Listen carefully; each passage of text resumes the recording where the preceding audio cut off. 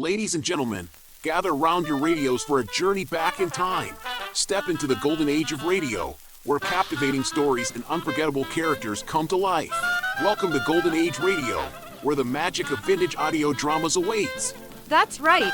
Prepare to be transported to an era when families huddled around the radio, eagerly awaiting their favorite shows. It's a world where imagination runs wild and storytelling reigns supreme. Get ready to experience the nostalgia and charm of old-time radio like never before.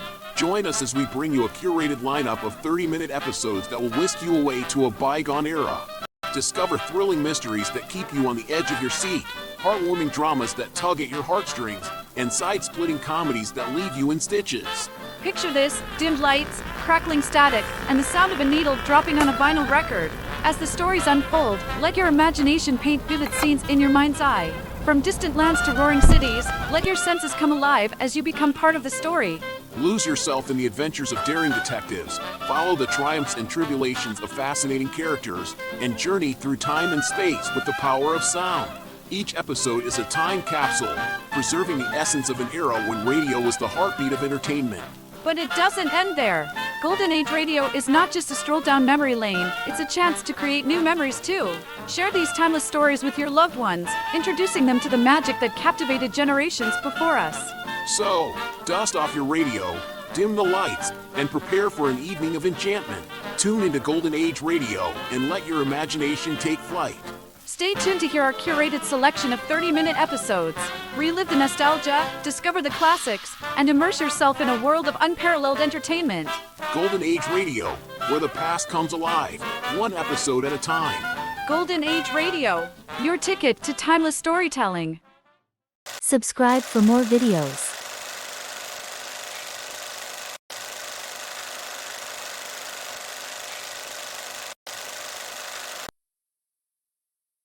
You, finding life rather dull, dreaming again of exotic places, wishing you were somewhere else? We offer you escape.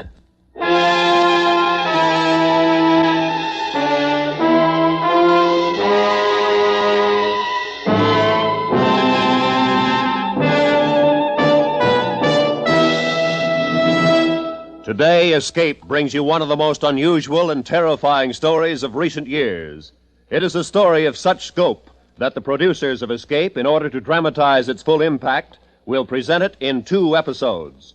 So now, with the performance of John Daner as Isherwood Williams, we bring you part 1 of George Stewart's powerful novel, Earth Abides.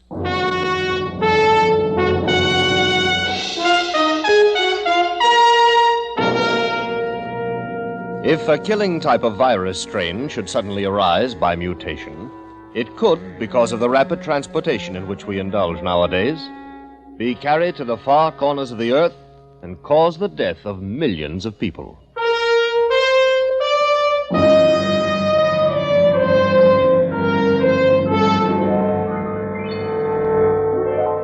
If you should awake some morning, tomorrow morning, let's say, if you should wake to a man-dead world, where virtually all of human life had been dissolved from the face of the earth, leaving behind only buildings, bridges, machines, if you should awake to such a world tomorrow morning, what would you do? Where would you go?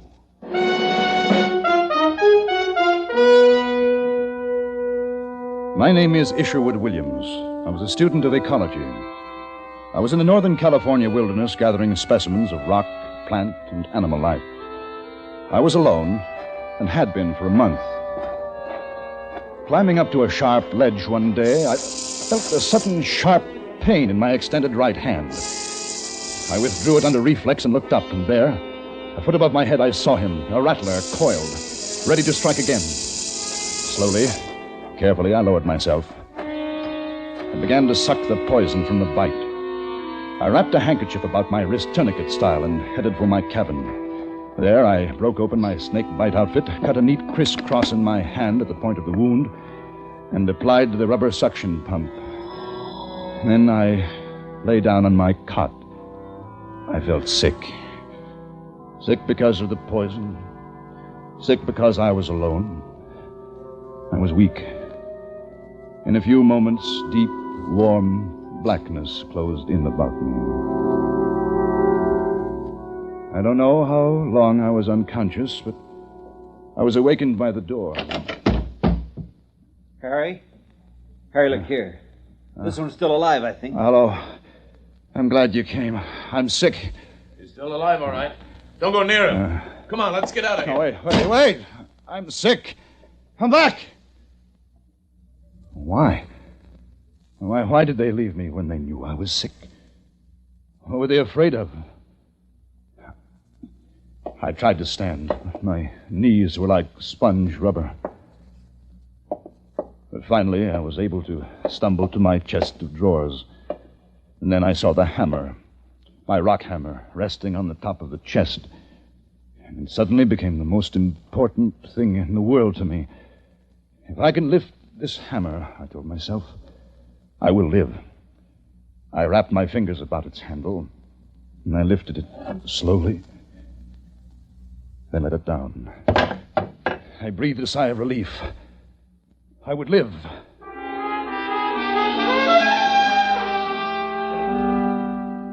In the morning, I felt better. I got up, packed the car, and headed for the nearest town, Hudsonville, about 10 miles to the south. They'd take care of me in Hudsonville. Consider, if you will, the case of the rats that once inhabited Christmas Island, a small bit of tropical verdure some 200 miles south of Java. In 1903, a new disease sprang up. The rats proved universally susceptible and soon were dying by the thousands. In spite of great numbers, in spite of an abundant supply of food, in spite of a rapid breeding rate, the species is now extinct.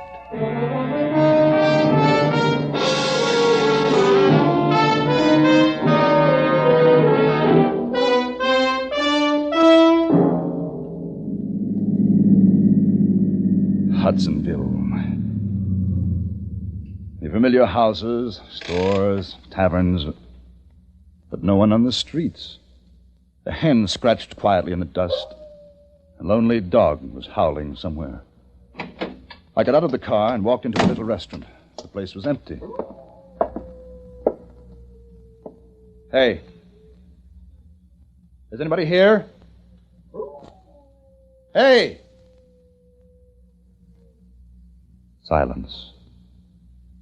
Deathly silence. On the counter, I saw a newspaper. Flipped it open. The headline... Crisis. Acute.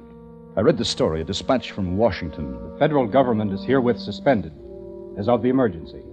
All officers, including those of the armed forces, will put themselves under the orders of any functioning local authority by order of the acting president. Front page, column 3. The West Oakland Hospitalization Center has been abandoned. Its functions, including burials at sea, are now concentrated at the Berkeley Center. Keep tuned to your radio. The radio. The radio in my car.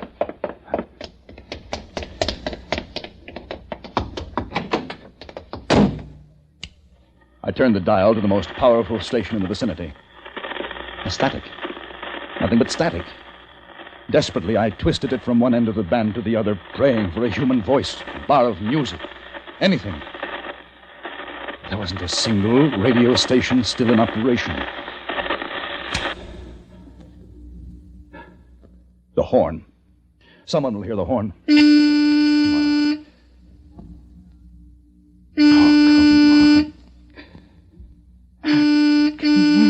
No.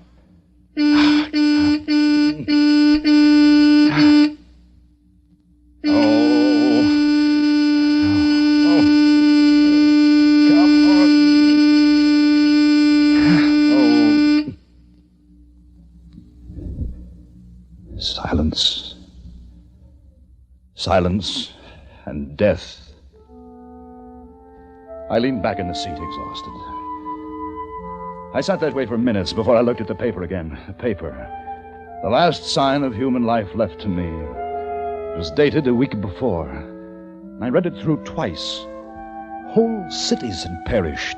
Medical centers, bodies. Doctors, nurses, burial crews hard at work, and then they too had fallen and died. The United States, the world, The stagnant flesh pool of death. Suddenly, with terror, I thought of home. I started for San Francisco. On the way, I helped myself to a tank full of gas at a station. Oddly enough, the pumps were still working. Electricity still flowed from the river-driven generators and the lights still blazed. I wondered how I had survived. Perhaps the snake venom had counteracted the virus. Perhaps the clean wilderness, who could say? But somewhere, someone else was alive. The men at the cabin door, there must be others, but where? I passed some cows in a pasture. Smiled to myself at the irony. The world belonged once again to the animals. Ecological observation. Pedigree means nothing now. The prize, which is life itself, will go to the keenest brain, the staunchest limb, the strongest jaw. The champion boars will die in their well-kept pens, but the shoats will roam wild.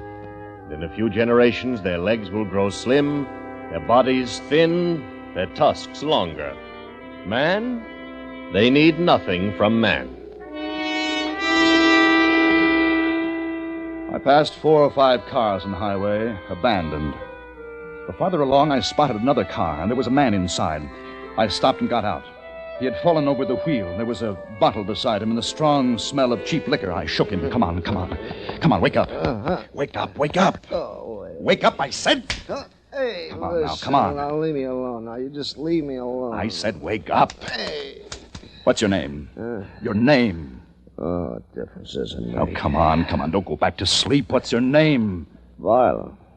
Barlow's my name. 58 Barlows in the Seattle telephone directory, and I'm the only one left.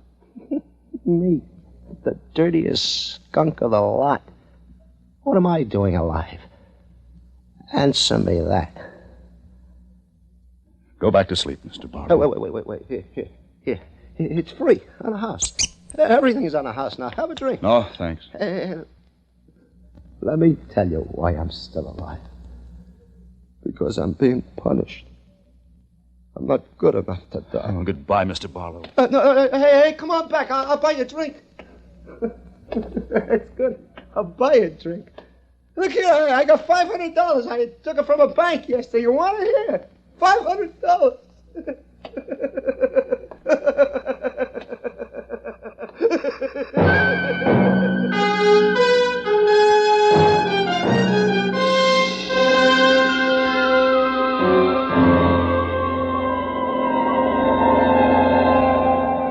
San Francisco. The mute, dead city of San Francisco. A naked forest of concrete with its empty streets, its ghosts of newspapers blowing across alleys. I crossed the Bay Bridge, stretched over the blank water. A single car, coupe, parked in an emergency recess, was its sole possessor now. The Bay Bridge. A final monument to the greatness that had been mankind.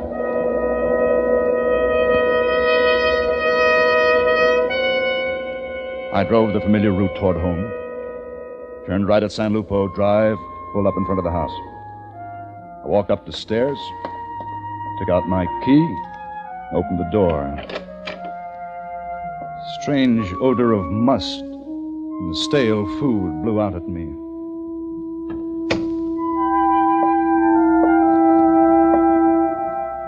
Mom? Dad? Mom!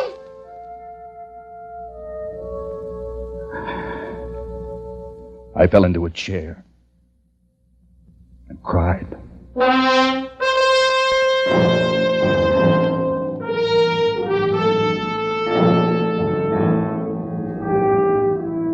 Observation.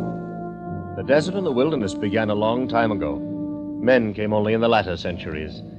They camped at the springs and wore faint trails through the mesquite bushes. They laid rails, strung wire, paved long, straight roads. After a while, men were gone, leaving their small works behind them. In 1,000 years, at a conservative estimate, man will be a forgotten stone in the jungle.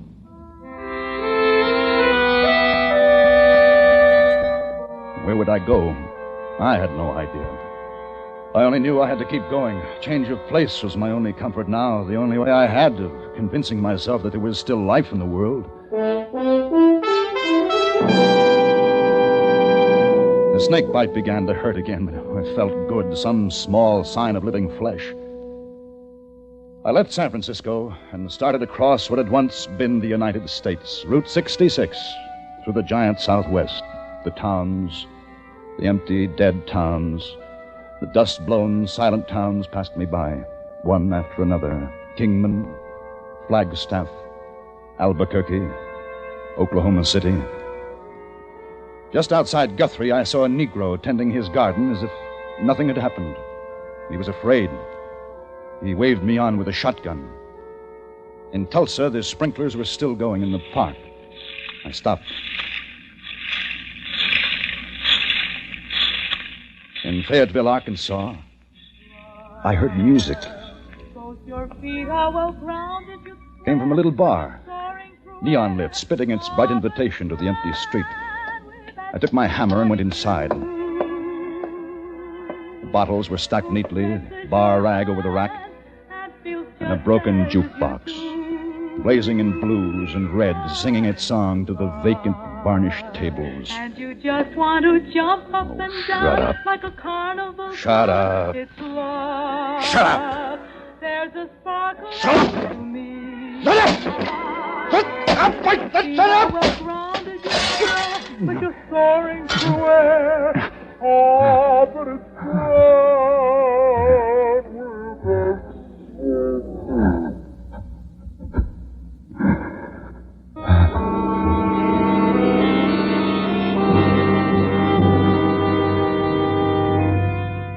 I slept in the best auto courts of the most luxurious hotels. I slept and ate from the leavings of 150 million people. All the wealth of America had been bequeathed to me. All its wealth. And its death. 3 days later, I pulled up the Pulaski Skyway, crossed George Washington Bridge, and came to Manhattan.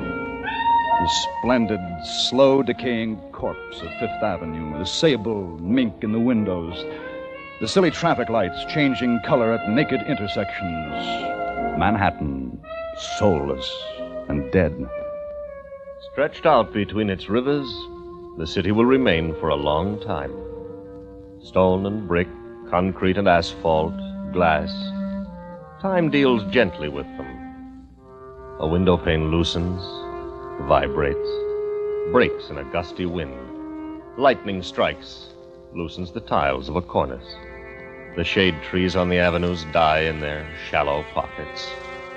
Bats fly from the 59th floor. City dies slowly. In the afternoon, I saw smoke from a chimney in the Bronx. I drove to the house, a small house, and knocked on the door. I heard footsteps. When the door opened, I saw a little, bald man with a broad smile, holding a handful of playing cards. Milt Carson. How do you do? Come on in. You're in time for supper. Well, thanks. I just ate. This is Mrs. Carson. How are you? Won't you sit down? Oh, thanks. Where are you from? California. I had a relative there. We're just finishing a hand of gin. Say, look here. Isn't that a beauty? Oh, the television set? Yes. Yeah, it's beautiful. It's a combination radio, television set, radio player. I'll bet it even does the washing. It took us 2 days to get it up the steps from the radio store. I always wanted a set like that. Yes, but there's nothing on the air. Sir, always wanted a set like that. Jen, there you are. I owe you $10,000. Well, give it to me tomorrow. There's a busted window at the Chase National. All the money you want. I carry $50,000 with me all the time just to be on the safe side. Of course, you can't buy anything with it now, but sure feels nice to carry around. How about some salami? No, thanks. I just ate. Oh, yeah. Say, do you like canasta? Not much at cards. Oh, canasta I could teach you. It's simple, like rummy, but a little different. What I was wondering was, Why don't you stay here? Got everything you'd want right here in the Bronx. Need a coat for the lady, break a window at I.J. Fox. You should see some of the diamonds I got Mrs. Carson at Tiffany's yesterday. Beauties. Hey, where are you going? I've got to get started. Well, where? There ain't no place to go. Lots of luck. Well, thanks, but I wish you could stay with us. No, thanks. Goodbye. Oh, the scavengers. How long would they last? Through the winter? And it was doubtful. There'd be no central heating. Even breaking furniture in the fireplace wouldn't keep them alive. They were like highly bred spaniels or Pekingese who walked the city's streets at the end of their leashes. They would die with the city a season or two later of pneumonia or accident. The Negro in Oklahoma with his heart to the land, he would survive. Milt Carson and his new wife, no. They were waiting for death at the card table.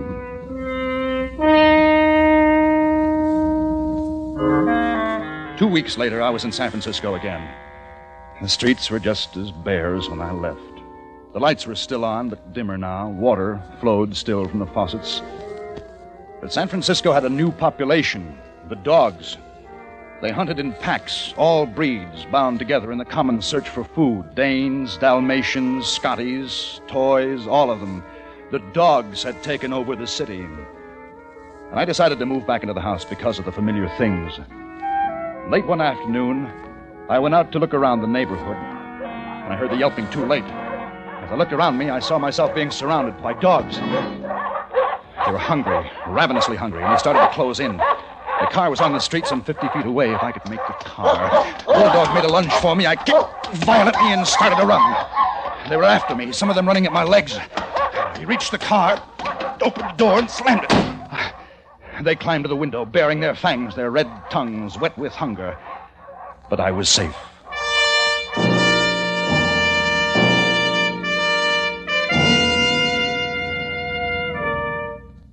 Then the night.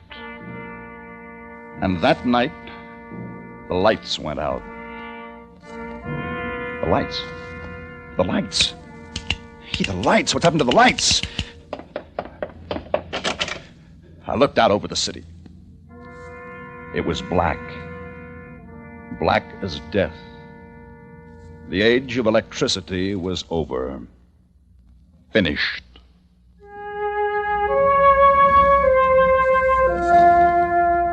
And there were candles. Mom kept them for ceremonial occasions in the buffet, and I found myself hoarding matches and flashlights, candles, piling them up in the corners. There was only night and day. Time had lost its meaning. And I had food and clothing. And then I had books to read. The Bible. And I read the Bible. Let him kiss me with the kisses of his mouth, for thy love is better than wine.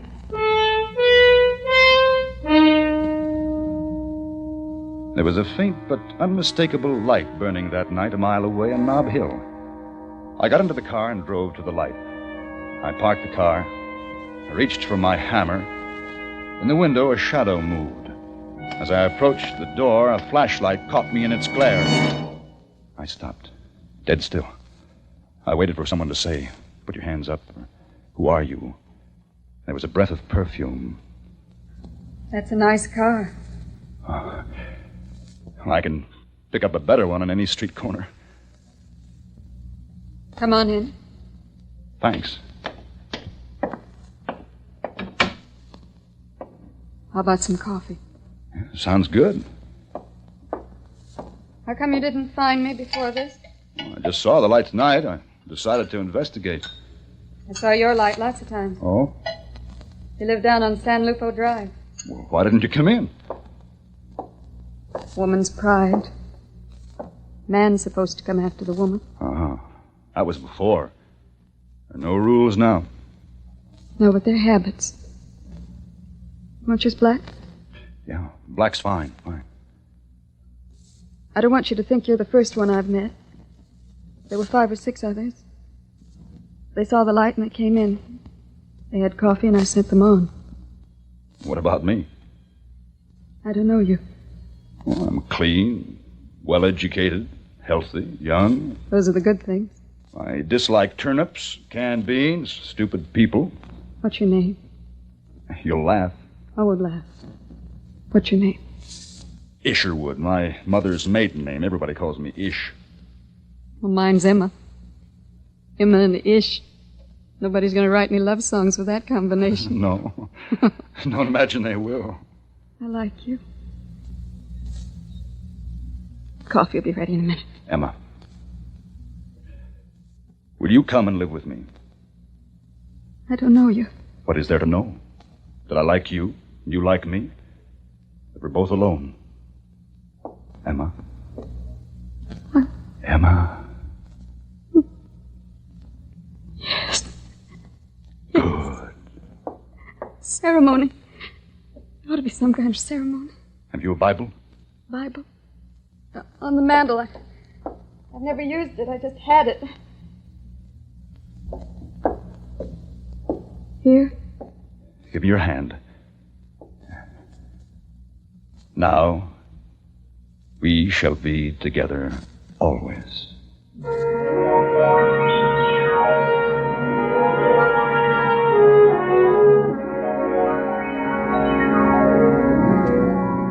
Emma was warm and understanding, a good woman, a healthy woman.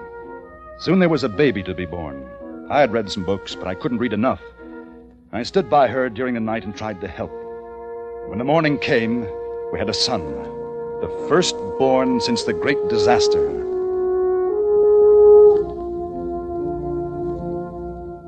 Then there was the matter of time. We won't need to know the exact hour. No, that's true. The clocks have stopped, but what's the difference? We eat when we're hungry, and when we're tired, we go to bed. But the months and the years.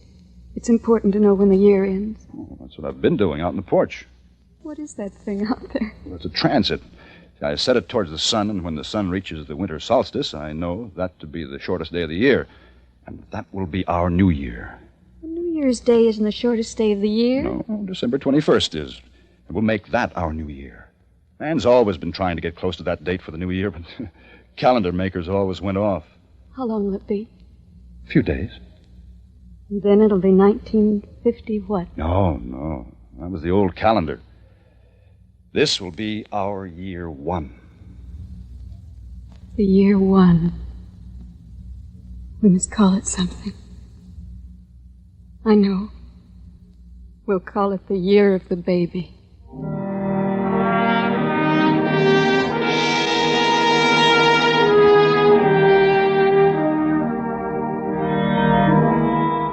The new life began around the simple problems of Emma, myself, and the baby. The day came when the sun reversed its path. I took my hammer and a chisel. Emma and I had found a tall, smooth rock in what had once been a small public park. In the rock, I carved the figure 1. The new beginning, I said to her. The rebirth of man. In the year 2, the rats came. San Francisco was overrun with them.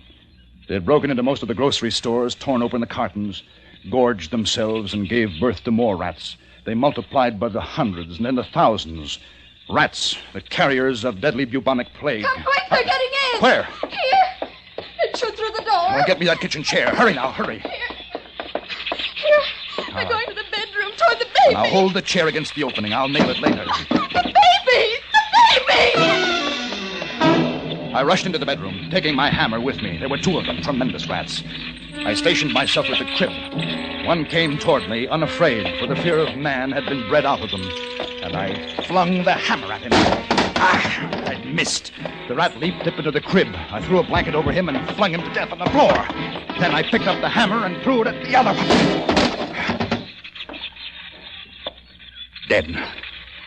Dead. But that was just 2 of them. Outside, I could hear hundreds squealing, their tiny feet scratching at the walls. How long would it be before they destroyed us? Man was gone now. This was the age of the rats.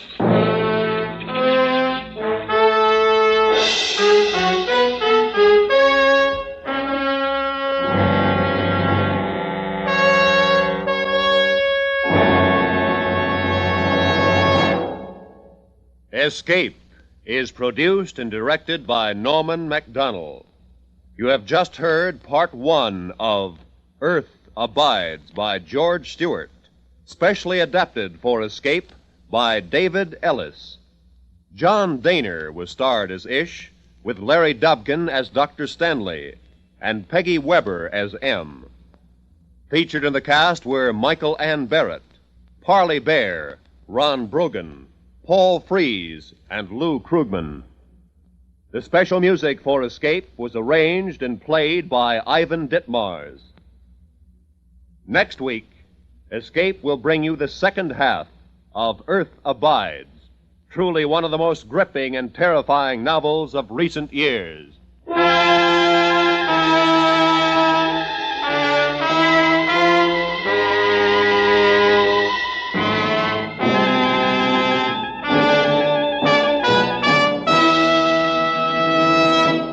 This is CBS, where you spend an hour with Frank Sinatra every Sunday afternoon on the Columbia Broadcasting System.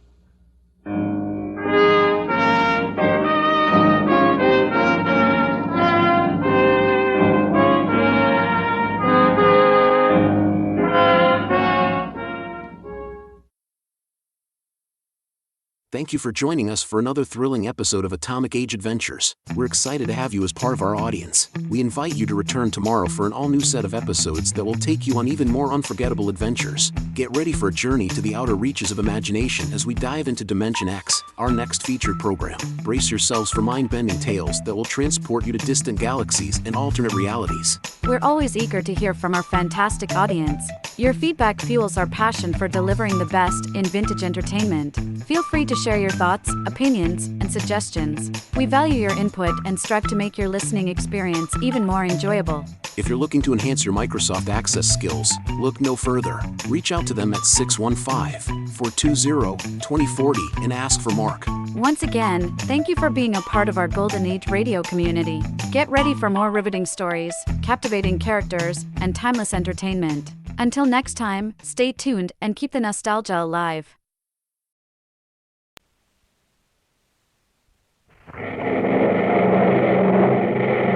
Adventures in Time and Space, transcribed in future tense.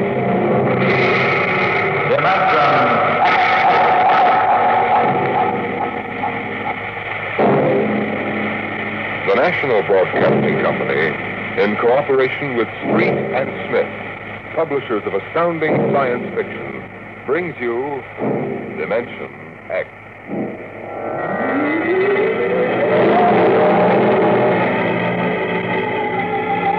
On a high hill in Samoa, there is a grave. Inscribed on the marker are these words: "Under the wide and starry sky did Mike me lie. Gladly did I live and gladly die, and I lay me down with a will. This be the verse you graved for me. Here he lies where he longed to be. Home is the sailor home from the sea, and the hunter home from the hill." These lines appear another place, scrawled on a shipping tag from a compressed air container and pinned to the ground with a knife.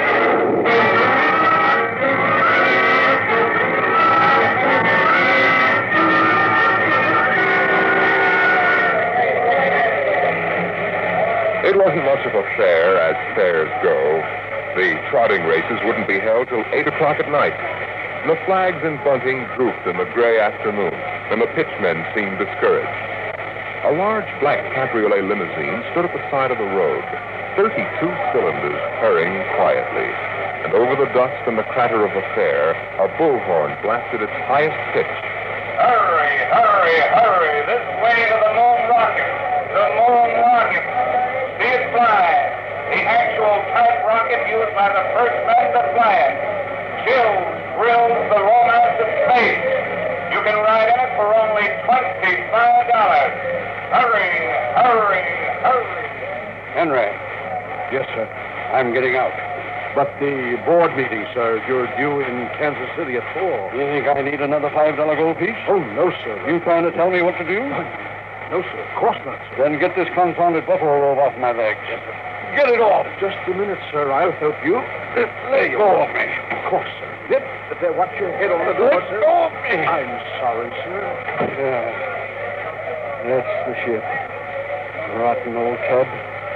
Single jet type with fractional midriff controls. stay here, Henry. I'm going over.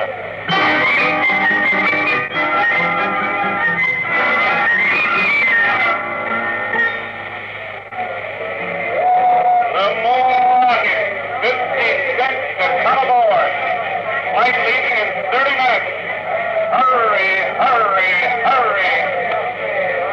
Hey, Charlie, you got that feed tube patched? I welded it. Good for maybe an hour. Oh, what a crowd. I wouldn't risk a nickel to see the sun blow up. Captain. Oh, excuse me, Captain. Yeah? Oh, yes, sir. 50 cents to inspect the rocket. One? Would you take a passenger this trip? You mean you want to go up? It's $25. That's right. Yes, sir, right away. Charlie, take the pitch. Oh, okay. Step this way, sir. Look out for the feed lines there. Yes, I see them. Step right into the office. Hey, Doc, passenger for checkup. Okay, Mac. Is this necessary? Regulation. Take off your coat, open your shirt, roll up your right sleeve. How things, Mac? Slow. We're not drawing as much as the coot stent. Yeah, we'll pick up tonight with the trotters. Well, I'm ready, Doctor. All right. Your arm. All right. Breathe in. Out. Breathe. Breathe. Breathe.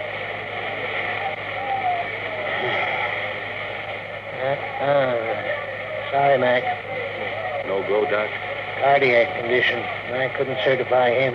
Sorry. You mean you won't take me up? He's the doctor. I couldn't even guarantee you'd live through the takeoff. It's not only your bad heart, but with heavy acceleration, your whole circulatory system would be in danger. And at your age, bones are brittle, highly calcified. You could snap one on the takeoff. Now, Well, I rather expected it. I'm sorry. Between you and me, we could have used the 25. Excuse me, Captain. Yeah? Could you and your engineer have dinner with me after your flight? Dinner? At my home. My car is over there. That's your car? Yes. You're serious, Mac? You want Charlie and me for dinner? Yes. Okay. I don't see why not. Thanks.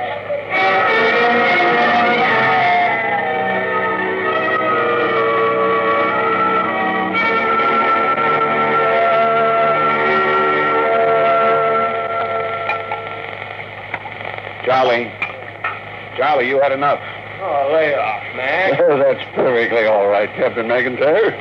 A cigar? Thanks. Light? Yes, thanks. It's hard for me to see why any holder of a master's ticket would quit the Earth-Moon run. I didn't like it. Yeah. Don't hand us that. It was Lou G walked you out. All right. So I took a few drinks. I could have squared that. Too many regulations, red tape. Yeah. Would it help you to get back to the moon? Sure. I could get a short haul job hopping ore. If I kept my nose clean, I might even get back on the run. Captain, would you be open to a business proposition? What is it?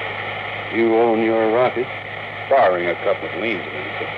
I want a charter there to take me to the moon. What? You hear what he said, Mac? He wants us to fly that old heap to the moon. Oh, no, can't do it. The old boat's worn out. We don't even use standard fuel. Just gasoline and liquid air. Why don't you bribe a couple of company medics? It's been done before. I know, but not for me. I'm D.D. Harriman. Harriman? Why, you own the company. I own a large percentage of the company, but the other directors won't permit me to jeopardize the franchise. Can you tie that, Mac? A guy with half the money in the world, and he's up the creek. Shut up, Charlie. He's right. Well, Captain, it's against the law. I'd make it worth your while. Sure he would, Mac. D.D. Harriman. He'd make it worth our while. Mac, Lunar City. Why do you want to go to the moon so bad, Mr. Harriman? It's the one thing I've really wanted to do all my life. I'm maybe 50 years older than you are. When I was a kid, nobody believed we'd really reach the moon. You've seen rockets all your lives, but when I was a boy, they laughed at the idea. But I believed. I wanted the moon made. I used to stand in the backyard and stare at it.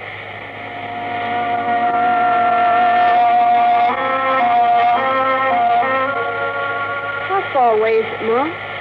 The moon? Far enough. Why don't people fly to the moon? Oh, they can't. Why not? They just can't. Not now, anyway. Someday I will. What? Fly to the moon. Sure. Come on now, Dell. Inside. Way past your bedtime.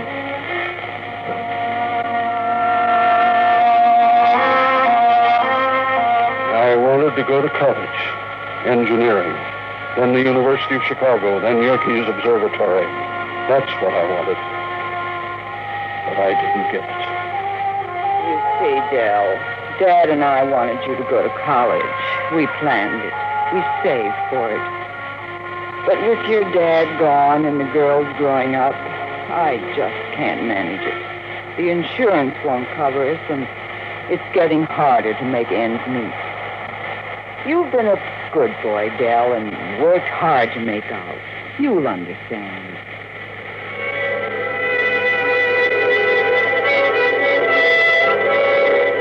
And I understood, and I worked. Stock boy at the old Ford plant in Detroit, accountant, credit manager for a mail order house, and then New York, Wall Street, and then transportation, the monorail line between New York and Chicago, the Atlantic pressure tunnel, and then Harriman rockets. Dell, I want to talk to you. But I'm working, Charlotte. You talk to me now, Dell, or you may not get another chance. What is? Fred Lockwood. You've sold out again? I run the business, Charlotte. Dell, I'm fed up with it. Up to here. I married you because I love you. I still love you, but I'm fed up. Now, what is it, Charlotte? We're not young anymore, Dell. I'm tired. I'm not asking for millions, just a little life for the two of us. I'll pull the money out. I know you will. 20 hours a day on benzodrine to stay awake and neobarbital to sleep. Oh, Dell, I can't stop you from doing this to yourself, but I won't let you do it to me.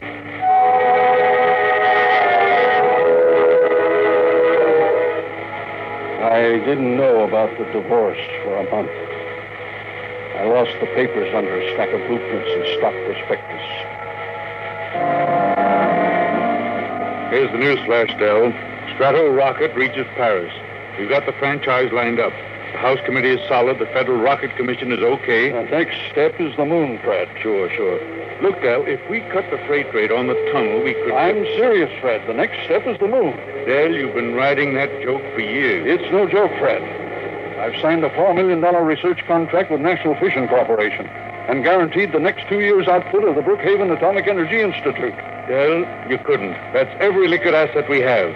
You can't do that on your own initiative. I have, and the board will back me up. Fred, we're going to the moon.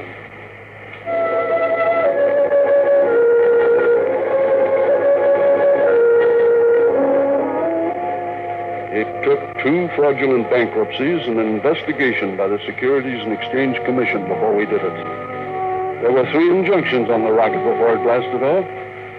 I was going on the second trip, but my considerate board served a court order on me. You can't go, Dell. Fred, I'll break you if it's the last thing. You've got a bad heart. That's no secret. If you die out there, the whole card house comes down. We've got an equity in this corporation, and we're going to see it protected. You've sucked us in on this wild scheme, and now that it paid off, you're going to sit right down here on Earth and see that the dividends come out on time. You're not going to the moon, Dell. Forget it.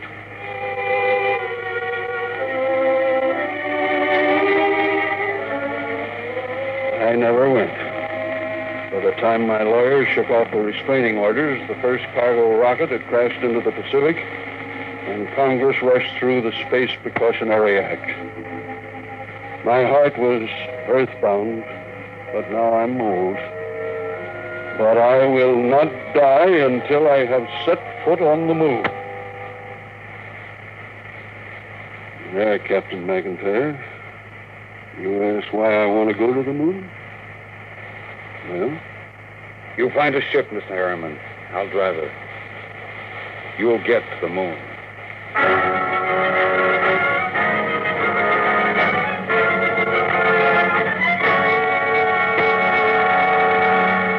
What, Mr. Harriman? You heard me. Sell out my holdings. I want every share I own realized in cash as soon as possible. But it'll depress the market, sir. You won't realize the full value of your holdings. Don't you think I know that? I was juggling stock before you were born. I can afford to take the loss. Yes, sir. Oh, Mr. Harriman, there are two men outside. Who are they? Captain McIntyre and a Mr. Schwartz. Well, send them in, Henry. What are you waiting for? Yes, of course, immediately, sir. This way, gentlemen. Mr. Harriman. Well, Captain McIntyre, I'm glad to see you. And Mr. Schwartz, come right in. You weren't kidding about that job for us, were you? Certainly not. You're not backing out on me, are you? No, we need the job. Yeah. Our ship is lying in the middle of the Osage River with her jet split open like a herring. You weren't hurt, were you? Sprains and bruises, that's all. We jumped. I caught a catfish with my bare teeth. It's all right.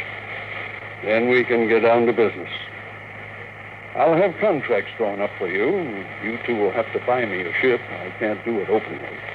My dear board of directors will find out and slap a court order on me. But we can't get credit. Don't worry. I'll supply the cash in advance. Pick some ship that can be fitted for the jump. A straddle yacht. Move to a piece of desert. I'll find a strip and buy it. You mean fit her out there? Yes, we'll install extra fuel tanks, change the injectors and timers for space flight. Spend all the money you want. I'll see that you get it.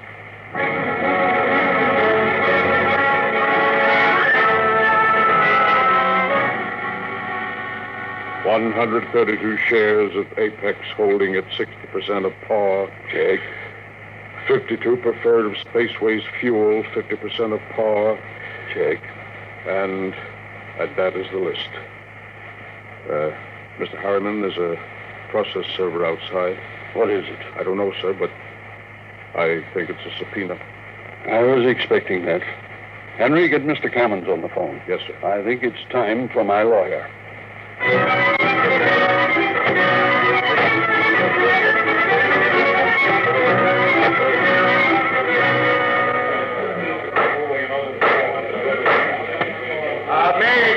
Your Honor. Counsel representing Mr. Harriman's relatives contend that his behavior for the past few weeks gives clear indication that a mind brilliant in the world of finance has become senile. They petition you to declare him incompetent and to assign a conservator to protect his financial interests and those of his heirs. May I suggest that in his last few words, my opponent gave away his entire thesis. It is evident that the petitioners believe that my client should conduct his affairs in such a way as to ensure that his nephews, nieces, and their issue will be supported in unearned luxury the rest of their lives. Like vultures, they depend on it. Now, while it is true that he has sold his holdings, is it strange that an elderly man should wish to retire? We pray this court will confirm my client in his right to do what he likes with his own. Deny this petition and send these meddlers about their business.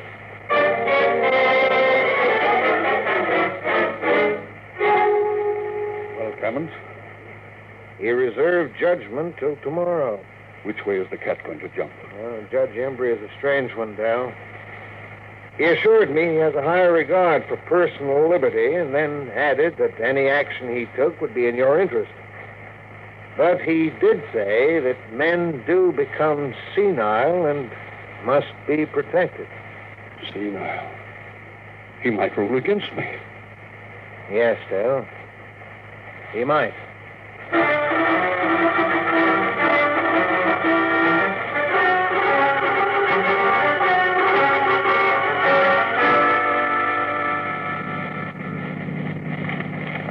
Here it is.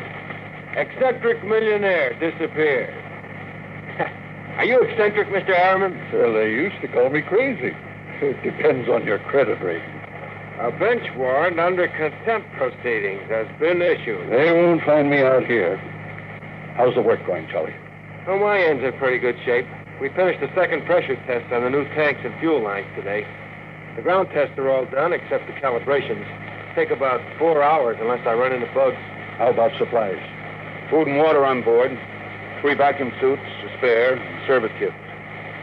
I'm short navigation equipment, but give me a sextant and I'll get you down on the moon at any spot you name. Just from a general knowledge of relative speeds and orbit. All right, Columbus. We know you can hit the floor with your hat. Are you ready to go? My nephews will have detectives out looking for me.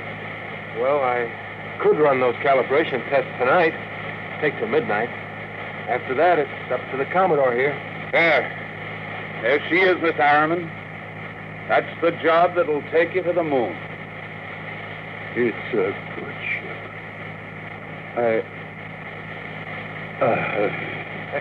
Mac, stop the car. Charlie's out. Look at him. Where's his medicine? In his vest pocket. Break the glass. All right. Hold it under his nose. Looks lousy. There. He's breathing easy. We'll come around soon. Mac, we ain't going through this. Why not? It's murder. He'll never stand up under the initial acceleration. Maybe not, but it's what he wants to do. Get that ship ready to fly.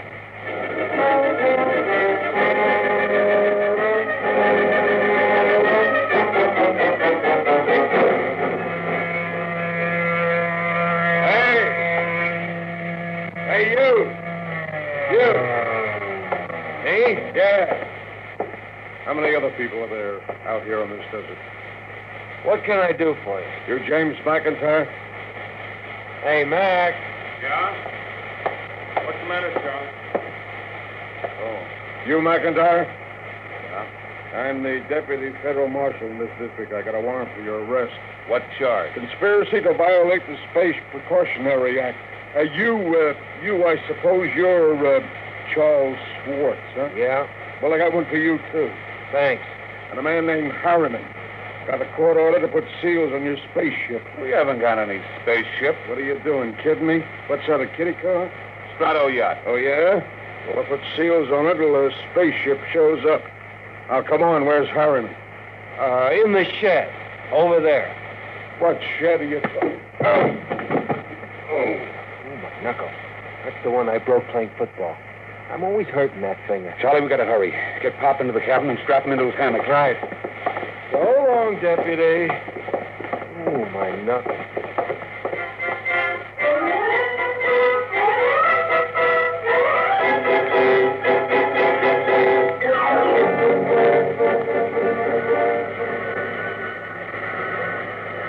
She's warm, Charlie.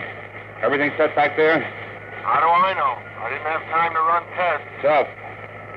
You all right, Mr. Harriman? I think so. These straps are tight. Have to be when we blast off. All set, Charlie. Give me control. Check. Test keys. 1 bank. Check. 2 bank. There's an auxiliary out. We don't need it. All right, boy, hang on. Let's go.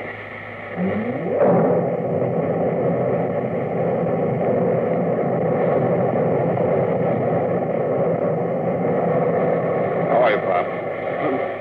I'm doing fine. Couldn't be better. You better stay in your hammock. I'll loosen the straps a little. What is it? Nothing. Just go easy on that side. Pop, you ain't fooling me, man. You got a couple of busted ribs. Well, there isn't much I can do until we ground. You take a neobarbital, and I'll wake you when we cut jets. No, I'll stay awake. Okay. Just you safe, Pop.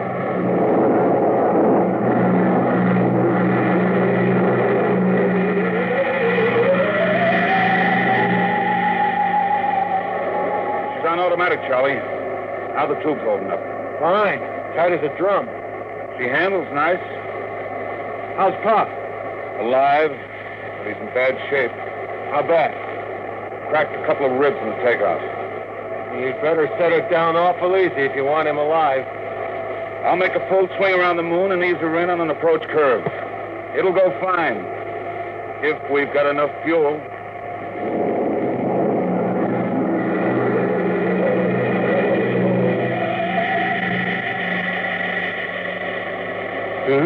What? Who called me? Something wrong, Pop? I thought somebody was calling me. I must have been asleep. I swung your hammock around. We're breaking now. There she is ahead. The moon. I've seen 1,000 photographs. There. That's Copernicus. Tycho. The new Minerva Mine Stone. You know it all right, Pop. Where are you landing? Mare Imbrium, between Aristoteles and Archimedes. That's about 40 miles from Lunar City, isn't it? Sure. It won't be easy landing with a ground approach radar, will it? I've done it before. Not without a second pilot to punch the statometer. Pop, you ought to have a mate's ticket. You know the whole routine. You must have really studied up. Yes, that's all I could do. Study till now. Oh, look at her. The moon. I feel as if I were coming home. Yeah. Charlie. Yo. I'm taking her in. Cut in full power. Make it good, Mac. Pop can't take a rough one. Shut up and give me the power. I'll do my best. Okay, statometer setting punched. Hang on, here we go.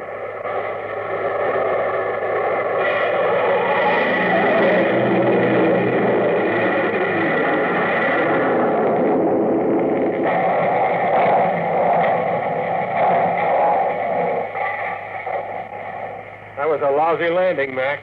Statometer drift. How's our passenger? Quiet. Now look. I wouldn't make any bets. That landing stunk. Will you shut up? I did my best. Hey, Pop. He's alive. Blood on his mouth. Trying to say something. All right, take it easy, Pop. We're down. Where? Take it easy. Vacuum suits. Where are they? Now, steady, Pop. Steady. You can't go out there yet. We've got to give you some first aid. Get me that suit. What do you think, Mac? Might as well get his suit out of the locker. Use the big one. He'll be more comfortable. Okay, Pop. Easy now. Hurry. Feel those zippers, Charlie. All right, now, take it easy. All right, the helmet. Your diaphragm set? Check. Air valve? Set. Lift it on. Don't hit him. There. All right. Come on, Charlie. Let's get into our suits, and we'll carry him out the lock.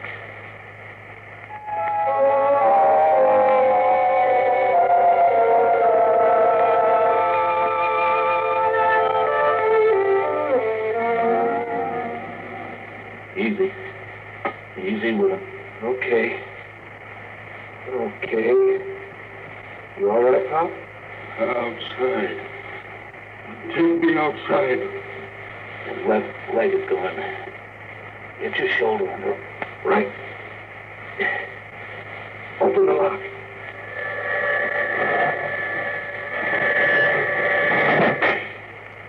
All right, Pop. Come on. We're going out on the moon.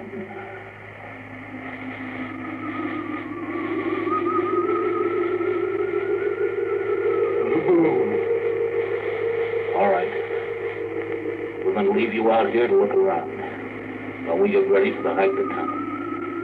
You all right? We have to break out air bottles and rig a stretcher. It's 40 miles into the dome. Charlie, prop something behind his head. Okay. There. Comfortable, Pop? We'll be back soon.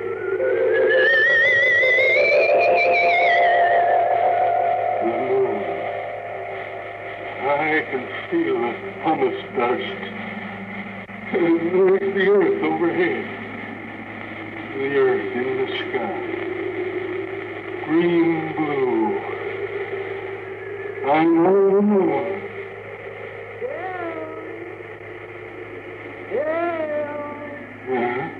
Sean? I thought somebody called my name. I'm getting old. My mind wanders.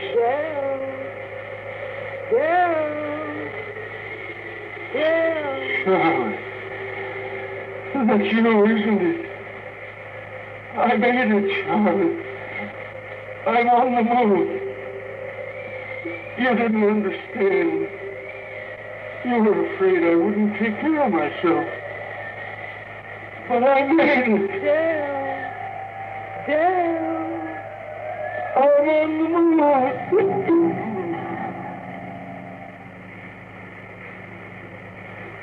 Come on, Charlie. We better get Pop going. Here, give me a hand. Thank you for joining us for another thrilling episode of Dimension X. We're excited to have you as part of our audience. We invite you to return tomorrow for an all-new set of episodes that will take you on even more unforgettable adventures. Get ready for a journey to the outer reaches of imagination as we dive into X-1, our next featured program. Brace yourselves for mind-bending tales that will transport you to distant galaxies and alternate realities. We're always eager to hear from our fantastic audience. Your feedback fuels our passion for delivering the best in vintage entertainment. Feel free to share your thoughts, opinions, and suggestions. We value your input and strive to make your listening experience even more enjoyable. If you're looking to enhance your Microsoft Access skills, look no further. Reach out to them at 615-420-2040 and ask for more. Once again, thank you for being a part of our Golden Age radio community. Get ready for more riveting stories, captivating characters, and timeless entertainment. Until next time, stay tuned and keep the nostalgia alive. In just a moment, X-1. But first, there's a certain water commissioner whose interest in the ladies sometimes overshadows his interest in civic affairs. His name is a familiar one, Throckmorton P. Gildersleeve, and he'll pursue his adventures tomorrow night when NBC Radio presents another comic episode of The Great Gildersleeve. So when you hear the familiar voice and hearty laugh of the water commissioner from Summerfield tomorrow, why, stay tuned and enjoy another romantic scramble with the one and only The Great Gildersleeve on this NBC station. And now stay tuned for X-1 on NBC.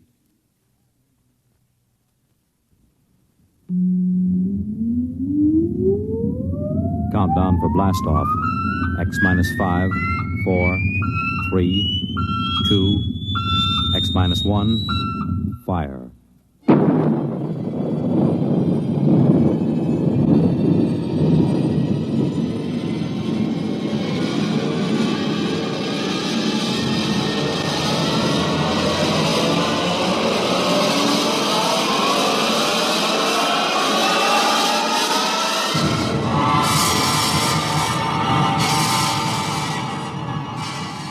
From the far horizons of the unknown come transcribed tales of new dimensions in time and space.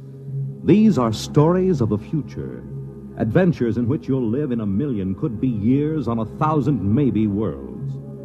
The National Broadcasting Company, in cooperation with Galaxy Science Fiction Magazine, presents X-1.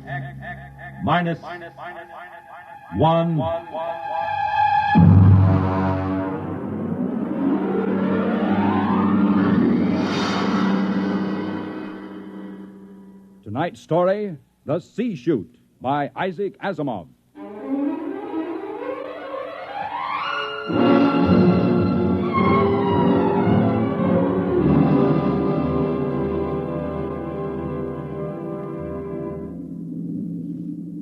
We were on our way home to Earth when it happened. 6 of us, coming home as passengers aboard the merchant spaceship Starfire.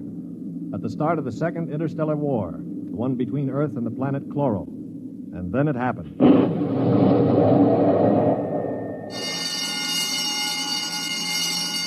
Now hear this. Condition red. Condition red. We are under attack from a Chloran battlecruiser. All hands forward to battle stations. Passengers will remain confined to the after cabin. Condition red. We are being attacked. The interception by the Cloran cruiser, the murderous running duel of energy blasts and force field defenses.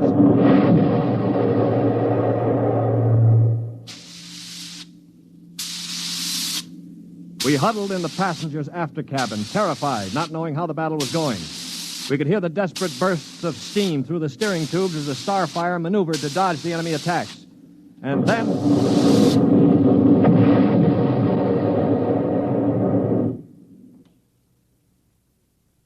Now what? The beginning of the end, you might call it. Well, what does it mean, Stuart? You were a space pilot? It means our generators have been drained of energy. We can't fight back. But, All right, Monsieur, don't worry. They won't destroy us. They need our ship too badly. They'll simply board us and take over. But what about the crew? The crew, Colonel? If they have any sense, they'll surrender. If they choose to fight, they'll... Now, they're coming aboard. Now, be very still. Oh, Mother in heaven, help us. Be still. If only those fools on deck will surrender without a struggle. They are fighting. Yes, it's the end. We've got to help them. All right, don't open that door. We just can't let them die. You can't help them. I'm going. Stop him! All right. Aristide! Shut the door quickly! Aristide, my brother. That poor fool. I'll get them. My brother, I swear to you, I'll get them. Yeah, you better cover his body. The brutes. The monstrous green-skinned brutes. They're no more brutes than we are, Colonel. This is a war. Are you defending them? I'm merely pointing out the facts. I ought to strangle you. Why not save it for the chloros? I will. I promise you I will. Well, they're probably deciding right now what to do with us. We might as well settle down and wait.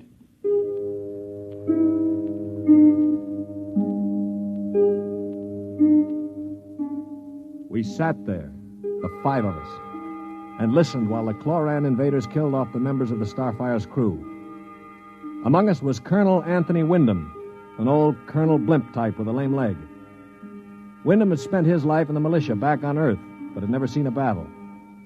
There was Demetrius Poliorkitis, who had just watched his brother being killed by a chlorocarbonizer. Poli was a huge man. He and his brother had tried truck farming in Arcturus and given it up after 2 seasons.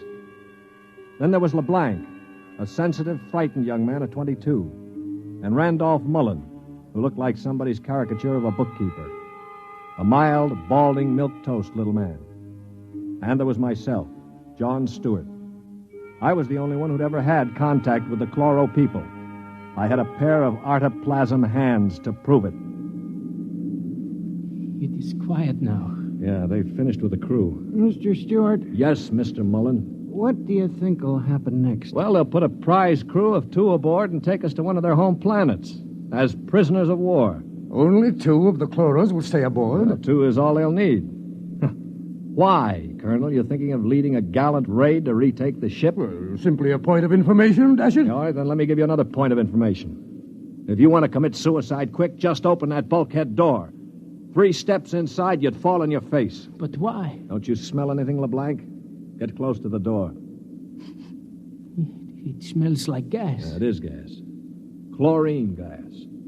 They breathe it like we breathe oxygen. They've chlorinated the whole crew's compartment. One big whiff of that and we'd all be dead. So just forget about rushing the chloros. How do you know so much about their habits, Stuart? I lived on a chloro planet for 6 months. You see these hands? They were mangled in the oxygenating machinery of my own quarters. They grew these artoplasm things and operated. They're weak, but at least I have hands again. Monsieur Stewart. Yeah. Will they kill us? No. Why do you say that? Because, in their own way, they're gentlemen.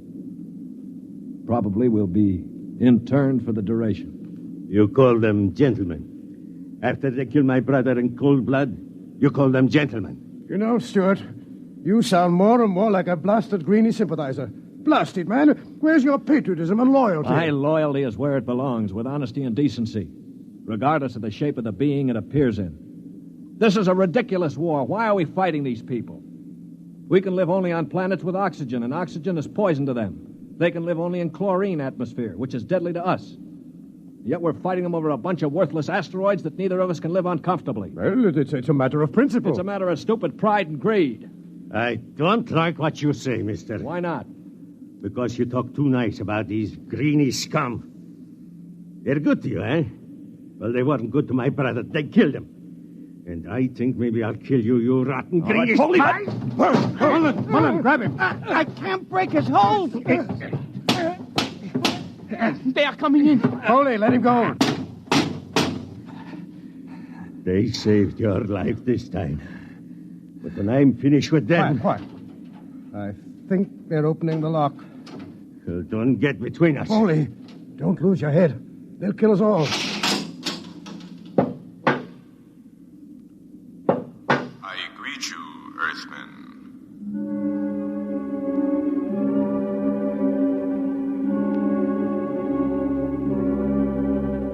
The chloro was not a pleasant sight to anyone unused to it. He was about the height of an Earthman, but the top of him was just a green stalk with eyes. He was still wearing a spacesuit to protect him from the oxygen in our compartment. In one of his tendrils, he carried a chloran gun. As he stood in the doorway, I could see Polyarchetes' eyes begin to glisten with rage. Then, with a bellow like a huge bull, he threw himself at the chloro.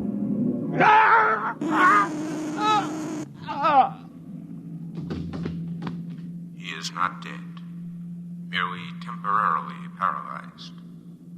You five will remain together as prisoners of war.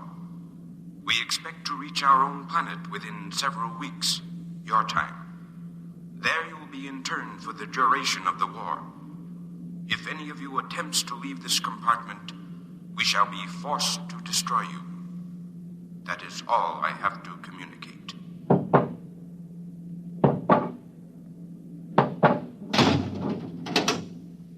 Hadn't we better do something for Mr. Polyarchetes? Oh, he'll be all right.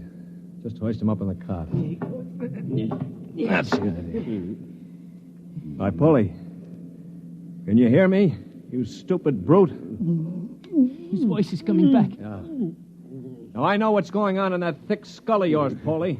You think that when the paralysis wears off, you'll ease your feelings by slamming me around some more. Well, if you do, it'll be curtains for all of us. How do you mean, sir? None of you know the chloros the way I do. Unlike us, they assume automatically that any group of Earthmen they find together comprises a biological grouping, like an ant colony. The result is that they consider the group as something holy. Now, they'd never break us up.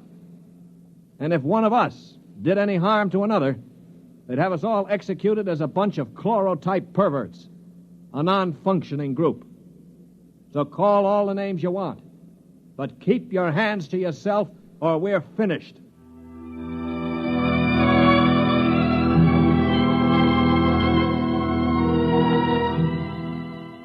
My little speech had a sobering effect on the group. For the next 24 hours, we did little besides eat our rations and think. I tried to evaluate them. The colonel I had figured for an old windbag. Polyarchetes was a hate-filled brute. LeBlanc would crack first. He was like a frightened child. Mullen was a nonentity, a mouse instead of a man. Everything he did seemed prissyish. His voice had the quality of furtively rustling underbrush. How long did you say the trip would take, Mr. Stewart? Well, the chloro said about 2 weeks. Gentlemen, if I may interrupt. Colonel? Now, it has occurred to me that perhaps you know of some weakness that might enable us to overcome these chloros. The only weakness they've got is that they can't stand oxygen. Oh, but there must be some way to get the best of them, man. After all, there are only now, look, two. Before I answer, Colonel, I have to know your motive. Is it to save your own skin or help Earth win the war? Oh, dash it, man, to help our side, of course. What we're looking for is the way to save the ship for Earth without losing our lives, yes? Well, all right, let's take a vote then. LeBlanc? I have a wife waiting on Earth, Mr. Stewart. I do not want to die. Uh-huh. Hero number 1. What about you, Mullen? I don't see how we could accomplish it without... Hero number 2. Well, Polyarchetes? When I kill Chloros, it will be with my bare hands. On their planet, I will kill dozens, I promise you. 3 down. Well, Colonel, don't you want to march to glory, an old militiaman like you? Your attitude is very cynical and unbecoming, Stuart. I see. Well, then I'll have to blow the ship up myself. Stuart! Don't worry, Colonel. I don't intend to be a dead hero. Of course there is a way we might do it. What did you say, Mr. Mullen? There's a spacesuit and magnetic boots stored in that locker over there. We might be able to reach the control room from the outside of the ship. The outside? But how would we get outside? Well, this compartment has a sea chute. It must. What is a sea chute? A sea chute, my boy, is a casualty chute. It doesn't get talked about much, but all the main compartments have them. They're just little airlocks down which you slide a corpse. Burial in space. Oh, blast it, Mullen. Suppose you did get outside. How could you re-enter the ship? Through the steam tubes, the ones they use to guide the ship. Wait a minute, Mullen. What do you know about steam tubes? I thought you were a bookkeeper. Well, on Arcturus, I got interested in spaceship models. I studied all about them. On my own time, of course. Yeah, naturally. At any rate, I learned that the steam tubes have an access vent directly to the control room for repairs and so forth. And the chloros, they are in the control room. What do you think, Stuart? Well, it's a video sort of idea, but it might just work. We could get permission from the chloros to open the sea chute and bury Polly's brother. And one of us could slip into it, work forward, and climb up through the steam tube. The question being, which one? What about you? You with your loud talk and your sneers. I'm no hero, Polly. I've already said that. My object is to stay alive. The steam tube let go while you were in it, you'd be broiled like a lobster. Now, how about the colonel here? If I were younger, blasted, I'd trounce you. You know very well with my injured leg. Yeah, of course. Not to mention my artificial hands. Well, now, what unfortunate deformities do the rest of us have? Polly? You just keep talking, Mr. Big Mouth, and pretty soon we'll kick your teeth in. Of course, that's your standard reply to everything, isn't it? LeBlanc, will you do it? I cannot. Not even to get back to Denise? Please, I cannot. LeBlanc needn't go. I'll do it. What? After all, it is my idea. Wait a minute. Are you serious, Mullen? Yes. Well, how? I don't understand. Why? Why you? Well, it seems no one else will do it. But that's no reason, man. I can't think of any other. Look here. Do you really intend to go through with it, sir? Yes, I suppose I do. Well, dash it, man. Let me shake your hand. You're an Earthman, by heaven. You do this thing, and win or die, I'll bear witness for you.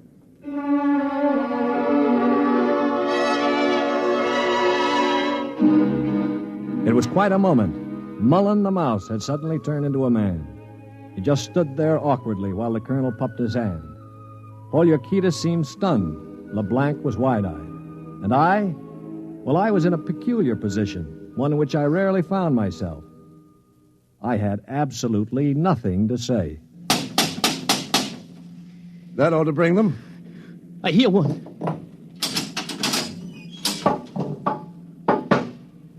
What is it, Earthman? One member of our unit is dead, as you know.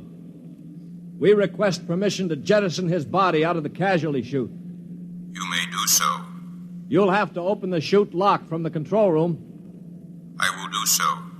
Is there anything else? No. Nothing else, thank you.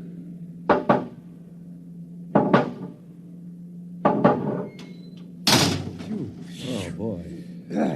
All right, come on now. We'll have to work fast. Mullen, get into a spacesuit from the emergency locker. Polly, help Mom with those magnetic boots. Hurry. I'm working as fast as I can. The arm. There. All right, give me the helmet. The helmet? Okay.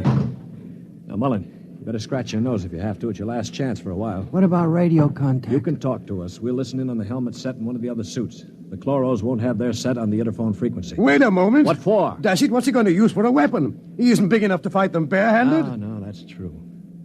Well, how about one of those oxygen cylinders? Good idea. Use it to bash them over the head. Now, give him one of the cylinders equipped with a reducing valve. Now, look, Mullen, if your magnetic boots fail and you start drifting away into space, open this valve. See that? Now, you can use it like a miniature jet and try to blow yourself back to the ship. Understand? I think so. Well, I only hope it works. All right, here goes the helmet. You'd better hurry. The light is on over the sea chute. Yeah. All right. That means I've opened the lock. Here. Now, can you hear me? Oh, LeBlanc, give me that other space helmet. Yes. Here. Let me switch on the radio. Can you hear me, Mullen? I hear you. Fine. Plenty of air? Air's okay. Uh-huh. Polly, open the sea chute. Okay, now help him in. Are ready? Ready? Well, good luck. Close the chute. Pull the ejector valve. Now! He's out. Oh, God help him. The light is out. Yeah. The chloros have closed the chute lock. I don't suppose he has much of a chance. No. Do you think he knew it? I don't know. I just don't know. Should I try to contact him on the radio? Yes, I think... Wait a minute. What is it? Listen, the chloros coming. Good Lord. He's sure to miss Mullen. Yeah, wait. Polly, get your brother's body on the cot. Put a blanket over it. Pretend it's Mullen asleep. Polly, for heaven's sake. My brother. All right, you've got to do it, man. It's our only chance. Listen, if Mullen could go out there and Very risk well. I will do it.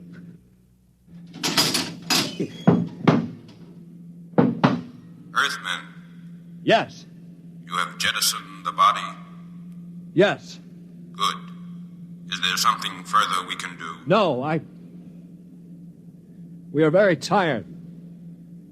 Our grief is very great at losing one of our unit. We would like to rest alone. I will respect your wishes. I see that one of your units sleeps already. Yes, Mr. Mullen was overcome with grief. I leave you.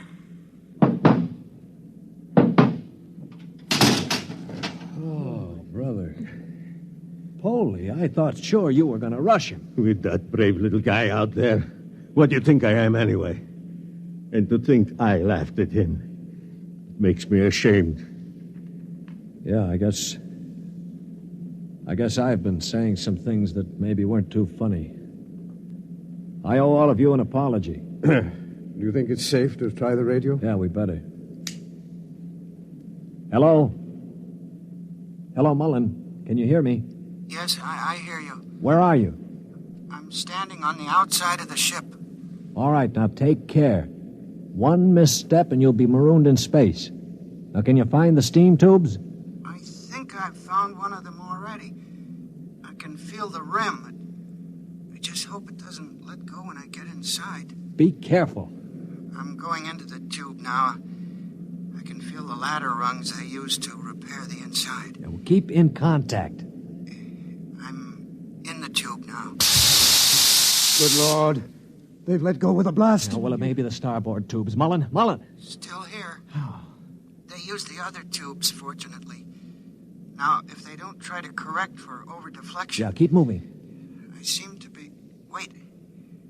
Yes, I'm at the end of the tube now, where it opens into the control room. Good. Now, look, there's a small metal door there. Can you feel it? Yes, I'm afraid it's locked from the other side. Oh. I can't budge it.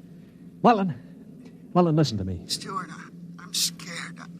I'm terribly scared. Yeah, all right. Now, hang on. Don't blow up. Listen to me. Are you listening? Yes.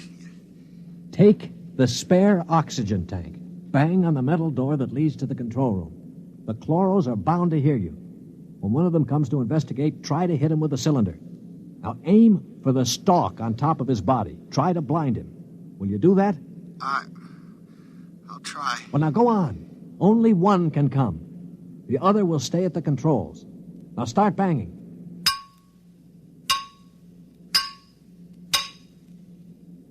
Any luck? No, Wait, I hear something. Something's opening the lock. The door now. I hear... Ah! Mullen, what happened? Mullen, can you hear me? Mullen!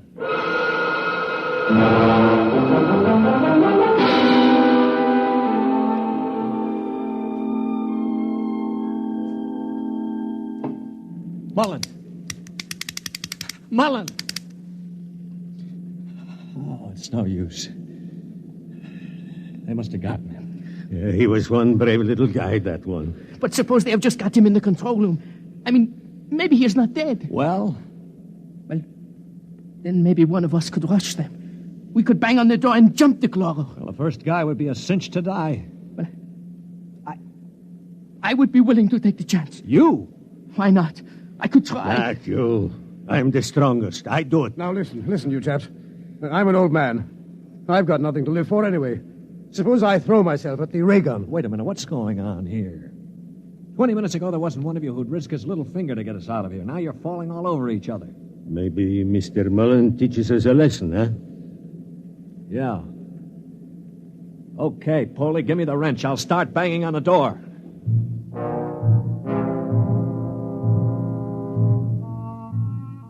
They say that selflessness is contagious. I guess maybe it is. I'd been a cynic all my life, a man who believed in nothing. Well, I'd come face to face with 4 human beings who proved that I'd been living a lie. I knew what I was going to do now. When the chloro came to investigate our compartment, I had it all planned. If only my poor, weak hands would hold out long enough. Ready? Ready. Here goes. That should bring him. Try again. Wait, listen. Shh. It's at the door. Get ready. It's opening the lock. For poor old Mullen now. Steady. No! Let him have it! Wait! Stop it! It's not the chloro! Wait! Good Lord. It's Mullen. Get the helmet off. That's it. All right, now lift. Mullen, are you all right? I seem to be quite all right. Well, the chloros. Both dead. At least I hope so. What happened? Well, I banged on the steam tube hatch and a chloro opened it. Yeah? I hit him with a cylinder. It blinded him, I guess, but didn't kill him. He grabbed me and pulled me into the cabin. In the struggle, he broke my transmitter. That's why I couldn't talk to you. Finally, I managed to club him down. Well, what about the other one? The other one almost got me. It must have heard the scuffle and came into the cabin with a ray gun. What I did, I guess, was pure reflex. The cabin atmosphere was chlorine, of course, and the greenie didn't have a spacesuit on. So I just turned on the oxygen valve in that spare tube. It was like spraying an insect with poison. Well, you're a brave man, Mullen. I'd have been scared to death. Mullen, what is it? Mullen.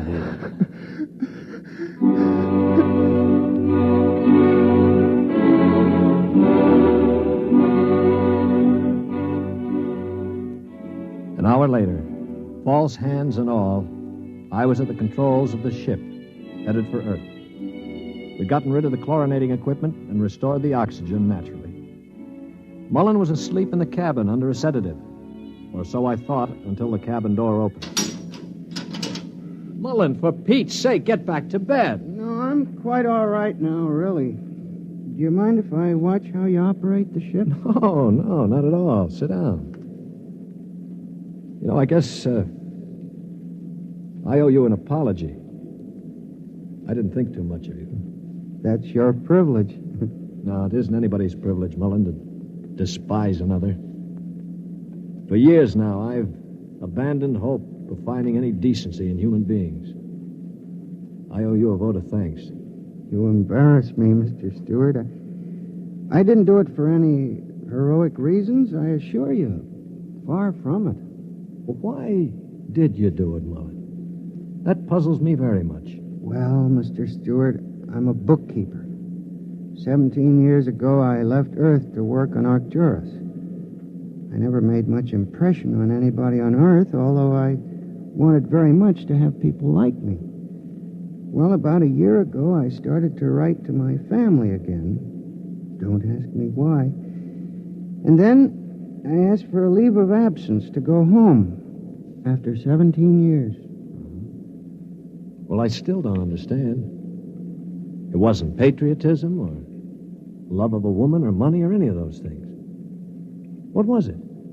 Mr. Stewart, haven't you ever been homesick?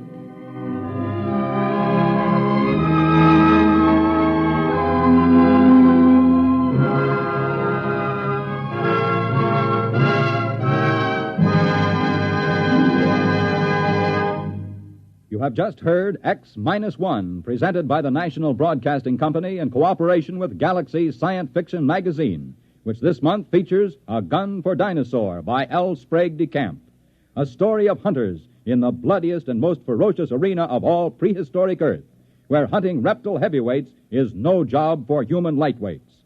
Galaxy Magazine on your newsstand today.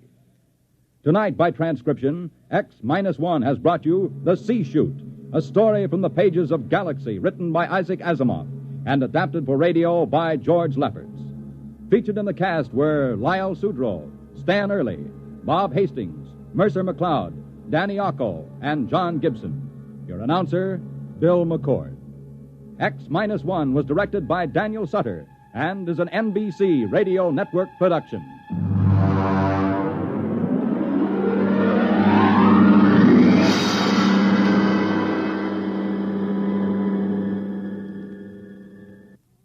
Next week, on a distant planet in a forgotten colony of Earth, a man is ordered to commit a murder. Listen to Skulking Permit on X-1 next week. Thank you for joining us for another thrilling episode of X-1. We're excited to have you as part of our audience. We invite you to return tomorrow for an all-new set of episodes that will take you on even more unforgettable adventures. Get ready for a journey to the outer reaches of imagination as we dive into Space Patrol, our next featured program. Brace yourselves for a combination of sci-fi and law enforcement. We're always eager to hear from our fantastic audience. Your feedback fuels our passion for delivering the best in vintage entertainment. Feel free to share your thoughts, opinions, and suggestions. We value your input and strive to make your listening experience even more enjoyable. If you're looking to enhance your Microsoft Access skills, look no further. Reach out to them at 615-420-2040 and ask for Mark. Once again, thank you for being a part of our Golden Age radio community. Get ready for more riveting stories, captivating characters, and timeless entertainment. Until next time, stay tuned and keep the nostalgia alive.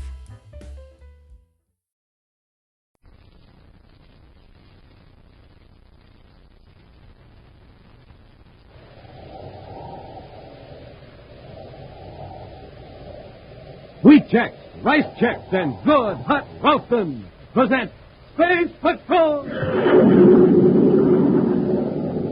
High adventure in the wild, vast reaches of space. Missions of daring in the name of interplanetary justice.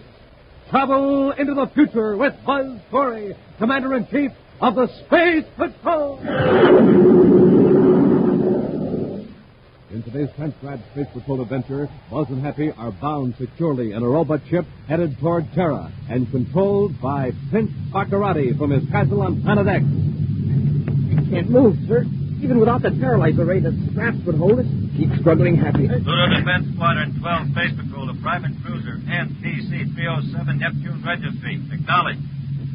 He's calling this ship. We have information that Prince Bakara is aboard. Surrender immediately. If I can only get loose to reach that space-phone. Major Robertson to Bakara. Acknowledge or we'll fire. If we could only let him know that we're aboard. It's fighting, Hap. Hey, they're firing at us.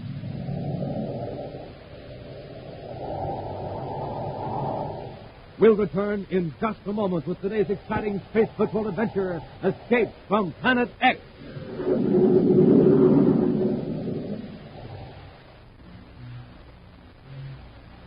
All right, step right up, test your strength, test your swing, ring the bell, and win a prize.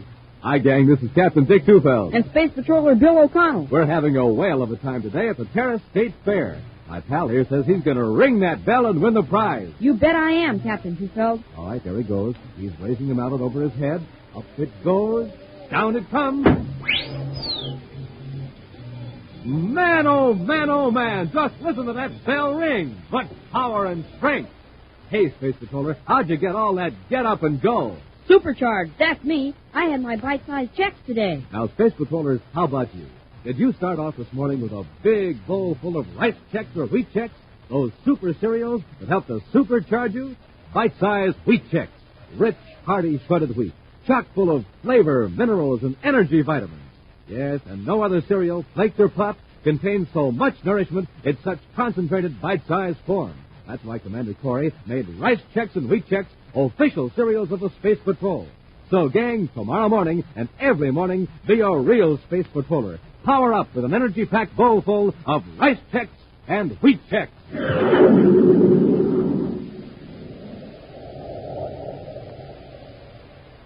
And now, today's Space Patrol adventure, Escape from Planet X. The power-mad Prince Bakara is now in the hands of Commander Corey. The man who sought to overthrow the United Planet is a captive on the remote Planet X, in the very prison camp where he had forced 130 abducted men into slave labor in the Arctite mines. While Cadet Happy assists Space Patrol officers preparing to evacuate Bakarati's former captives to their home planets, Commander Corey questions the self-styled prince in the labor camp office shack. You might as well tell the truth, Bakarati. How many United Planet citizens are you holding in other parts of Planet X? Surely, Commander. You know how many men and women are missing from the solar system? Yes, but I want to know how many are on this planet right now. I want them all released. Look, Corey, you have only 2 spaceships here. In less than an hour, Malengo will have alerted a squadron of my ships at the castle. They can easily prevent you from blasting off. Your men aren't going to risk destroying you. And Malengro knows that you're in custody. Remember, my forces are still in control at Planet X. You and your men will never leave here unless you release me. The only thing delaying our blast off is a last-minute search for those 2 men who escaped from your prison camp just before our ships arrived. The minute they're rescued, I'm giving the order to blast off, and you're coming with us. And they won't be found so easily. A lot could happen to them in the Valley of Dread. Whether we find them dead or alive, they'll still be witnesses against you. Excuse me, Commander. Yes, Hap, what is it? Those 2 men who escaped have been found, sir. Are they all right? It's pretty fair, sir. They recognized our space patrol ships and came back to camp under their own power. Good. And that accounts for all of Bakarati's captives, all 130 of them. Yes, sir, except that the last tally shows 131. Well, that's one more than we're supposed to have.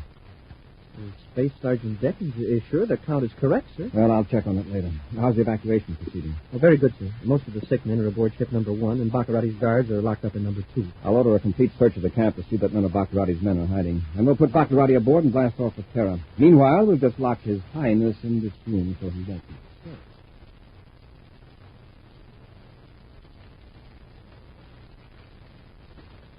Both ships are loaded, Commander. Oh, fine, Happy. We can blast off as soon as we put Bakarati aboard. I'll sure be glad to get off this planet. It's ugly enough ordinarily, but look at those clouds. Storm is moving in from the east. Well, we'll be gone in 5 minutes. When we get Bakarati on Terra, we can give him a brainer gas test. We might find a weak point in his defenses at the castle. And at the same time, how many prisoners he has in Planet X.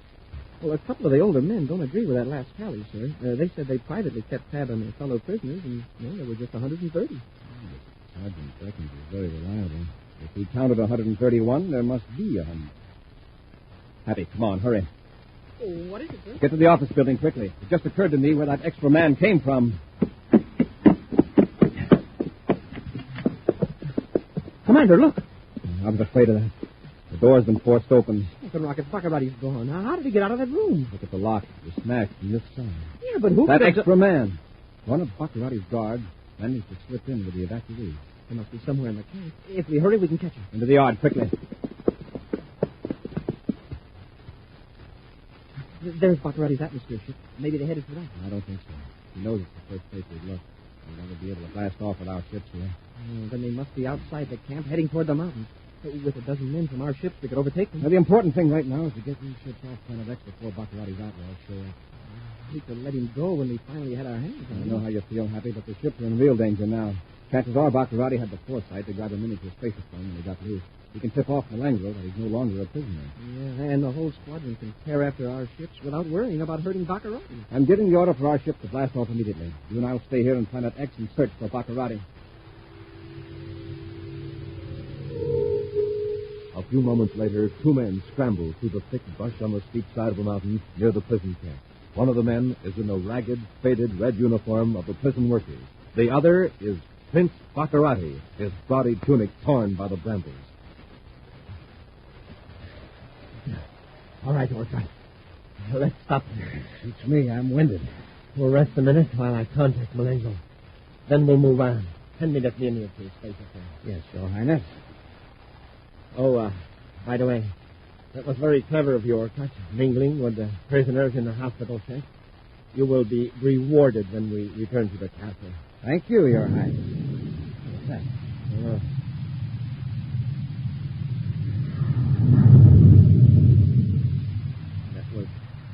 Corey's ship blasting off. I suppose he decided not to risk losing both ships by keeping them here while he looked for me. Yeah. There goes another one. I might have known it.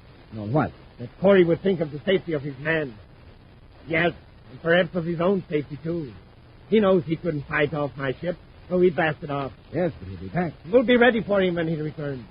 We'll have that warning tower back in operation, and if a space patrol ship comes within 1,000,000 deals of this planet, we'll blast it to atoms.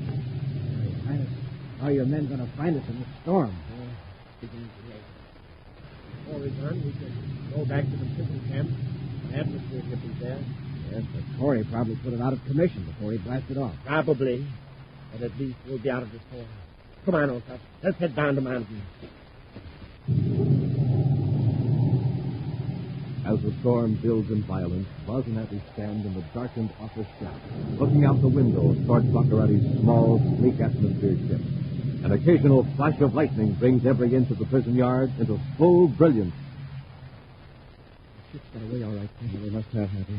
There's no way Malengo could have detected them on this side of the planet. All right, let's go. Run for the ship. Yes, sir. Wow, what a blast. It's a regular hurricane.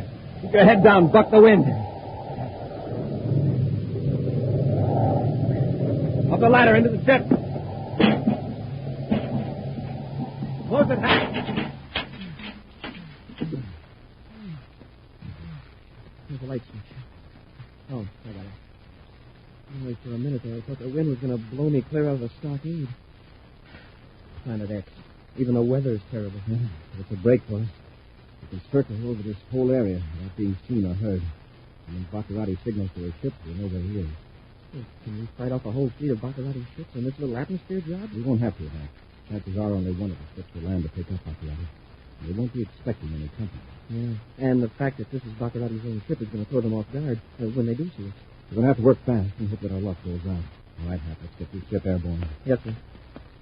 Stay right where you are, gentlemen. I got a flux gun on you.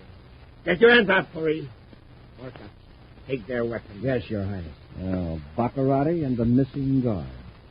Get the guard, Hap. Corey! I warned you. I got Corey, Orcutt. Break away from the cadets. Sure. Oh. That sure sent him spinning, Your Highness.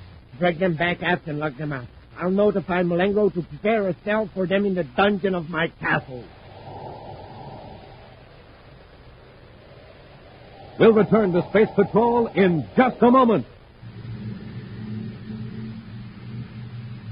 This is Dick Tufeld speaking from Edwards Air Force Base, Muroc, California. I've got an interesting story for you this morning about one of the most unusual-looking planes in the sky today, the XF-92A, designed by Convair Aircraft, San Diego. Now, in just a second, I'm going to introduce you to the Air Force test pilot on that plane, Major Chuck Yeager, the first man to fly faster than the speed of sound. He's standing beside me right now. But first, I'd like to tell you a few things about the XF-92A. It looks exactly like a triangle. It's often called the flying triangle. Wings are swept back at a severe angle, 60 degrees. Now, top speed of this Air Force interceptor is about 700 miles an hour. Service ceiling is over 45,000 feet. You know, it takes some doing to test fly a ship like that. You need energy and plenty of it. And to face the risk involved, you need steady nerves. Now let's hear what a real test pilot has to say about it. Meet Chuck Yeager. Let me tell you what it takes to be a test pilot. To start with, I have to be in good condition. That means get plenty of rest, plenty of exercise, good food at every meal.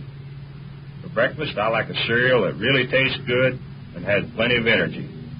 You like Rice Chex and Wheat Chex, eh, Chuck? Well, no other cereal, puffed or flaked, contains so much nourishment in such concentrated bite-sized form. So, gang, do as famous test pilots do. Pick your cereal for flavor and energy. Today, get Rice Chex and Wheat Chex.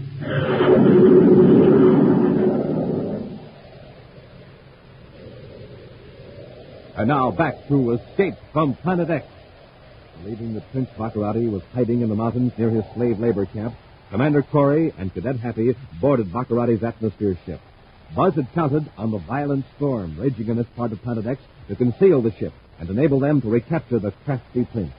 But Bakarati and his guard had returned to the camp, thinking Buzz had left with the evacuees and the space patrol ships. Just as Buzz and Happy were about to blast off, Bakarati and his guard stepped out and overpowered the two space patrolmen with a flux gun. Right now, Buzz and Happy are in a cell in the dungeon of Bakarati's castle on the opposite side of Planet X. The prince taunts them through the bars. Ah, the great Commander Corey. Oh, I hate to tear myself away. Don't let us detain you, Bakarati. Oh, you're very kind. Perhaps you'd like to know where I am going. I am going to Terra. I'll go in ordinary clothes as a businessman from Neptune. I'll arrive in a private cruiser with a Neptune registry. Aren't you afraid your noble bearing will give you away? Not at all, Commander. The Space Patrol is certain that I'm here on Planet X, trying to avoid being captured by you. They will be making plans to sneak back here and get you off the planet. The last thing they would suspect is that Prince Bakarati would dare to show up in the capital of the United Planets. Well, you may have a point, Yes. And I have agents on and the other side. All the time they're working on my plans to overthrow the government, preparing the way for my return to the solar system as a supreme ruler. Oh? You didn't know that, did you? About my agent. I suspected it. I think this is the time to come forward now and to make arrangements for certain materials and supplies to be brought here to Planet X. I see that you figure out the capture district. What makes you so sure you won't? Because you are here in my castle as a hostage. In case I am caught, your safety will be the terms of my release. Well, goodbye, Commander.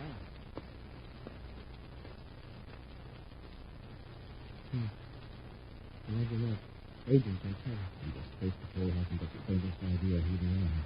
Hey, can Bakara get away with it? Go to Terra? I'm bold enough. Unexpected. And here we are, locked up in this dungeon. Yeah. Anything? Something shining up there on the side. See it through the bar? Oh, this one. It looks like a key. Thought I heard him try to punch us like the other way around. But if we could reach that key. Then no one's watching us. Just gotta reach. God, it might as well be back on Bakarati's belt. Hey, wait a minute. Take off your belt, quickly. Yes, sir. Put the buckle out there toward the key. Maybe you could pick it and drag it over to the door. All right, sir. Here it goes. Be careful. Don't knock it falling away. Over the key, sir. Okay, it's there. It's coming. There. Now I can get it with my hand. There you are, sir. Well, let's hope it's the right key. I can reach around to the lock. It's hard to turn. You can't get any leverage. There. That did it. We're free. We're still in the castle. Our best bet is to try to locate a space patrol and tip off the space patrol that Bakarati's on his way. Come on. Cautiously, Buzz and Happy make their way down the dungeon corridor. Two guards, joking together at a turn in the passage, fail to notice the two space patrolmen as they creep up the stairs to the next level.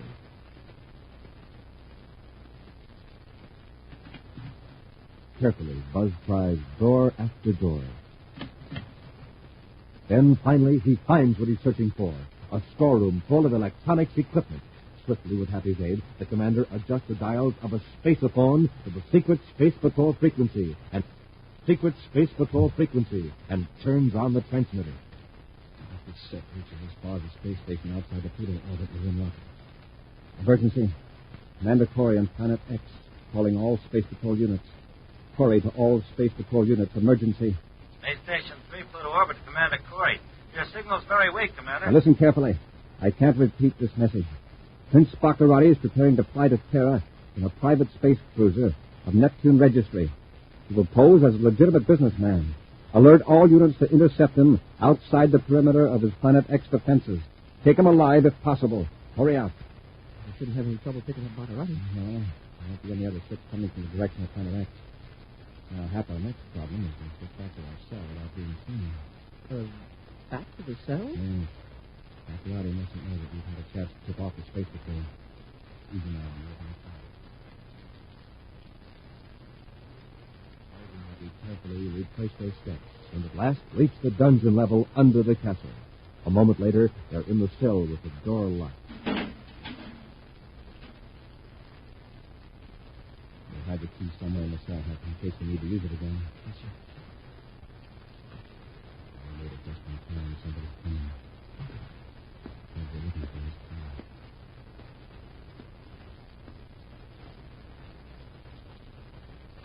I got good news for you, gentlemen. I know. You got a toothache. That was unkind, Cadet. You should be grateful to me. Come on, you're leaving Planetech. We are? Where are you taking us? I am putting you in a robot ship and sending you to Bakara. Well, at last you're showing some sense, Bakara. Yes, I know. Oh, incidentally, you can keep that key you found on the floor. As you see, I have a duplicate. Key? Yes. The key with which you unlocked your cell. By the way, I overheard your conversation on the space affair, the space patrol. You found the equipment sooner than I expected. So you planted the key there, blocked it on purpose. That's right. Just far enough out of reach to look accidental, but near enough so that you would use your famous ingenuity and recover it. I don't get it. So why would you want us to pick off the space patrol about your trip to China? Because Bakara had no intention of going to China. That's right, Commander. It's too bad you didn't figure that out sooner. And the space patrol challenges a certain private cruiser with Neptune registry and receives no answer. They will start firing on it. You will be helpless, unable to call up your men. And in their eagerness to get Prince Bakara, the space patrol will destroy their own commander-in-chief.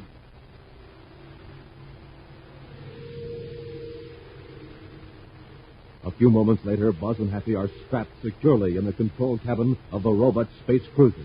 As an added precaution, Prince Bakara gives them each a blast with a paralyzer ray, then returns to the tower of his castle to regulate the remote control equipment of the robot ship.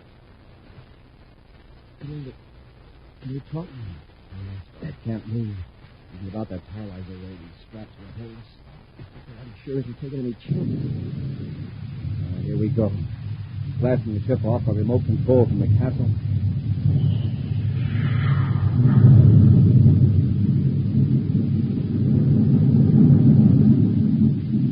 Are you comfortable, gentlemen? Oh, don't bother to answer because I can't hear you. It's fortunate. I don't think your remarks would be complimentary. Yeah, he's right, Mr. Rat. I'll give you something to think about, Commander, on your final journey. Shortly after your space patrol men blast you to bits, there will be another tragedy in another part of space. What are you talking about, Bob? The space patrol base on planet Neptune will be destroyed by another robot ship, loaded with high explosives. You wouldn't do that. The robot will appear to be an innocent supply ship, with you out of space, Commander, and the Neptune base destroyed. I'll have taken the first major step in my plan to rule the solar system. Goodbye, Commander. On we are. Man, you can't be serious. I'm afraid he is. Yeah, but what good would it do him to wipe out the Neptune base? Bakarati's no ordinary criminal, Hap. Remember, Neptune is Bakarati's home planet, the one his family ruled for centuries. Yeah, till the people booted them out and joined the United Planet. And Bakarati's warped mind. Neptune is his personal property. Destroying our space patrol installation there would delight his ego. Yeah, but it would make everybody in the United Planet so mad they'd insist on wiping out Bakarati's planet X. With his defenses, that's impossible at present. You have the people of 10 planets full of helpless fear and panic. That's Bakarati's greatest weapon. Fear would force millions of people to surrender to save their lives and their homes. There's nothing we can do about it. Can't even move.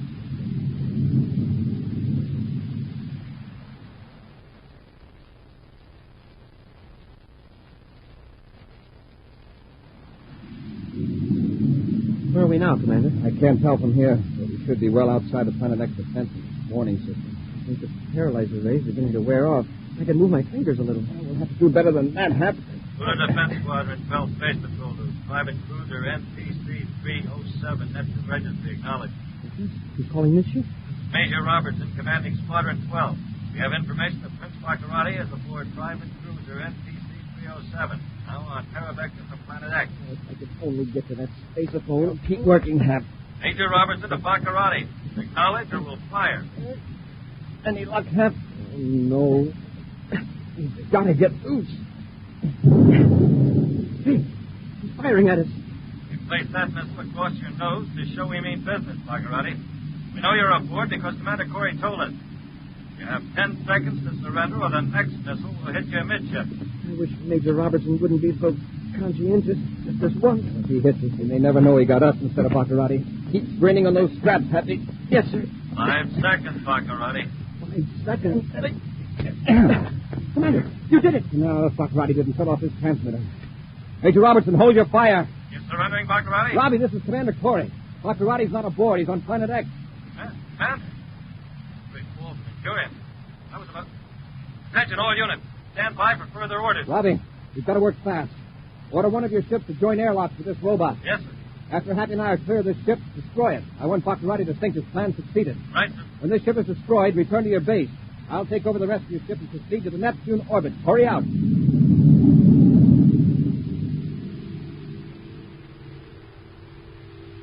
Meantime, back in the tower of his castle on Planet X, Prince Bakara turns to the guard, Orcut, and smirks with satisfaction. Did you see that, Orcut? Did you see what happened to those instruments? I don't know much about this kind of thing, Your Highness. There's remote controls and viewscope screens. The instruments what has been returned to zero. That means the robot ship is destroyed. And with it, Commander Corey. And the Space Patrol got it. Yes, just as I planned. Now, let's see if I can... This controls the other robot. The one you're going to blow up the Neptune base with. Exactly. Watch the tiny dot on the screen. That's the ship approaching Neptune. In a few minutes, the Neptune base will be tight.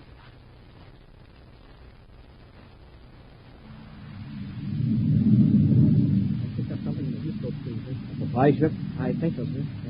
Yeah, that's what it is, all right. Check its course. Yes, sir. Got to be sure it's the right one. It's heading straight to the Neptune base, sir. In what direction?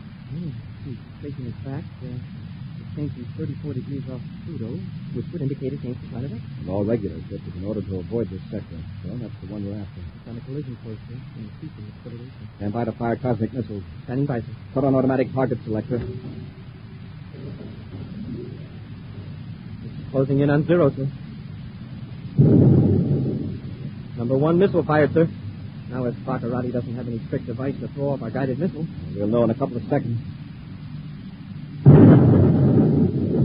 Wow, we got it! Think what would have happened if that robot had hit Neptune. The base would have been wiped clear off the planet. As it is, I'll bet it'll rain fragments for a week. Fortunately, none of them will be big enough to do any damage. Boy, this is going to be a big disappointment to Prince Bakara. Yes. Just the way to get his mind off this setback. How, sir? We'll give him something new to worry about. Right away. A preview of next week's exciting Space Patrol adventure in just a moment.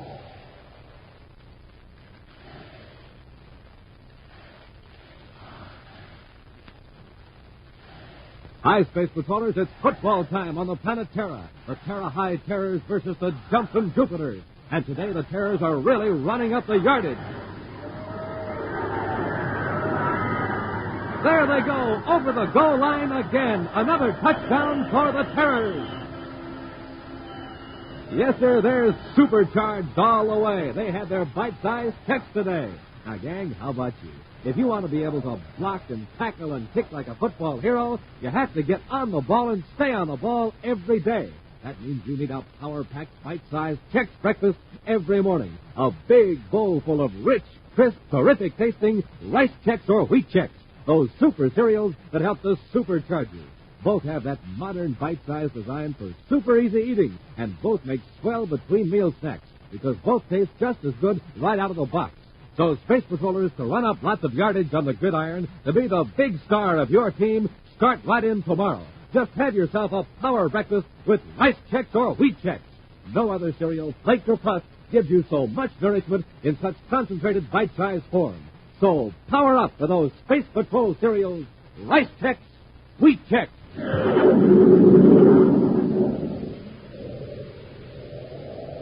And now, a preview of next week's exciting Space Patrol adventure. Buzz and Happy are at the Saturn City Spaceport, following a man they believe to be a cousin of Prince Bakara. Vincent, all right, sir. In the back, he looks just like Bakara. Keep in the shadow of this freight-loading platform, Happy. Come on, let's close in. Just a minute, Benson. Yes? Step over here into the light. Anything to oblige, Corey. Commander, it's Prince Bakara. Get him, Happy. All right, Malenko, use your ray gun. Look out, Hap! Look out, Commander! That does it, Malenko. Get them aboard the ship, and we'll give them a one-way trip to Planet X. Be sure to join us next week for the thrilling story, The Spies from Planet X, when Wheat Chex, Rice Chex, and Good Hot Wilson again present Space Patrol! Space Patrol, created by Mike Moser, starring Ed Kemmer as Commander Corey, and Glenn Osborne as Cadet Happy, was written by Lou Houston, produced and directed by Larry Robertson, executive producer Mike Devery. Other players were Bela Kovach, Norman Jolly, Ken Mayer, and Stephen Robertson. Dick Tufeld speaking. Now, don't forget to tune in next Saturday and every Saturday when Wheat Chex, Rice Chex, and Good Hot Wilson again present Space Patrol! And be sure to see another exciting Space Patrol program on your local ABC. Thank you for joining us for another thrilling episode of Space Patrol. We're excited to have you as part of our audience. We invite you to return tomorrow for an all-new set of episodes that will take you on even more unforgettable adventures. Get ready for a journey to the outer reaches of imagination as we dive into Inner Sanctum, our next featured program. Get ready for chilling suspense as you delve into a tale of psychological intrigue and spine-tingling horror that keeps you on the edge of your seat. We're always eager to hear from our fantastic audience. Your feedback fuels our passion for delivering the best in vintage entertainment. Feel free to share your thoughts, opinions, and suggestions. We value your input and strive to make your listening experience even more enjoyable. If you're looking to enhance your Microsoft Access skills, look no further. Reach out to them at 615-420-2040 and ask for Mark. Once again, thank you for being a part of our Golden Age radio community. Get ready for more riveting stories, captivating characters, and timeless entertainment. Until next time, stay tuned and keep the nostalgia alive.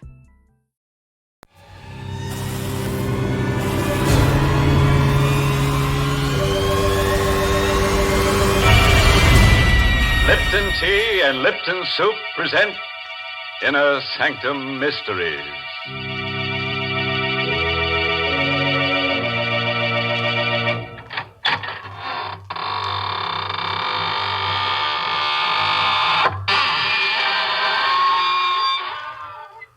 Good evening, friends of the Inner Sanctum.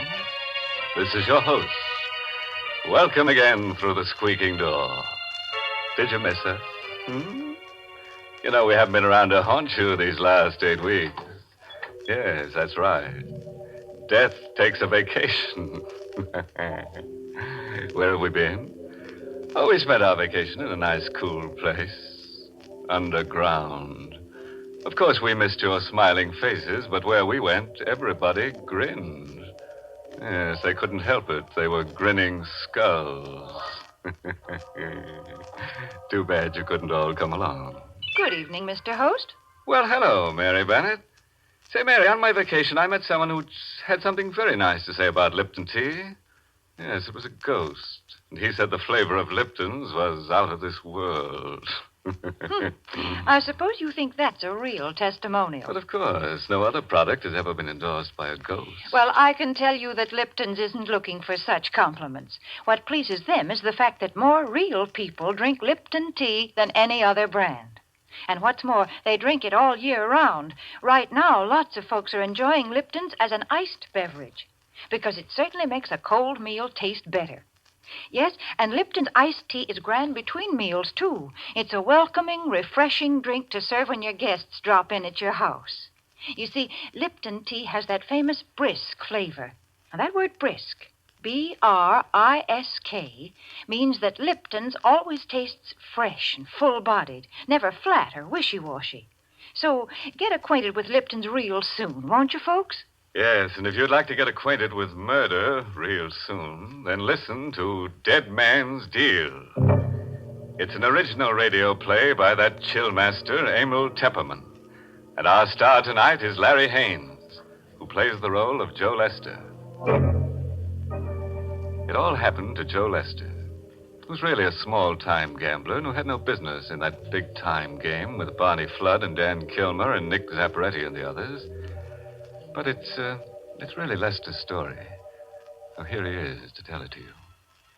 I guess it was the biggest poker game I ever took a hand in. It was in Barney Flood's room, number 327, the Brandon Hotel. They were all big shots.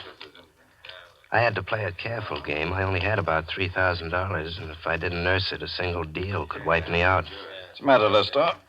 Playing kind of tight, aren't you? Whatever, Barney. Man's entitled to play his own game, isn't he? Sure. Maybe you don't belong in this one. You need guts for this game. You tell him, Dan. Maybe Lester doesn't know what guts are, Barney. Now listen, you. Don't try to get tough, Lester. It wouldn't be healthy. Lester saw at me, Dan. So because I took his girl away from him. How didn't you, Lester? Suppose we leave Louise out of this, Barney. If she prefers you, that's okay with me. That's mighty big of you, Lester. That's why I hated Barney Flood. He'd taken Louise away from me. And Louise was the only thing in the world I loved. And what was worse, Barney Flood and his man, Dan Kilmer, were laughing at me because they knew I didn't have the guts to do anything about it. And then it came. The hand I'd been waiting for. Dan Kilmer was dealing. Barney Flood opened blind. I opened for 1,000. I dropped. That's me. The others all dropped out. But when I picked up my 5 cards, I found I had 3 aces. This was the way I'd wanted it. Just Barney Flood and me. And me with a strong hand before the buy. Now I'd show him who had guts. I counted out $2,000 in $100 bills and shoved them out on the table. I see you, Barney. And raise you 1,000. Oh. So our little Lester's waking up. Okay, I see the raise. Just the 2 of us, How many cards, Barney? 1. Right. And how many do you want, Big Shot? I'll take 2. Here you are. My hands were a little clammy as I picked them up. I looked at the cards. And suddenly I felt as if I'd inherited the whole universe. I had bought an extra ace. I held 4 aces. Well, Big Shot, I bought something here. I think it's the winning hand. I'm going to bet the works. Here. All the cash I have with me. 90 grand. 90 grand. I felt the sweat on my hands as I watched him push the money out on the table. 90 grand he was betting. And I had him beat with my 4 aces. But I couldn't see his bet. All I had was about $1,000. Come on, Big Shot. What are you waiting for? You know I haven't got that much money. You shouldn't be playing in this game, Tin Horn. You're taking advantage of me, Barney. You're trying to show me up. You know I have to drop out even with a better hand. Oh, so you think you have a better hand, eh? Make the bet inside my limit, and you'll see. All right, Lester. We'll see what kind of a gambler you really are. Here. I'll withdraw this 90 grand bet. I'll make another kind of bet. A bet you can see. If you have the guts. Well, what kind of bet? I'll bet my life against your life. The man who loses this deal agrees to commit suicide. For a full minute after Barney Flood made his proposition, the room was so quiet you could hear a pin drop. Barney Flood and I sat facing each other across the table, our closed cards in our hands. These were the biggest stakes men had ever played for. A life against a life. The other players were stunned and frightened by it. They wanted no part of it. One by one, they made lame excuses and faded from the room. Hi, Dan. Only Dan Kilmer was left with Barney and me. Look, Barney, why should you risk your life against this punk's life? This is the way it's going to be, Dan. Lester hates me. Don't you, Lester? Yes, Barney. I hate you. You see, Dan, he hates me because deep down inside of him, he knows he isn't as good as I am. All right. This is the showdown. One of us walks out of this room alive. The loser stays here with a bullet in his brain. Is that okay with you, Lester? Yeah. Yeah, sure, it's okay with me, but I don't want Dan in the room. This is just between you and me. Let him go out before we uncover our cards. All right. Well, listen, boss. You heard him, Dan. Just the two of us. Okay. Leave your gun here on the table, Dan. I don't like... Do as I say. Okay. Thanks. Now go down to the lobby and wait. So long. I'll be waiting in the lobby. Okay, Lester. There's no backing out now. We'll open our hands. The loser picks up that gun and blows his brains out. This was the minute I'd been waiting for. My lips were dry. I wet them with my tongue. Now, at last, I had Barney Flood exactly where I wanted him. Okay, Barney. Read 'em and weep. How do you like these? 1 ace, 2 aces, 3 aces, 4 aces. How do you like 'em, Barney? 4 aces, huh? I kept my eyes on Barney. I wanted to milk the last drop of satisfaction out of that moment. But he was a born gambler. His face didn't show a thing. He sighed, and slowly he began to turn over his own cards. 3 of hearts, 4 of hearts, 5 of hearts, 6 of hearts, 7 of hearts. A straight flush. Well, Lester. Straight flush beats 4 of a kind. You only bought 1 card. That's right. I went in with 3, 4, 5, and 6 of hearts. I bought the 7 of hearts. A straight flush, eh? I can't believe it. I've lost. Yes, Lester. You've lost. You've lost your life. And a gambler always pays up. There's the gun, Lester. Go ahead. A gambler always pays up. I curled my finger around the trigger. I stood up and leaned across the table. I pointed the gun at Barney Flood, and I shot him in the head. Now I had to work fast and carefully. I had it all figured out. When I shot Barney, I leaned over the table so the barrel of the gun was close to his head. There were powder burns on his temple around the wound. I wiped my fingerprints off the gun and pressed Barney's hand around the barrel. Next, I turned my attention to the card table. This was important. I left my 4 aces intact where I laid them out. But I changed Barney's hand slightly. I removed the 7 of hearts, replaced it in the deck, and riffled through till I found the 7 of diamonds. I substituted this for the 7 of hearts. And now Barney's hand was no longer a straight flush. It was an ordinary straight. And my 4 aces were better. So now it looked as if I had won the game. I was ready. I picked up the phone and asked the operator to connect me with the police. Hello? Police headquarters? This is Joe Lester. I'm in room 327 at the Brandon Hotel. Barney Flood has just committed suicide.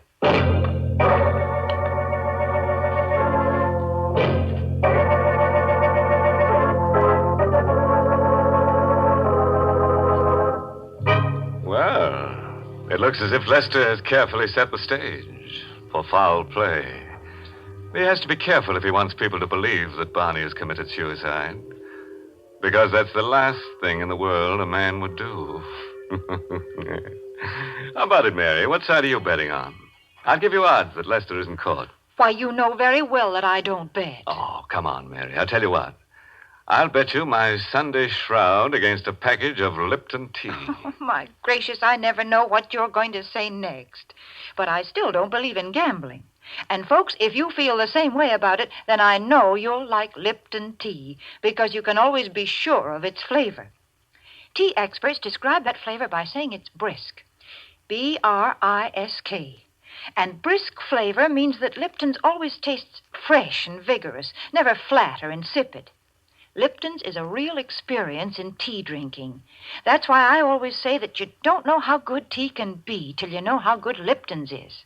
And now, let's go back to Joe Lester. Let's see if his airtight scheme to make Barney Flood's murder look like suicide goes over with the police.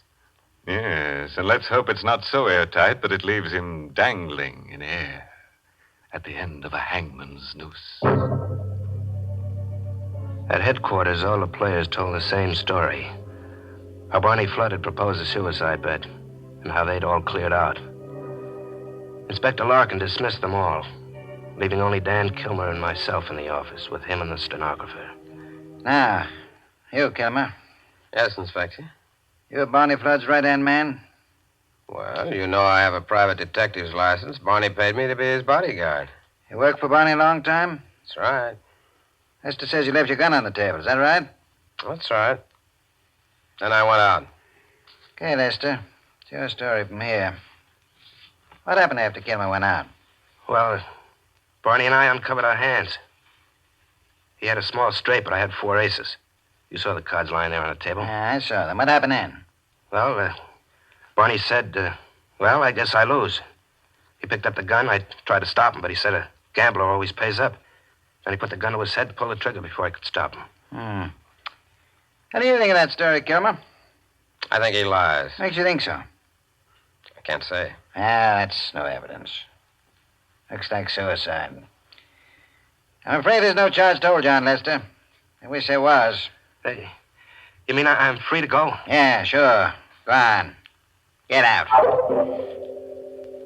Dan Kilmer gave me a dirty look, but I only grinned at him.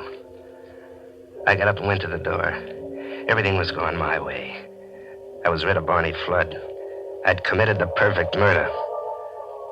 And now I was free to go to Louise.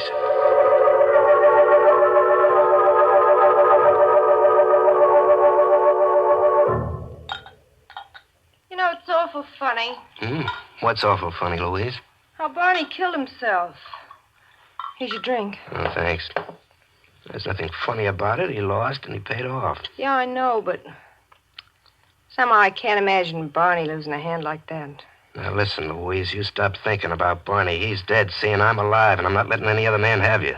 Is that plain? Yes, darling, it's plain. Come here, baby. That's better. You know, I'm crazy about you. You seem to have changed. You seem so strong. Yeah, you bet. From now on, nothing stops me. You know what? We're getting married tomorrow. We won't wait. I better answer the phone. I'll let it ring. No, you better let me answer it. Well, okay, go ahead, but make it snappy, will you? I will, darling. Hello? Yes, this is Plaza 87790. I watched her at the phone. And she was more beautiful than anything I'd ever known. That was the happiest I'll ever be. That one short moment while I watched her at the phone. And then it was over. Yes? Yes, he's here, but who is this? What are you talking about? No. No, it can't be. Please. Please, Her voice trailed off into a sob, and she hung up. She looked as if all her life had been drained out of her body by that phone call. Louise, who was that? Who was that on the phone? What did he say? He said to remind you about the 7 of hearts. He said you know what he meant. 7 of hearts. The card I'd substituted in Barney Flood's hand. Oh, but no one could know about the 7 of hearts. Barney was the only one. And he was dead. Who gave you that message, Louise? Who was that on the phone? He didn't give his name, but I recognized the voice. Louise, for heaven's sakes, tell me who it was. I can't believe it, but I'd swear it was Barney Flood.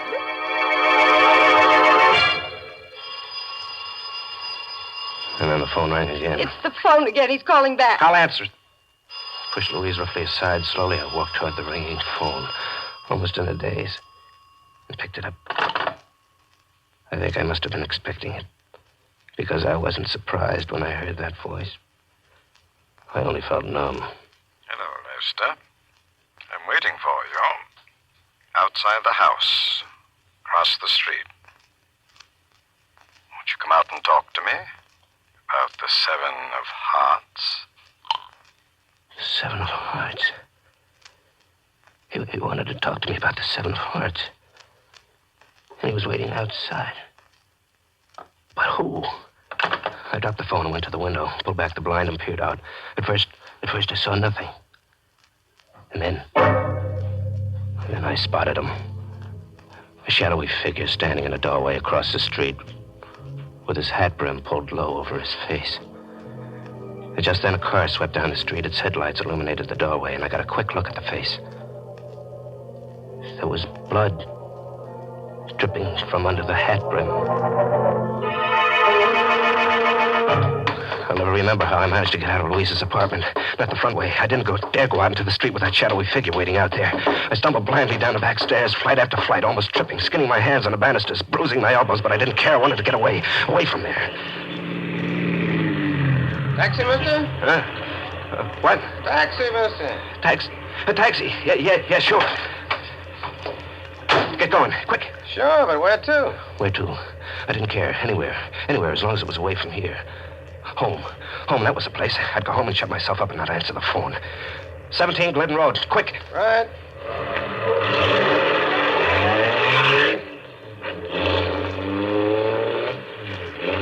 I heaved a sigh of relief as we pulled away. Out of pure instinct, I suppose, I looked out the rear window. Suddenly, the blood began to pound in my head like a thunderous avalanche. Because back there at the corner was that same shadowy figure, getting into another cab, pointing after my taxi. Faster, driver. You gotta go faster. Hey, what's wrong, mister? Look, that cab behind us. $20 if you lose it. What cab? That one, you fool, the cab behind us. Hey, one of us must be nuts. Or maybe you had a couple too many. There isn't any cab behind us. I turned around and looked again. My driver was right. The street was empty as far back as I could see.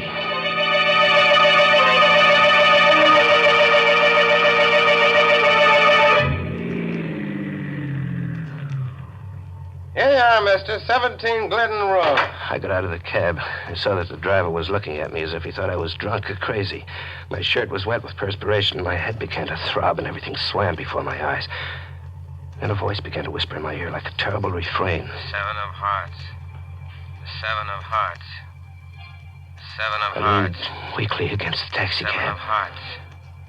Through a mist, I looked down the street. There it was. 7 of hearts. Same shadowy figure with a hat brim pulled low over the bloody face. 7 of hearts. Walking 7 toward of hearts. me. 7 of Slowly. hearts. 7 Toward of me. hearts. And 7 now of faster. hearts. Coming toward me 7 of fast. hearts. And the refrain 7 ringing in of my hearts. ears. I couldn't 7 stand of it. hearts. I flung myself into 7 the of cab. hearts. I wanted safety. 7 of hearts. Drive the police 7 headquarters. of fast. hearts.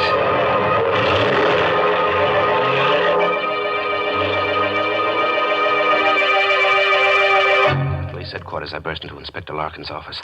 He was in there talking to Dan Kilmer. What's the idea of barging in here, Lester? I got to talk to you, Inspector. What's wrong, big shot? You look all broken You up. keep out of this, Dan. I've come to see the inspector. What do you want? I want protection. You got to protect me. Protect you against whom? Against Barney Flood. He's come back. It's a gag. No, it's no gag. That guy's gone nuts. No, I tell you, Barney Flood's come back. At first, I thought it was a phony, but now I'm sure it's Barney Flood. How do you know it's Barney Flood? Because... I stopped short. I'd almost said too much. I couldn't tell him about the 7 of hearts. I couldn't tell him why I was sure it couldn't be anybody else but Barney Flood. Get out of here, Lester. I've got no time to waste. But you've got to assign an officer to protect me. I'm afraid to go home. Look, Lester, I think you're going nuts the way Dan says. If I signed an officer to you, everybody'd say I was going nuts, too. Signing a cop to protect a man against a ghost. But I insist. Get out! Look, Dan, will you help me? What? Who, me? What, you're not working now, are you? No, I lost my job when Barney died. Well, look, how about a job? Working for me, protecting me, huh? Against a ghost? Against Barney Flood's ghost? Well, what do you care as long as I pay you? Okay, Lester. You've hired me. Good. Come on, then. Come home with me. I want you to sit up with me all night, huh? Dan Kilmer came home with me. And we sat up, whiling the time away, playing two-handed poker. My deal, Lester. Yeah, sure. So you're really scared, huh, Lester? Don't laugh at me, Dan. You'll be scared, too, Have you seen what I saw? You mean, like the guy with the blood on his face? How'd you know about that? And the telephone call about the 7 of hearts? The 7 I figured that stuff would sort of get you on edge. What do you mean? I mean that I'm the one that planted that man outside Louise's apartment. That was me on the telephone. You? Sure. That cab driver was my man, too. I had him planted out in back of Louise's house. He was waiting for you to come out the back way. You see, Lester, I had you figured right. Every move. You did all that? What was the idea? I wanted to get you right here. Like this. Afraid of your own shadow. What? What for? Pick 'em up. Picked up the cards. I stared at them. It was 4 aces. The same hand I'd held with Barney Flood. How would you like to make a little bet on your hand, Lester? Against mine. Say, your life against my life, What do you mean? Don't you get it yet? Here, I'll turn my cards over for you. See? 3 of hearts, 4 of hearts, 5 of hearts, 6 of hearts, and the 7 of hearts. You see, Lester, my hand does have the 7 of hearts in it. So did Barney Flood's. Before you took it out. How do you know about the 7 of hearts? For a long time, Dan Kilmer didn't say anything. He just sat there, looking at me. Then he got up. He took out his gun, laid it on the table. Then he went to the door. How did I know about the 7 of hearts? You see, Lester, I dealt the other hand, too. Barney Flood was right. A gambler must always pay up. The gun is ready on the table. And now, I'm ready too.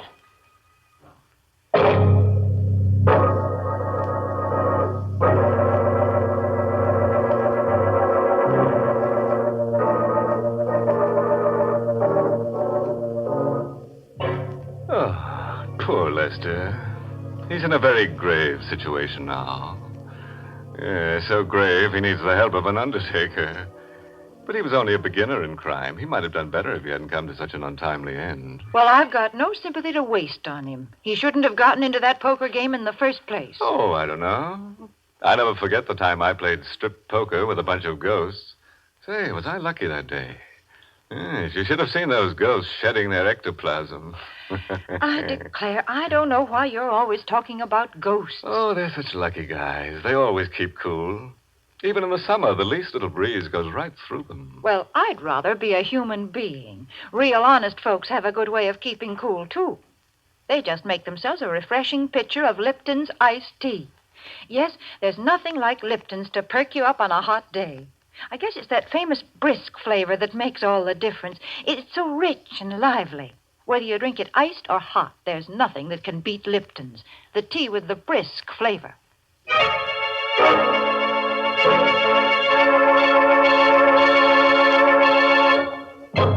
And now a word of advice. You can't afford to gamble with death because the loser never gets a chance to stage a comeback.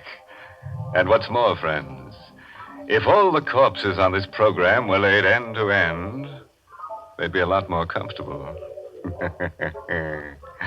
Oh, by the way, this month's Inner Sanctum mystery novel is Puzzle for Wantons by Patrick Quentin. Yes, and next week's Inner Sanctum story, directed by Hyman Brown and brought to you by Lipton Tea and Lipton Soup. Next week's story is going to blow the tubes in your radio. It's about a beautiful woman who marries a dead man. Now, there's an unusual romance. And this graveyard Romeo has second sight and always knows who's going to be murdered next. Well, of course he's got second sight. He lost his first sight when he died. See? Now it's time to close the squeaking door until next Tuesday. So, good night. Pleasant dreams.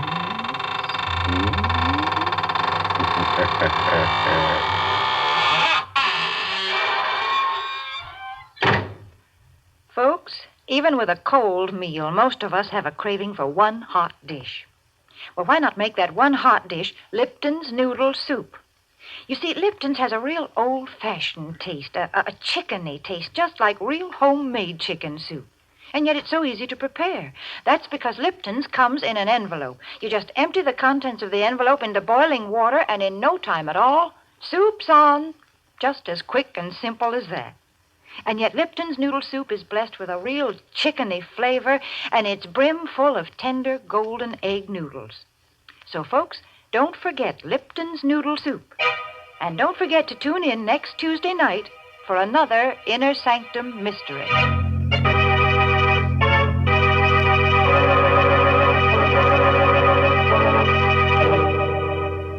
This is CBS, the Columbia Broadcasting System.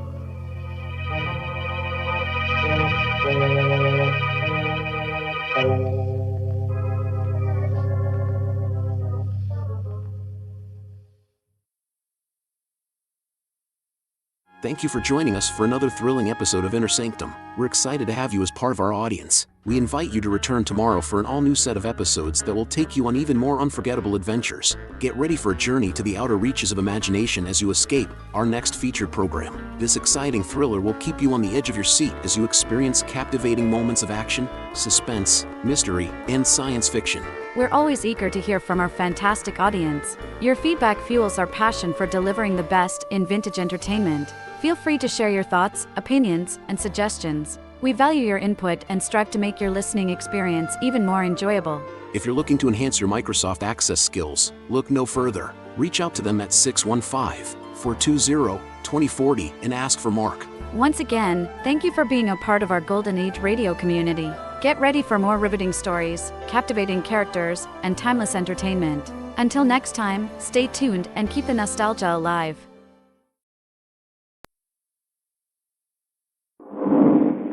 You are alone on a desert island with a tribe of hungry cannibals who think you are a god. A tribe of natives who would eat you rather than let you escape.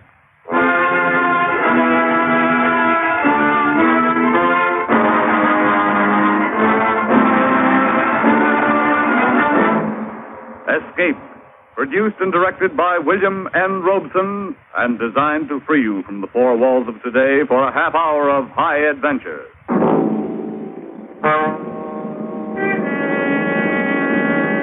Tonight we escape to the South Seas and a cannibal kingdom in H.G. Wells' famous story, Jimmy Goggles, the God.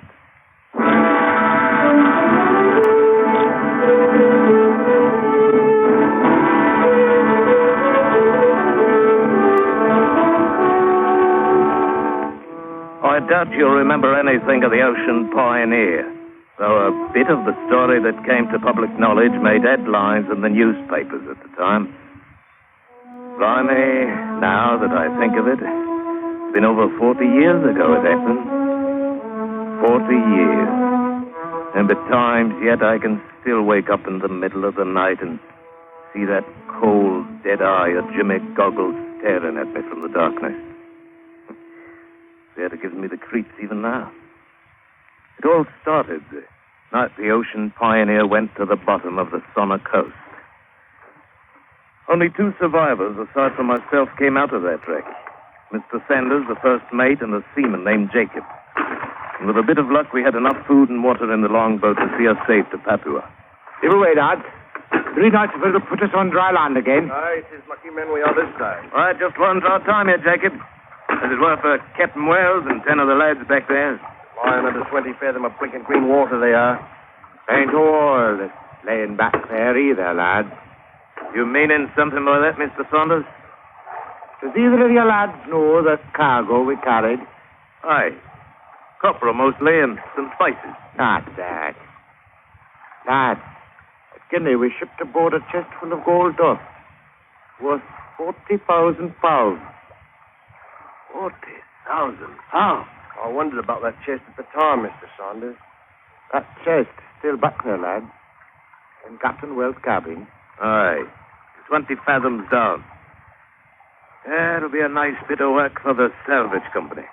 Not necessarily, eh? What is it you're meaning to say? I'm the only man alive know ship's position when she sunk. So you are. Go on, Mr. Saunders. Suppose now, when we get to Papua, we give report ship struck 100 miles or so to the north. Then the salvage ship goes there, we come here, and pick up a title fortune for ourselves. And how do we come here? My brother-in-law has a brig in the Sydney trade. He'll come in with us. Well, lad, are you in or are you out? 40,000 pounds. I'm in. Aye, 40,000 pounds. A bloomin' fortune there for the taking. Of course we went in on it.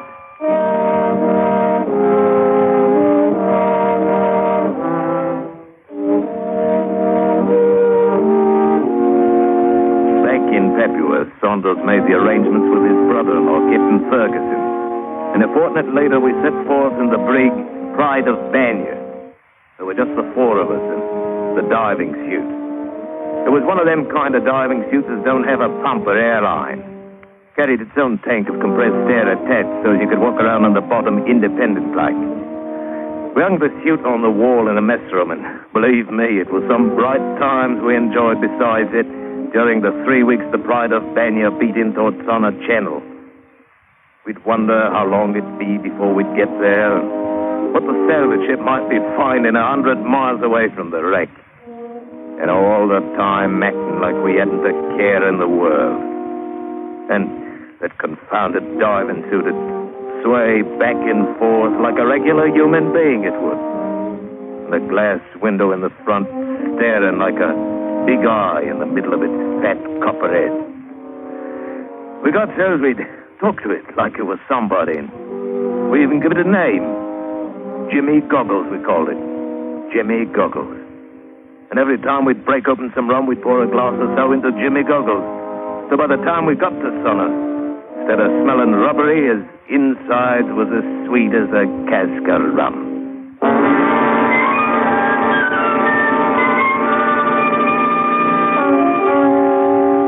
When we found the place, we was afraid to take the brig into the rocks where the wreck was lying. So we anchored about half-mile off, and all of us rowed to it in the longboat. Aye. She's still there, all right. I can see the tip of one of her masts above the water. Devil take the mast. It's the fortune below I'm interested in. Oh, fear. It'll be there, lad. There to the port a bit. Hey, is it still agreed? I'm the one to go inside Jimmy Goggles to make the first trip down. Aye, George. It's what we decided. Easy now. Now on to her. I can't say I envy you none, George. Back the oars now. Easy. There, got a line around the mast. Keep us from drifting. Better get into that diving suit, George. Right away, Captain Ferguson. Aye. Just as happy it ain't me that's going down. Huh? Yes. Why not take it? Behind. What are you talking about? It'll be cold and dark down there at 20 fathom. Might be sights that ain't good for a man to see. In the dark and alone. Jacobs, you wander on like an old woman. I reckon the look of 40,000 pounds will cure a heap of other sights. I'm ready, sir. Except to secure the faceplate. Good. You know how to operate the valve? Aye, sir. And turn on the air. George, you'll find the chest in Captain's cabin. Move it if you can, or see about the chances of getting a line on it. Right, Joe. And good luck. Aye, good luck. Good luck. Well, cheerio, lads. I closed the little glass window in my helmet and fastened it. Then I edged toward the stern. Saunders was saying something, but I couldn't make out what it was. We didn't have no ladder, so I slid over the stern and hung there by the gunwale for a minute with the helmet out of the water. I took a last look at the light of day, and then I let go.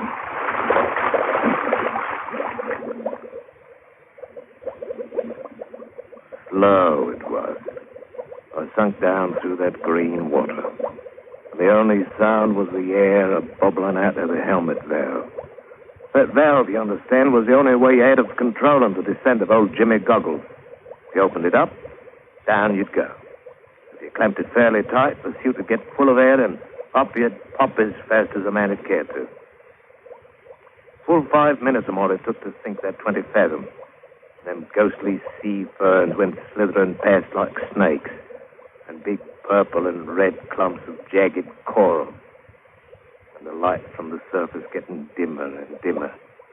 So as by the time I hit bottom, it was pretty near dark.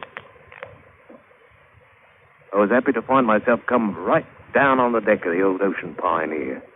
And a familiar sight she was, saving for the crabs skittering around her planks, the bloomin' fish swimming past my head and goggling in through the window of my helmet.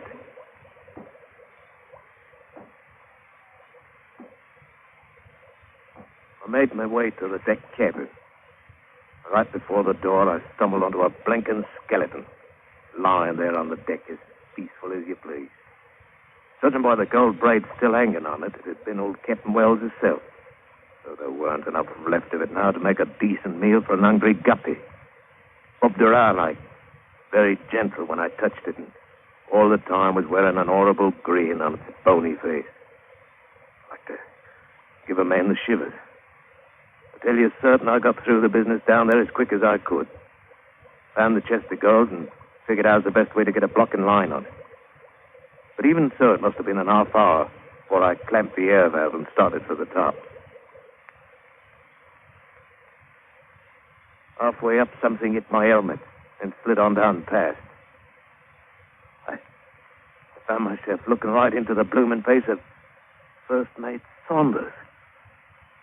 His mouth was hanging open, and a kind of pink smoke was drifting out of it and making a cloud in the water. I saw he had a spear run through his neck from one side to the other, and he was dead on the mackerel. He sunk on past out of sight, and then Jacobs drifted down from above, and I could see his head was all twisted to one side like and his neck was broken. He was dead, too. Then it hit me. The lads on top had been massacred by a boatload of them bloomin' heathen savages, and like as not, if I poked my head out, the same would happen to me. Oh, blimey. I cracked open the helmet valve and shot down toward the bottom. I sat down there on a sunken rock for nigh on to 15 minutes, I guess, trying to figure out what to do. But any way a man would look at it, there weren't but one answer. So finally, crazy as it seemed, I got up and started out to walk ashore.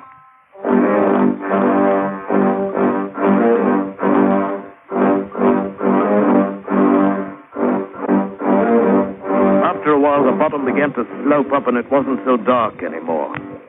Finally, my helmet poked up out of the water. I saw the beach about 50 yards away with dark jungle right behind it. I sloshed on through the water and came out on the sand. Then I opened the faceplate in Jimmy Goggles' head and cut off the air from the tank and took a deep breath of the natural kind. That's when I saw them. At least 100 blinking savages painted up like banshees. It stepped out of the brush and started moving toward me, slow, beating soft on a couple of drums and growling low and evil-like. Well, George Herbert, you're in for it now, I tells myself. Half a mile of underwater walking and you're still forgetting your bloomin' throat cut. I snapped the faceplate partway shut and cracked the air valve a bit. The diving suit swelled up like a bloated frog. And I started walking toward them.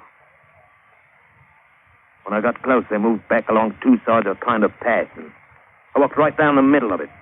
It led back into the jungle, and pretty quick we come out in a little clearing with a grass hut standing in the middle of it. And sitting in front of the hut was an heathen idol, carved out in koa wood. Was grinning about as hideous as you ever hoped to see. And the idea hit me. I was in a spot. It couldn't be much worse, and maybe it would work. The natives seemed to be awed by Jimmy Goggles already. So I reached out and gave the idol a great push, expecting any second to feel a spear through my gullet. I looked up. Blimey, if them heathens weren't down on their faces, worshipping like mad. It had worked. Oh, not me, you understand. Except in the manner of speaking. It was Jimmy Goggles with his copper head and his one glass eye, with me inside him. They'd seen him walk up out in the sea, and they figured he was a god. Old rum-soaked Jimmy Goggles. A regular bloomin' god.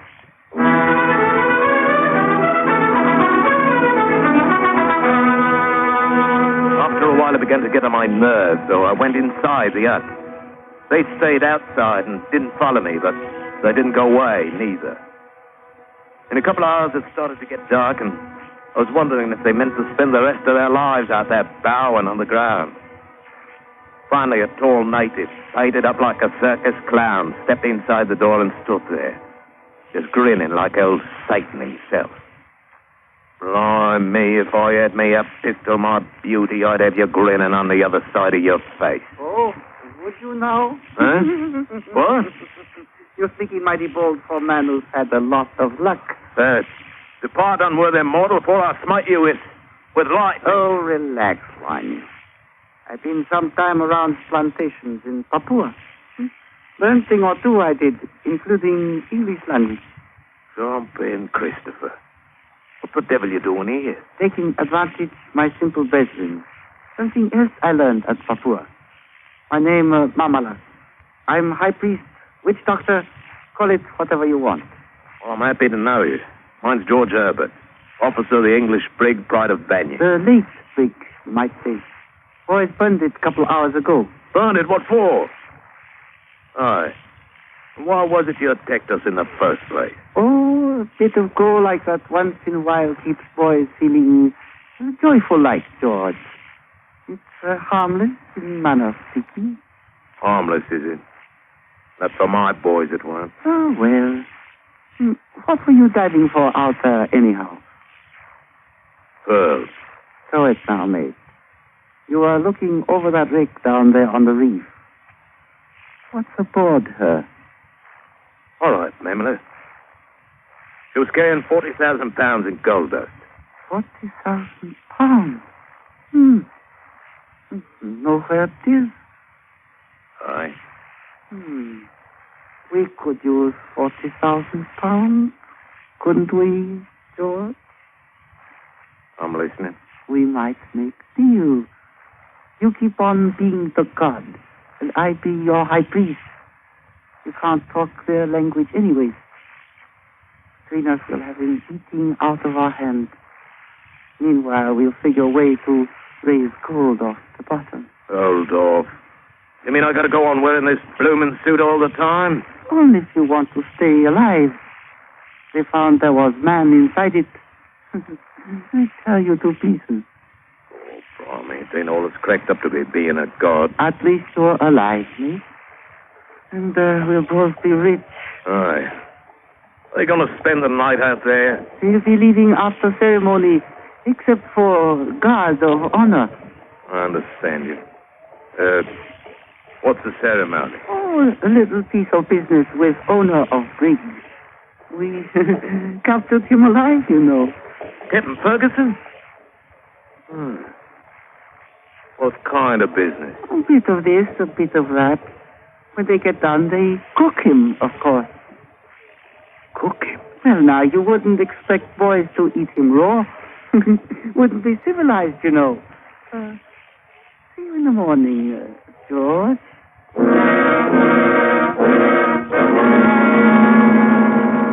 Oh, it was pretty horrible, all right. But what with one thing and another, I didn't feel as bad about it as I might have. After all, I hadn't known the captain too well anyhow.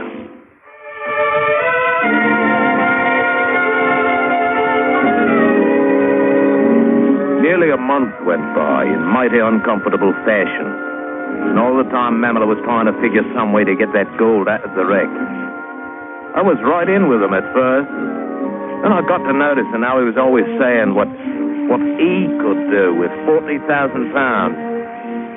And then I'd kind of remind him we was heifers, and he'd grin, strange-like, and so that's what he meant all the time. But I didn't trust him no way. And I started stalling every way I could, and things stayed about as they were. I kept on being a garden. We couldn't get no proper chance to go after the gold. Then one morning, Mamala and most of the tribe went back into the jungle to hunt. I was sitting in the hut trying to think of some way to do for that heathen before he could do for me, when I happened to hear voices outside. I sneaked a look through the palm hedge. It was an Englishman, dressed up fit to kill in white canvas shorts and a sun helmet and all. And he had a native interpreter all dressed up and walking with him. They're idols. Tribal gods. But it's been turned over. Do they no longer worship such things? Master, I could... Looky here, gents. If you'll step inside, I'll show you what they're worshipping. Hey, now. Come in, come in. Welcome, gents.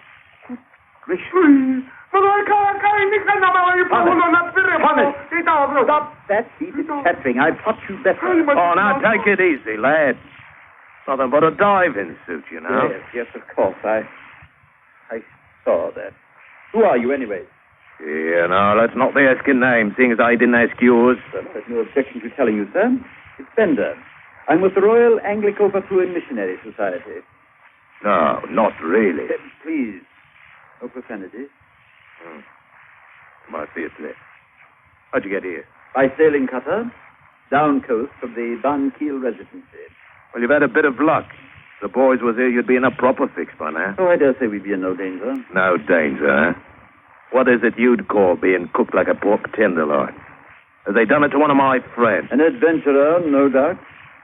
But the natives are well aware that if anything happened to me, there'd be a gunboat here from the residency in 48 hours. Oh, that's how the wind blows, is it? It is indeed. And may I ask why you're masquerading in that diving rig? Aye. To keep from getting myself killed, that's why. The natives think this blinking rubber union suits a regular god. I see. And you've been preying on their childish credulity. Childish it may be, Mr. Bender, but they've got full-grown teeth. Aye, and I've seen them in action. Well, you'll simply have to take your chances, because I'm going to expose you. You know, you can't be doing that. Well, if they was to find out I was a human being, they'd do me in for fair. Well, I'll help you as much as I can, but you should have thought of that before you tried exploiting them. But you can't let it happen to a fellow Englishman. Then why don't you leave now while they're away? You'd likely be able to get aboard the ship that's working a mile or so down the coast. What ship? Some salvage vessel looking for a wreck. They think it might have drifted down the channel from the north. Oh, it just might have it there. They might find it. Mr. Bender, I'll make a proposition. I won't promise anything, but I'll listen. Leave here now and sail down the coast a ways and stay till nightfall. Then come back as soon as it's dark, and I'll let you expose me to your heart's content. In fact, you might say, Mr. Bender, I'll even welcome it.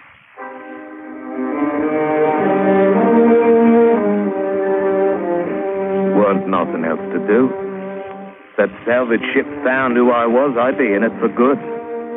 They'd know by now that we'd filed a false report about the position of the wreck, so we could get the gold for ourselves. They'd put me in the brig for sure. And if I tried to leave with Bender, he'd turn me into the first British resident we come across. I had no chance at all at the 40,000. If I stayed here, like as not, I'd end up parceled amongst 100 heathen stomachs. But I had one chance of showing that blinking mammal as how you weren't the only one that knew a thing or two.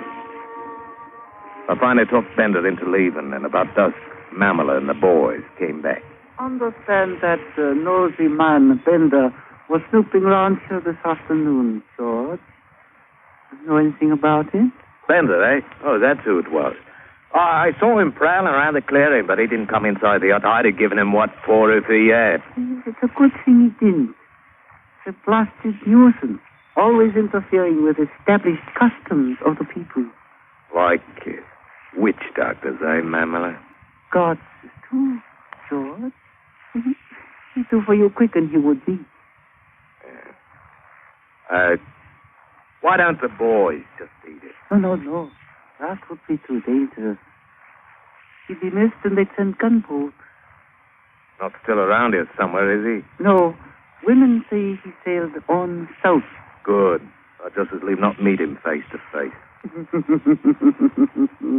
It was for him with that face you're wearing. Aye, and I'm nigh on to being fed up with wearing it.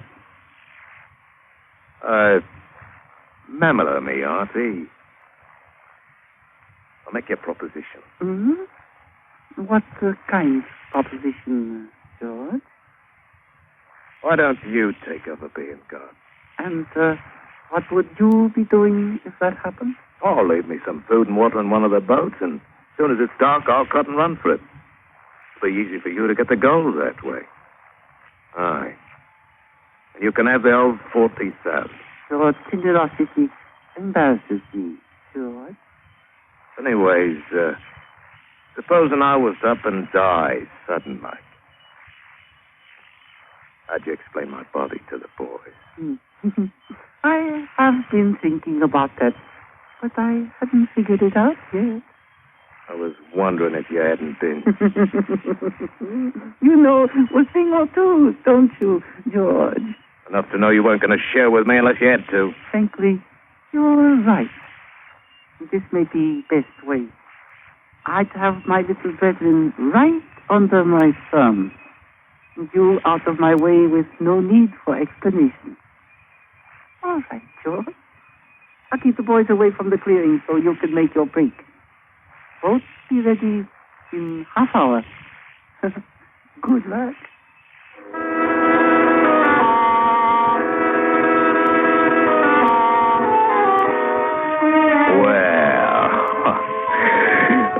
It's working out just as nice as you please.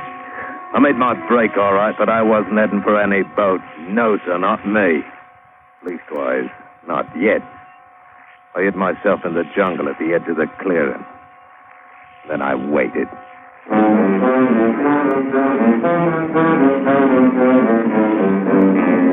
After a while, them savages started drifting back into the clearing, and pretty soon Mamela, all dressed up in Jimmy goggles, came out and sat in front of the hut, the way I'd been doing every night. And the bloomin' heathens started in bowing down, all just as usual. I waited a long time before I finally heard it. A commotion starting over at the far edge of the clearing and coming closer. It was Bender and his boy Friday, walking through the crowd to where Jimmy Goggles sat with Mamela inside him.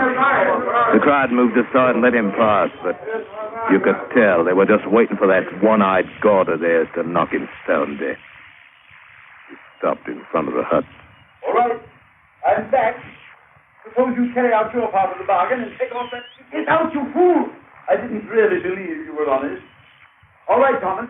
Tell the natives this is nothing but a man dressed up. Hey, Connie! Hello, Kanakamakano!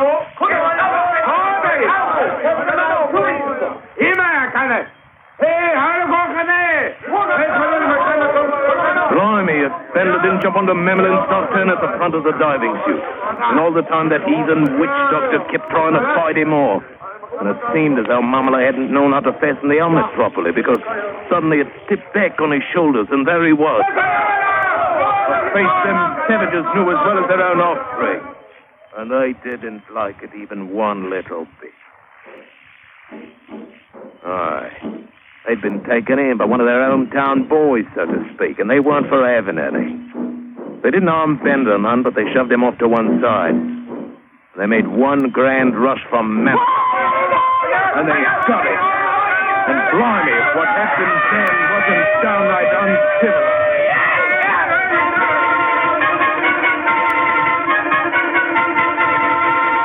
I cut and run for it and tumbled into that boat and shoved off.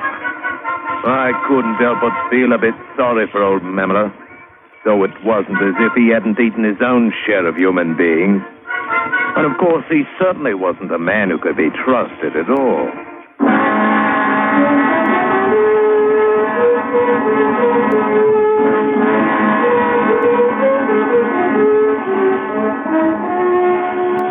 Well, it was a long time after. heard how Mr. Bender made out. Seems as though he couldn't get them bloomin' heathens to listen to him at all. Then one day he hit on the idea of climbing into that diving suit. And from then on he had a crowd around every time he'd open his mouth. As far as I know, old Jimmy Goggles may still be down there summers. With his battered copper head, and his rummy smell, and his one glass eye, he may still be doing business. Right down there at the same old stand.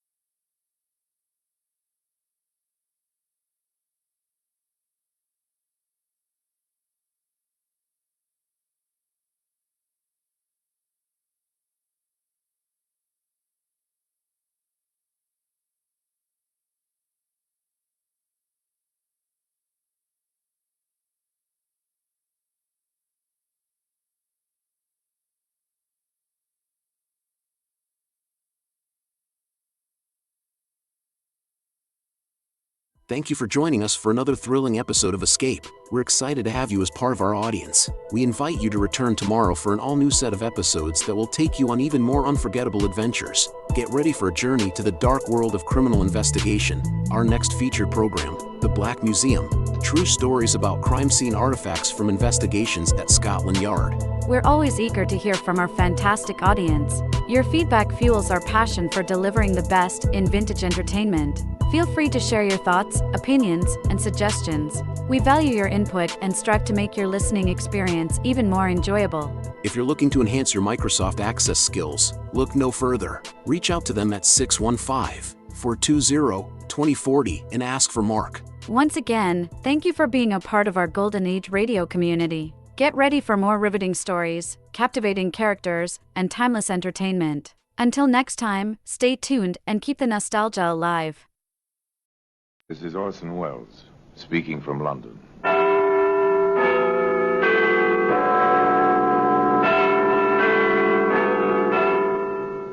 The Black Museum, a repository of death, a museum of murder.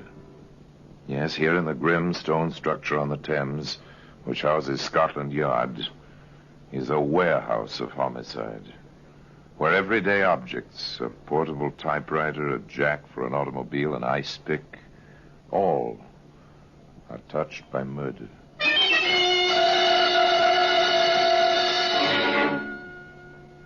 Here's a pair of spectacles. It's a familiar object, neat, not too large, tortoiseshell frames with gold tops. You've seen them 100 times on girls who obviously have decided that they must wear glasses. They'll make the glasses as decorative as possible, but this pair... Women's glasses. Right on top in the suitcase. And pretty thoroughly smashed. Poor Daisy. Something, whatever it was, must have hit her awfully hard to smash her spectacles like this. Today, those spectacles can be seen in the Black Museum.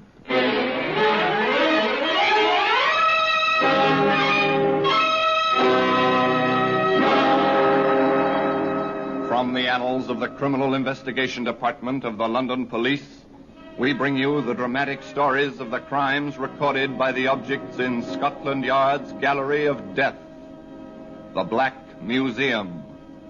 In just a moment, you will hear The Black Museum, starring Orson Welles.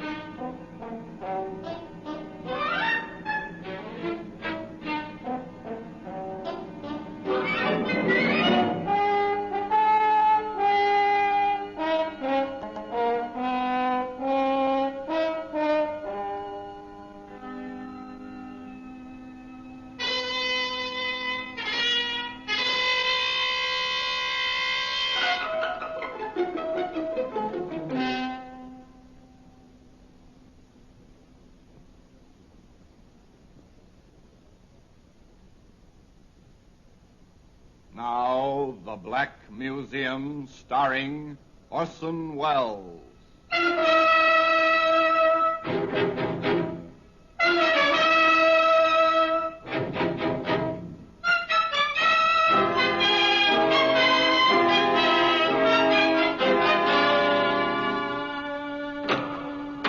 Now here we are in the Black Museum.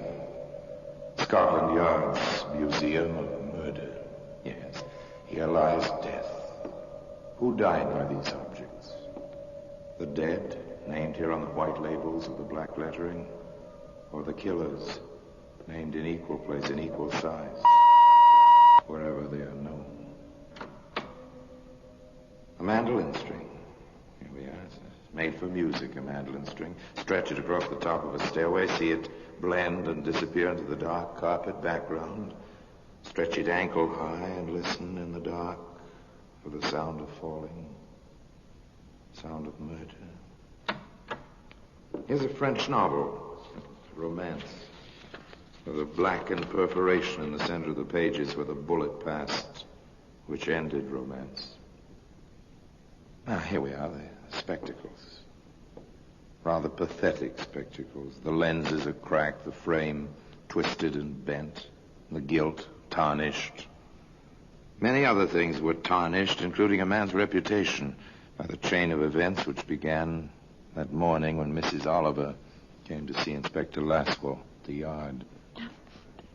I understand, Mrs. Oliver. Perhaps your daughter thought she'd let you know, but didn't after all. I wish I could believe that, Inspector. I can't. Daisy was so determined when she left that night. And since she went to the train, you've heard nothing? I wired Ron. I never liked him. Something, I don't know. I thought my Daisy do better for herself than a chicken farmer. Anyway, I wired, asked him if Daisy was there. I received this in reply, Inspector. Thought Daisy coming Saturday, not Friday.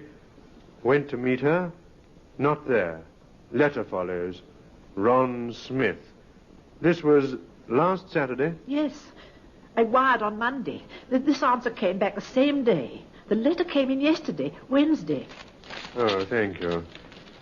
Dear Mrs. Oliver, you do not know how shocked I am. Daisy missing since Friday afternoon. This is really terrible. She wrote asking me to meet her Saturday. I went... The heartsick words of a worried man, the tone and feeling of the letter, plus the fear and the tears of the mother, sent Inspector Caswell to Larkspur in Sussex, the nearest town to Wren Smith's chicken farm, the railway terminal for the area. He turned first to that prime source of all rural information, the local pub. Evening, landlord. A pint of beer, please. Yes, sir, of course. Haven't I seen you someplace before, my good man? What? Oh, Jack Sheen. You have seen me someplace before. But drink up, man. It's good to see a familiar face. A familiar face drawn by a familiar scent. You're not down here on business. I am. And so are you. No, I wanted to keep this quiet. For a while, anyway. With that crowd? Over at the dartboard?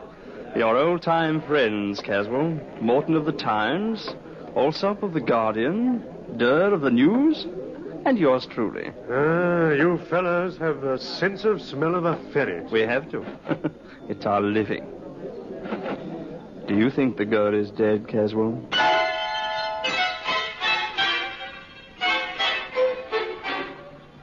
There it was, words of one syllable, literally one syllable.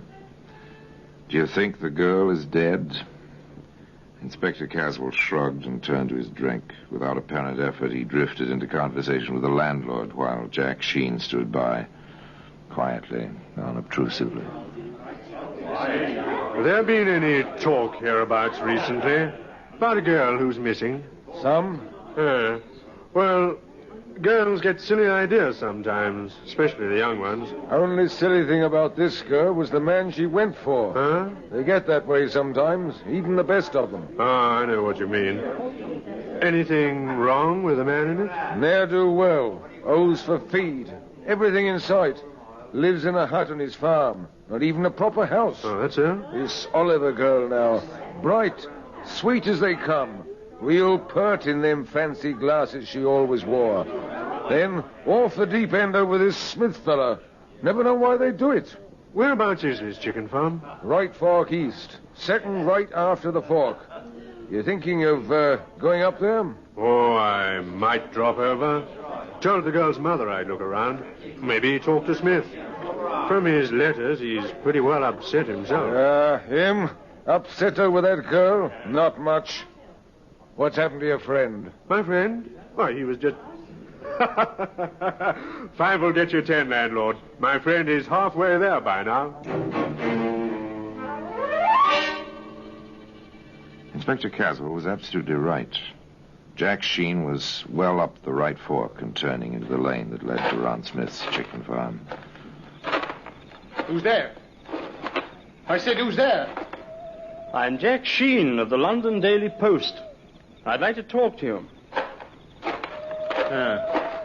What makes you think I want to talk to you?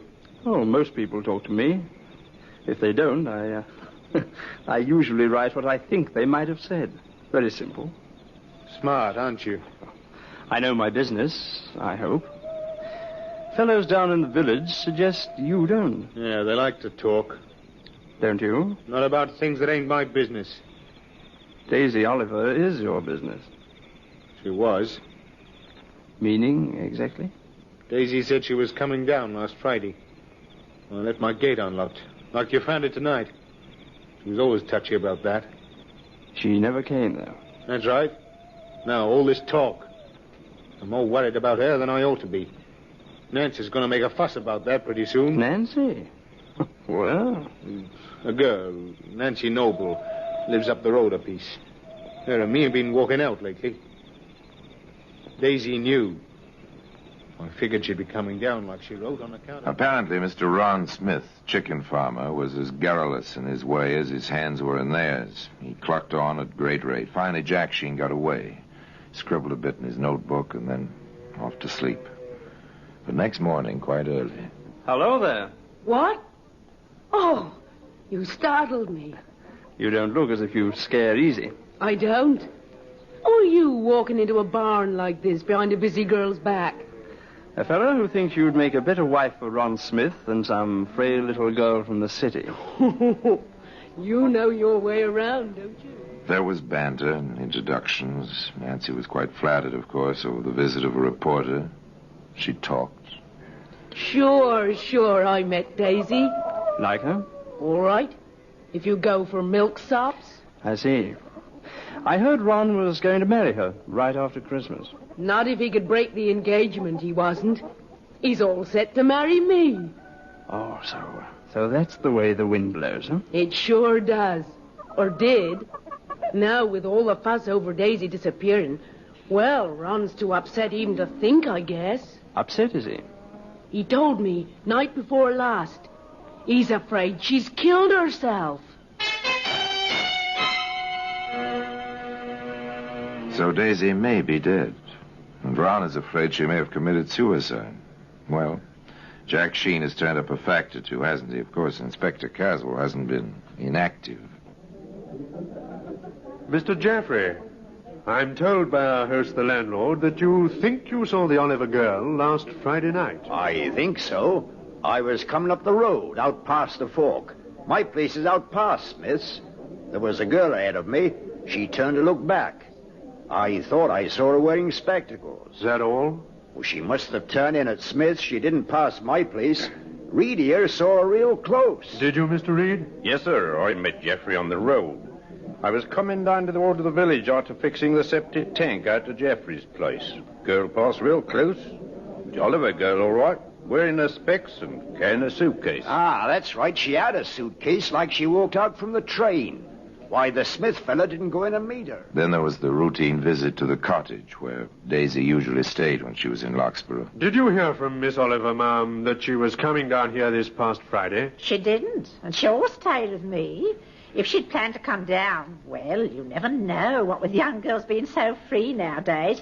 And she had spent all her savings on these trips. She told me that last time she was here. Well, when was that? Oh, about 2 months ago. She seemed so nervous, poor thing. Even then, you know, jumpy, always a little scared, like a rabbit, sort of. Oh, I don't know. I wish I didn't keep thinking. And finally, there was Edith Staple. Miss Staple had a friend in the outlying area, and Miss Staple had been crossing a field near the chicken farm, a kind of shortcut. Yes, Inspector. I'm positive I saw her. I saw two men on the road, too. One passed her. The men met, talked a little, and went on. By the time I passed the lane to Smith's place, she was in as far as the first shed. You saw quite a bit, didn't you? The road is on a little rise just there. I was coming up to it, and everyone was, well, sort of outlined against the sky. Well, thank you, Miss Staple. Thank you very much. There must have been a girl. 9 chances out of 10 it was Daisy Oliver. But how to prove it? Where had she disappeared to? Inspector Castle and Jack Sheen compared notes. They stayed around Blacksboro. That fact alone started the talk, which had impetus enough in any case. People don't just disappear, I tell you. She must be somewhere. She turned into Smith's place. Want to bet she never came out?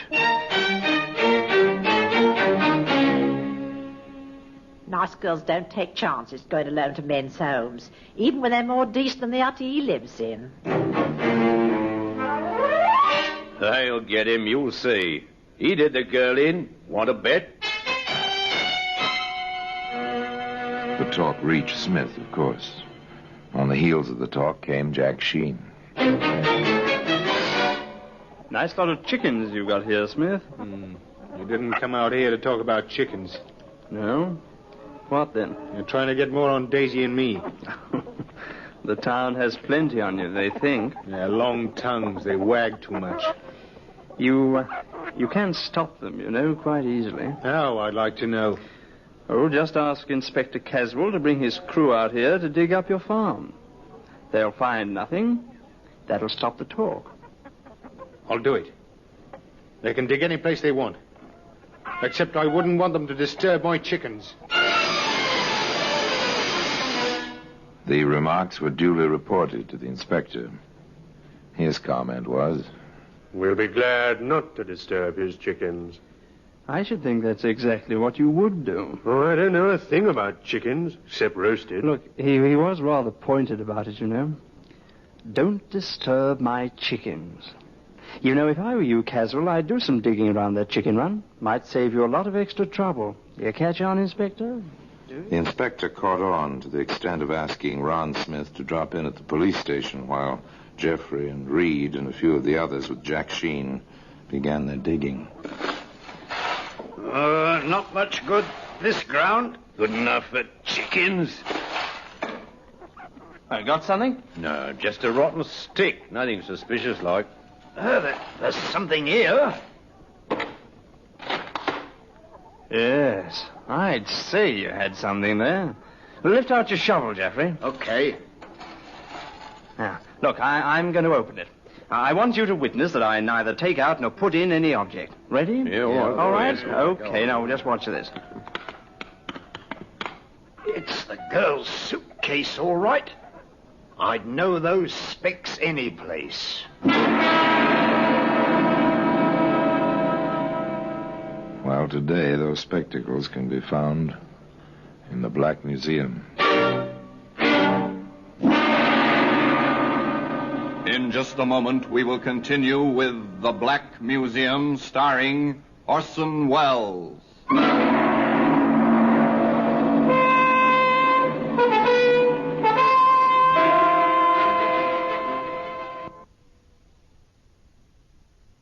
And now we continue with The Black Museum, starring Orson Welles.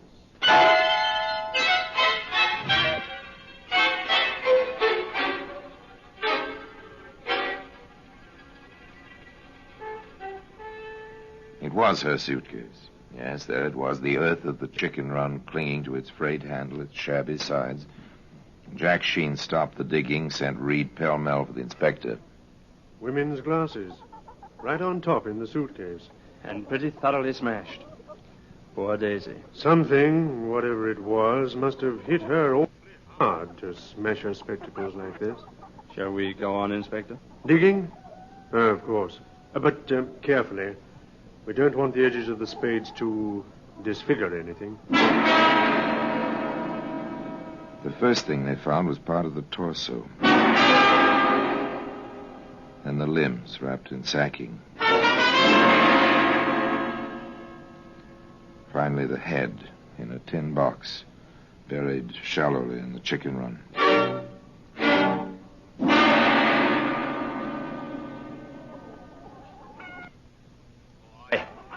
I've had enough. Are we through? Sorry I didn't have a regular police crew for this. You can go along. And thanks. You too, Mr. Reed. Where's Smith? At your local police station, where Mr. Sheen and I will be interviewing him in a very short while. They interviewed him. It was quite simple at first. They gave him the facts. We found her, Smith, thanks to Mr. Sheen here and the strong arms of some of your neighbors. Well, what have you to say? First, I must warn you that anything you may say may be taken down in writing and used as evidence. Now, go ahead. I didn't kill her. I didn't. That's only a beginning. She came down on Friday to have it out with me. She was so nervous. She was all twitchy. She said she wouldn't leave my place until we'd set a date for the wedding. But she knew about Nancy. She knew that. We had a row, a real hard row. Well, I guess I gave in. I said the 27th of December, right after Christmas. Then I promised I'd tell Nancy that night. And Daisy wasn't satisfied until I'd gone right out looking for Nancy. I couldn't find her. I came back and Daisy was hanging from the beam in my hut. She must have jumped from the table. It was awful. What did you do? Why didn't you go for help, a doctor? Well, I cut her down first. I thought there might be some life left. Did you try artificial respiration? And as soon as I got her on the bed, I saw it was no use. But you still didn't call anybody. I was afraid. I panicked. I thought they wouldn't believe me. They'd all think I killed her and try to make it look like suicide. So you buried her? Yes, in the morning. But you cut her up first. You deliberately dismembered the body in an attempt... Have you ever tried to dispose of a body? True, a body is 76% water, but have you ever tried to get rid of one? It's almost impossible to burn without special apparatus. Burying it leaves it intact. What do? Find a lime pit? Even that isn't foolproof. What do you do? After you knew she was dead, you still wrote letters to her home. I couldn't stop doing that. If people were to believe that I hadn't killed her myself. May I, Inspector? Of course, Jack. What about these? Her glasses. You found them, too. How did they get this way? They must have fallen off when I cut her down. I suppose I stepped on them or something. Her head hit the table as I was carrying her to the bed. I couldn't believe Daisy was gone. I couldn't... Smith couldn't believe she was dead. Jack Sheen and Inspector Caswell couldn't believe other items. It doesn't fit, Caswell. It doesn't. What's bothering you about it? Look, a girl who's just been told her wedding date doesn't hang herself in the next half hour. Yeah, I saw that. I sent his shoes down to London to the laboratory. If he did step on those glasses, there'll be bits of glass on the soles or heels. I'm no doctor, Caswell, but did you notice any rope marks on the neck? I didn't. I have sent for one of the medical examiners. We'll know all about that very soon.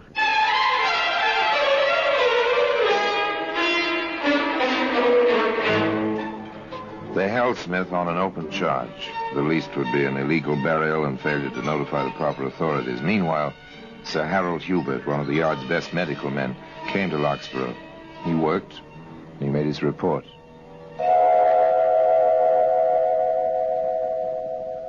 The girl did not die of strangulation, gentlemen. What was that? She didn't. There's a slight discoloration of the throat, but that was probably caused after death. Oh, what did she die from, then? Shock. Caused by the multiple bruises all over her body. That girl was beaten to death.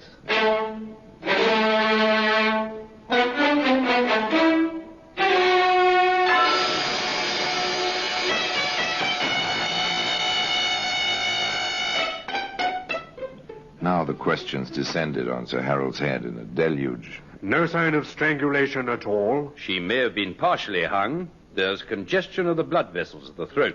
But she didn't die up there. If she was hung at all, she was alive when she was cut down. What else could have caused the congestion in the throat? Manual strangulation. Or she could have been knocked down, as is a logical assumption in this situation.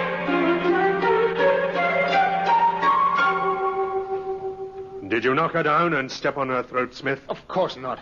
How could I have when she was hanging as I entered the building? You're certain she was hanging and dead? I know she was hanging. I'm as sure as I can be that she was dead. All right. Take him back to the cell. There it was. The expert said no hanging. The man accused contradicted that statement at every turn.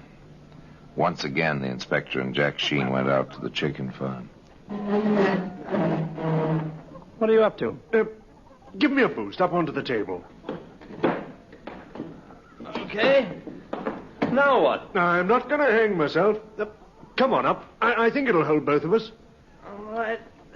Here I come. Huh. Not the safest perch in the world. Okay, now what? Look here. Along the beam. What a filthy animal. Didn't Smith ever clean his place? Maybe it's just as well he never did. Yeah. Look, I don't get it. He said a dozen times he found her hanging. If a rope passed over this beam, as Smith maintains... The dust up here would show the marks. You see any marks, old boy? Not a thing. Not even a bit of rope fiber. Sir Harold is right. No death by strangulation. Not by any rope which passed over this beam. I wonder how friend Smith is... Smith did his best to explain the matter. In fact, he did a trifle better than his best. That's possible. The rope must have caught in the joists. She didn't weigh very much. And by the way, where is the rope? I burned it. It gave me the willies. What kind of rope was it? Ordinary hemp rope. Not sash cord? No, hemp.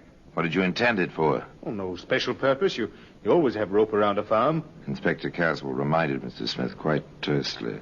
Hemp rope leaves its fibers caught in rough wood when it's passed over the wood. There's no sign of fibers, or any mark in the dust. Well, then the dust settled back after I took her down. How did you take her down? I lifted her with one arm and freed the rope with the other. Now, let's go back to the beginning, Smith. When did you first see her that night? Oh, she came to the gate. It was locked. She called. I let her in. We argued. Then we made up, and I went to tell Nancy. When I came back... Hadn't you better keep the story straight, Smith? That is the story. You said before you cut her down. You told Mr. Sheen you left the gate open because finding it closed upset her always. Then I made a mistake. Oh, you made a mistake, all right. You made your story much too involved. You see, the laboratory has reported on your shoes. Not only are there no bits of glass in them, proving you did not step on them, but there are traces of lipstick on one and traces of contact with human skin on both. I submit, and I shall so state to the jury at your trial, that you attacked the girl with force and violence, that you smashed her glasses on the table, that you beat and kicked her into insensibility and death. Your story tripped you, and the laboratory did the rest. I'd say, Smith, next time, keep it simple. But I doubt if there'll be any next time for you. Well, today, those spectacles can be seen in the Black Museum.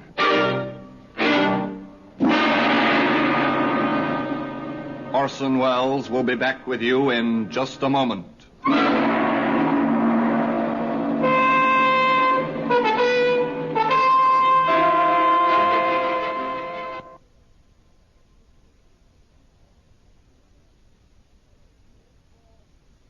Now here in person is Orson Welles. Exactly how Daisy Oliver met her death was never brought out, not even at the trial. Whether Ron Smith beat her to death or whether she fell to her death, no one knows. But she was murdered, and by Ron Smith. There's no reasonable doubt about that. Nor was there any doubt about this man's character. Not only did he write of his concern over her disappearance to Daisy's mother, not only did he write long, endearing love letters to a girl he knew was dead, that from his cell, as he awaited trial, he sent a wreath to her funeral, palm leaves and one lily, with the phrase attached, "Until we meet again." I wonder if they ever did meet again. Well, until next time, till we meet in the same place, and I tell you another story about the Black Museum, I remain, as always, obediently yours.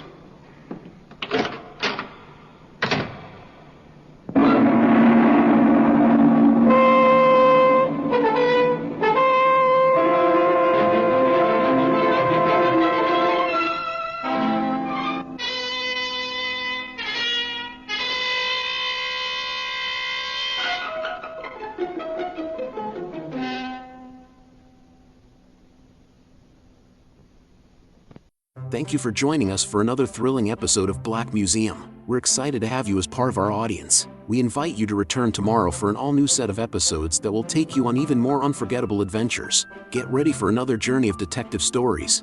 Our next featured program, The Secrets of Scotland Yard, will take you into a world of crime, mystery, and suspense. We're always eager to hear from our fantastic audience. Your feedback fuels our passion for delivering the best in vintage entertainment. Feel free to share your thoughts, opinions, and suggestions. We value your input and strive to make your listening experience even more enjoyable. If you're looking to enhance your Microsoft Access skills, look no further. Reach out to them at 615-420-2040 and ask for Mark. Once again, thank you for being a part of our Golden Age radio community. Get ready for more riveting stories, captivating characters, and timeless entertainment. Until next time, stay tuned and keep the nostalgia alive.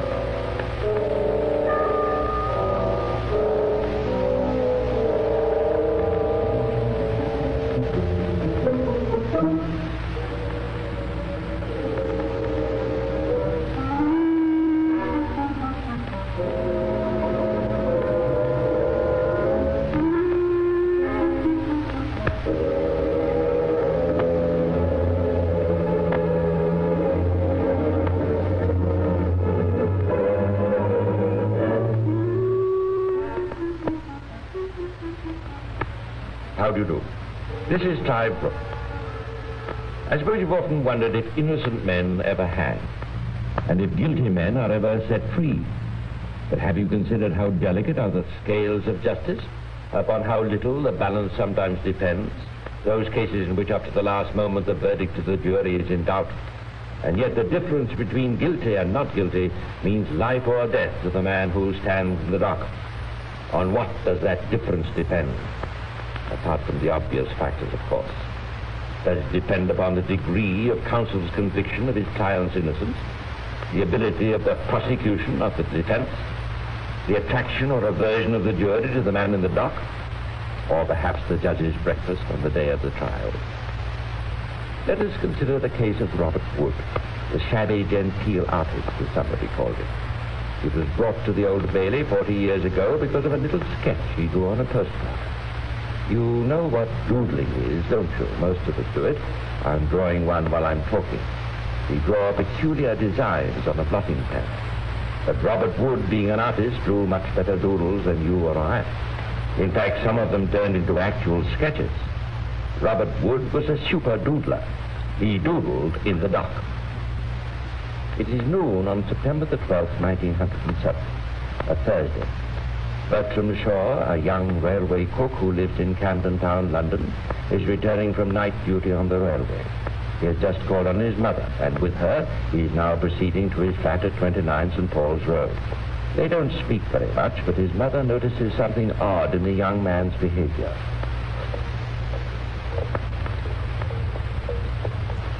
What's the matter, Bertie?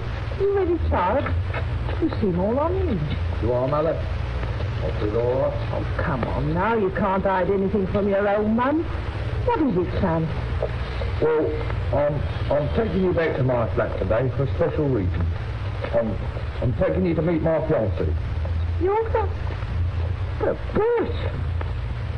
But when did you get engaged? We only decided yesterday. Well, that is... Who is she? Have you known her long? Yes.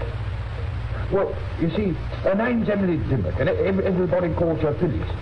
So she's at your flat now? Yes, and Steve, be nice to her when you meet her mother. She's had a hard time of it all her life, and she really is the sweetest girl. You'll see for yourself. Actually, Bertram Shaw and Phyllis Dimmock were known as Mr. and Mrs. Shaw in the rather disreputable neighborhood in which they lived. What the young man did not know was that his intended bride was taking advantage of his night work on the railway to live a very different life on her own. With his mother beside him, and anxious to get the occasion over and done with, young Shaw hurriedly entered his flat. There he was brought to a standstill. His beloved Phyllis was lying on the bed in a peaceful attitude of repose. But something was quite definitely wrong. You see, her head had been cut off.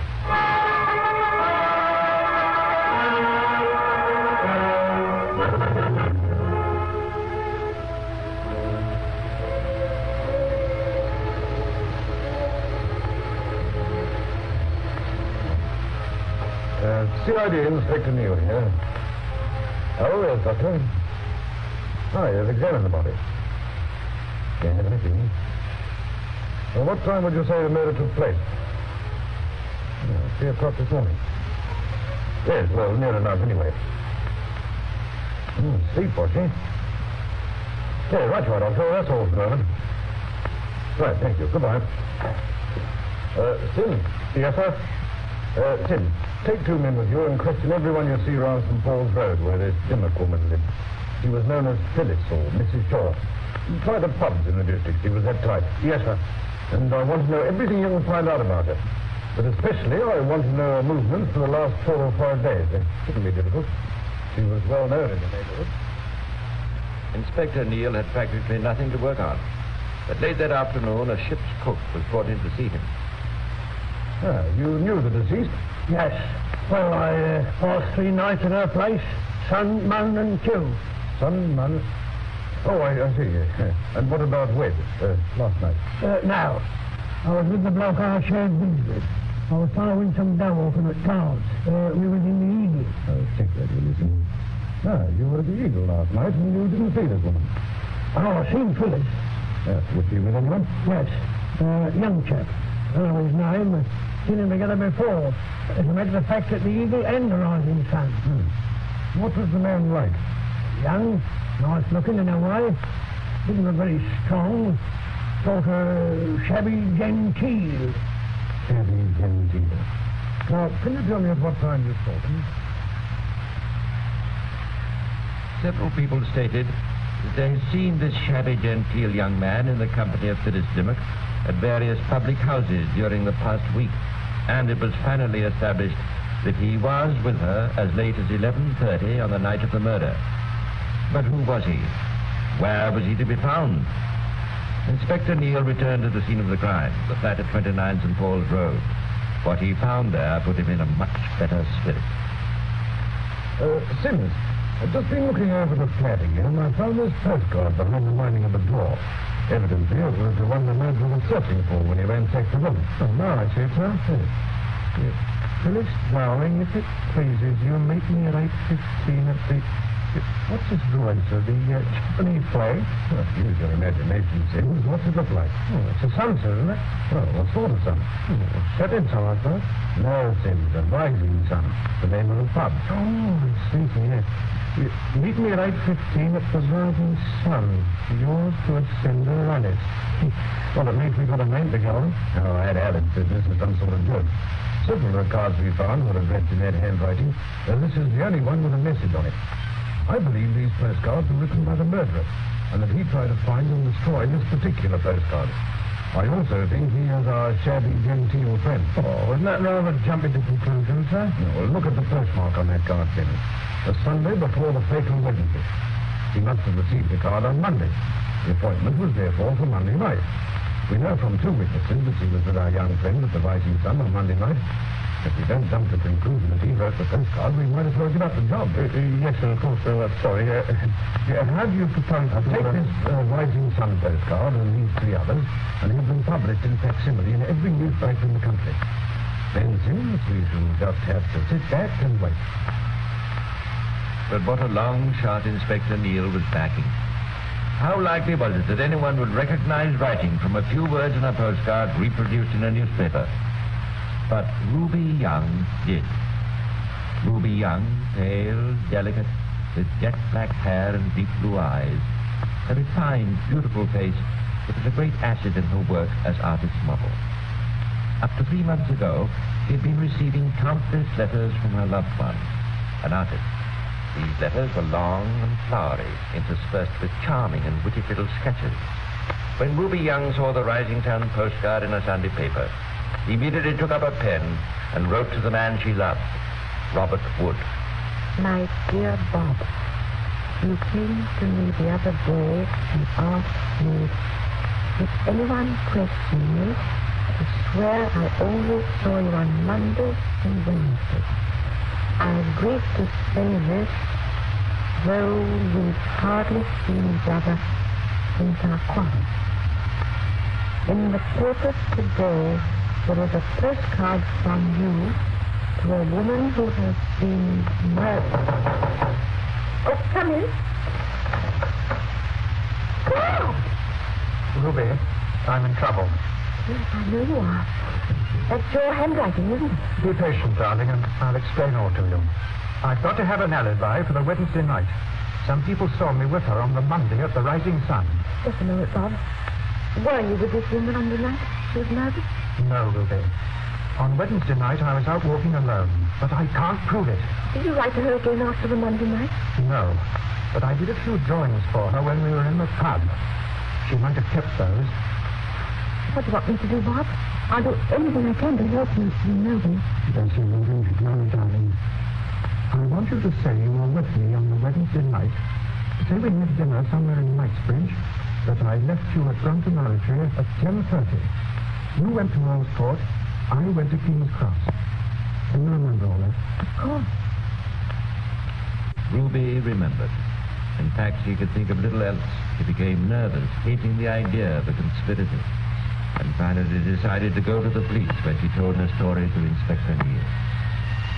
Ruby was asked to meet Robert Wood at a certain spot in the Great Inn Road, and there on a windy afternoon in October, 3 weeks after the murder of Phyllis Dimmock, the inspector waited for the man he firmly believed to be the murderer. A little way off, Ruby waited also. One can imagine her feelings as she watched her lover approach to keep the appointment she had made with him, knowing as she did that the kiss she was about to give him would deliver him into the hands of Scotland Yard.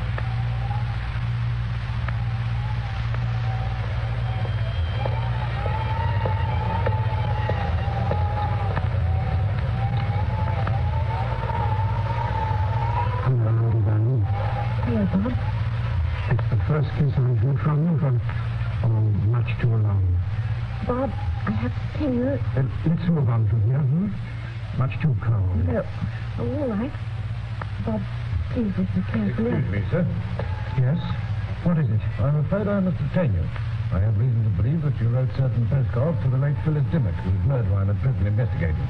I only wrote one to her. Nevertheless, I'm afraid you'll have to come with me to the station and answer a few questions. Bob! Don't cry, darling. I have to go with this gentleman. Oh, be brave, Bob. Be brave. Leave the rest to me.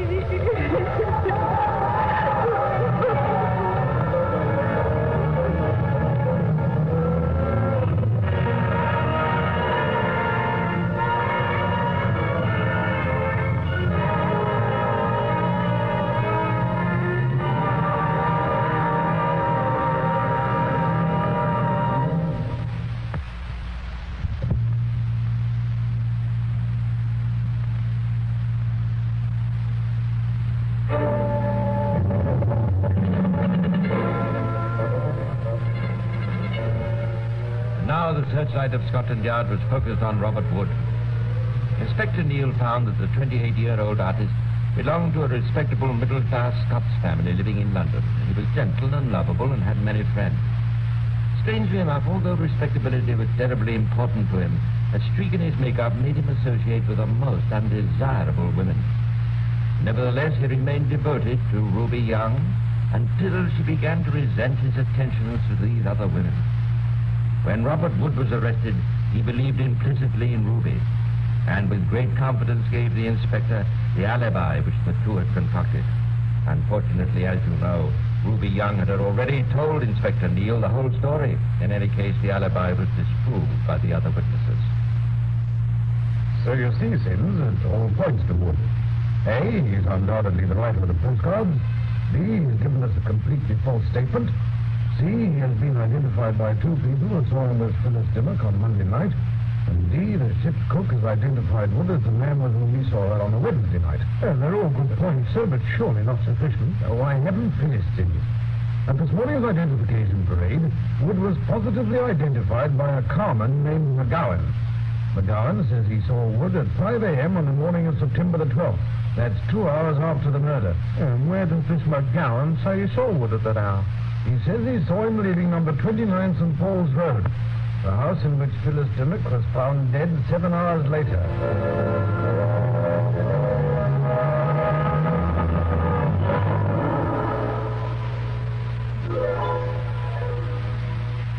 The police had done their job. All they found about Robert Wood pointed to his being responsible for the woman's death. The motive only was lacking. Robert Wood now sat in Brixton prison awaiting his trial. How do criminals fill those hours? Do they sleep? Do they read? Take their minds off their predicament? Do they write letters to their friends? Robert Wood drew pictures. The massive array of evidence against him seemed to worry him not a jot. But Scotland Yard merely presents the facts without question. It presents the truth, not necessarily the whole truth. That must come out in court. Take, for instance, one of the main items that the police gave the Crown by way of evidence against Wood. A carman named McGowan stated that he saw a man leaving number 29 St. Paul's Road at 5 in the morning. He stated that the man was of stiff build with broad shoulders and that he wore a bowler hat and his coat collar was turned up. He later identified the prisoner Wood as the man he had seen, saying that he recognized him by the peculiar swing in his walk. So said the police and McGowan, and that was part of the evidence used by the prosecution in court. But what happened to this evidence when the defending counsel, Mr. Marshall Hall, cross-examined McGowan? How reliable was the man's memory? How much was his evidence worth?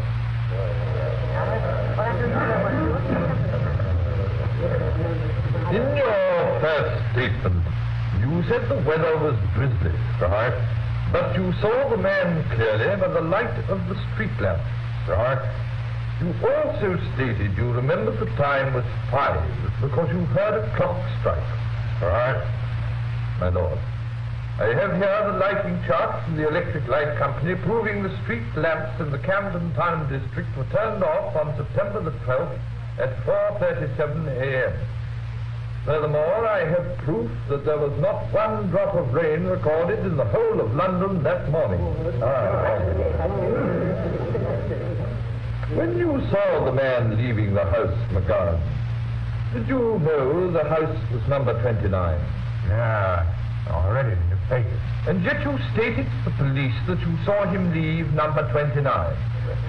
So, at the identification parade, you recognized the prisoner as the man by his peculiar walk. That's right. A kind of swing. And yet you mentioned nothing about it in your statement.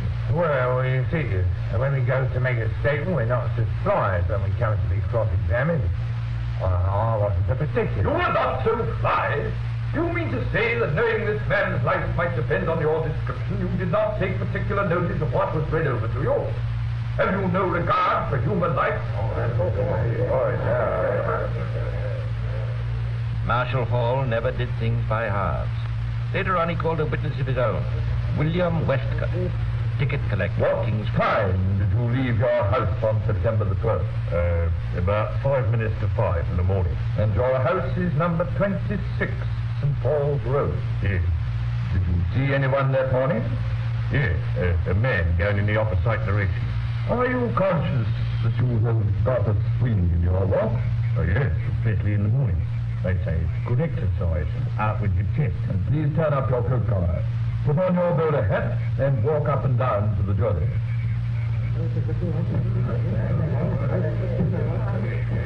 Sure enough, there was a definite swing in the man's walk. From that moment on, McGowan's evidence was worthless. Another item presented to the Crown by the police was the statement of the ship's cook who had spent the 3 evenings previously to the murder with Phyllis Dimmock. He had seen Wood with Phyllis on the fatal Wednesday night, or so he said. Marshal Hall quickly found the weak link in the man's statement.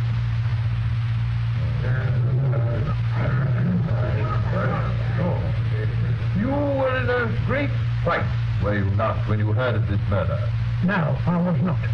When you heard of it, did you realize that except for the murderer... I was next man to him, the next man to the prisoner. No, the next to the murderer, which is a very different thing, if you please. You realized your danger. It was a very unpleasant situation. Yes. Did you speak to a woman called Mary about the case? Yes. Look up, man, look up and speak up. You're in a court of justice. Now, did this woman give you a description of the man whom she said was known as a friend of Dimmock? Yes. So that you could easily have picked out the prisoner from May's description of that man? I could, yes. I implore you not to laugh, madam. A man's life is at stake. It was certainly no laughing matter for the ship's cook, whose evidence and identification of Wood had been completely discredited. He left the stand sweating from every pore. That night in prison, the young artist on trial for his life wrote to his brother. Dear Charles, my feelings were strange today, such that I cannot describe, though peaceful. Whispers of good cheer came from every direction. Little did I think that one day I should appear on the capital charge. To be tried for one's life is, I find, sufficient for the day, and I am very weary. I understand there are great odds to face that may end disastrously, but I will carry my head high. Astounded was the false alibi that he had concocted with Ruby Young.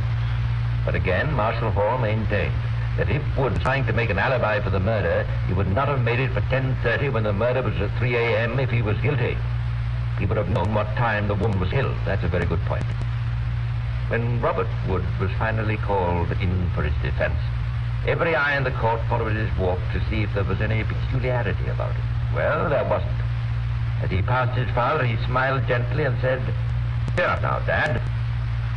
He gave his evidence badly, showing all his weaknesses, his vanity, his affectations, his love of the dramatic, but nevertheless with a calmness and serenity which staggered the crowded court. His counsel commented on it in his final speech to the jury. Members of the jury, how could this delicate, amiable little artist have done this dreadful crime? His unruffled demeanor throughout the trial is based on an unruffled conscience. What is the evidence of murder? The only iota of evidence against the man is that of the carman, who has been shown to have a faulty memory, and Ruby Young, whose statement was invented out of revenge. A gross and indignant lie. You cannot hang a man on evidence such as that. I defy you to do it. I defy you. I do not merely ask for a verdict of not guilty. I demand. The prosecuting counsel described Wood as a cold-blooded murderer, and it seemed as if the presiding judge, Mr. Justice Grantham, was inclined to agree with the prosecution. The court, crowded with Wood's sympathizers, heard point after point right up against him in the summing up. It must not assume that because no motive has been shown on the part of the prisoner, that therefore he must be not guilty. There is no doubt that the dead woman was murdered by a man who was leading a double life. Gentlemen, the whole evidence seems to prove that the prisoner has been leading a double life.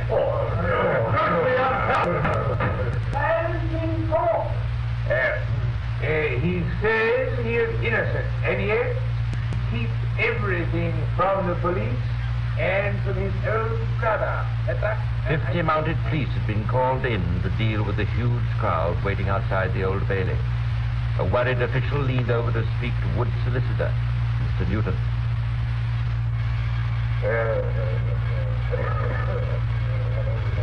I don't know what will happen if the verdict goes against him. I don't think we can control the crowd. We'll have to. The judge is determined. I've never heard such negative summing up. Look at that fellow, Wood. He's the only one who's the least excited. What's he writing? Good Lord.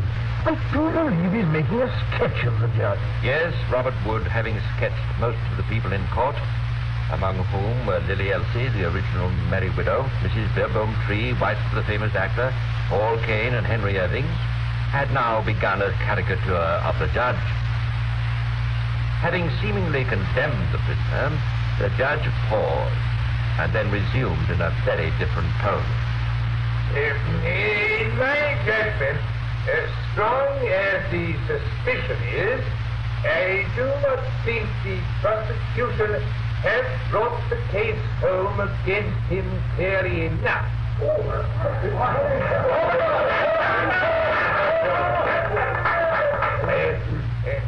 Although it is, of course, a matter for you and for you alone, gentlemen, it is my duty to point out to you that unless you find that the evidence is so much against him as to warrant a conviction, you must give him the benefit of the doubt. This amazing change of attitude has never been fully explained. Marshal Hall thought that the judge, seeing the jury obviously in Wood's favor, was trying to steal the glory due to him, the defending counsel. But this is a doubtful explanation. Certainly there was glory for Marshal Hall at 8:15 on that December night when the foreman of the jury spoke those miraculous words, "Not guilty." Robert Wood. The court about him was going wild. Mrs. Beerbohm Tree rushed from the building to the stage of His Majesty's Theatre and announced to a cheering audience the innocence of the popular artist. Women fainted with joy in the courtroom itself, and even one of the policemen was heard to shout, "Hooray!" But what of the young man whose neck had just been saved? What emotion was he showing? Elation? Triumph? Relief? No, none of these. There, among the cheering multitude, he was quietly finishing his sketch of the judge. Later, he wrote,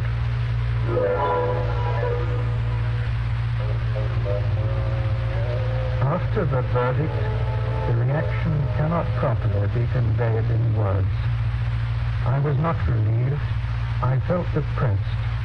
I received with a sort of fainting feeling in my stomach, though it did not outwardly affect my composure. I was overwhelmed with sadness. I believe I was the only person who did not rejoice at the result.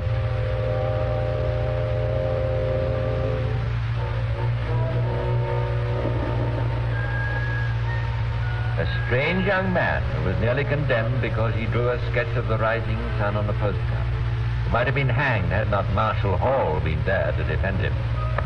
And so the Camden Town murder remains one of those unsolved mysteries that from time to time trouble the conscience of Scotland Yard.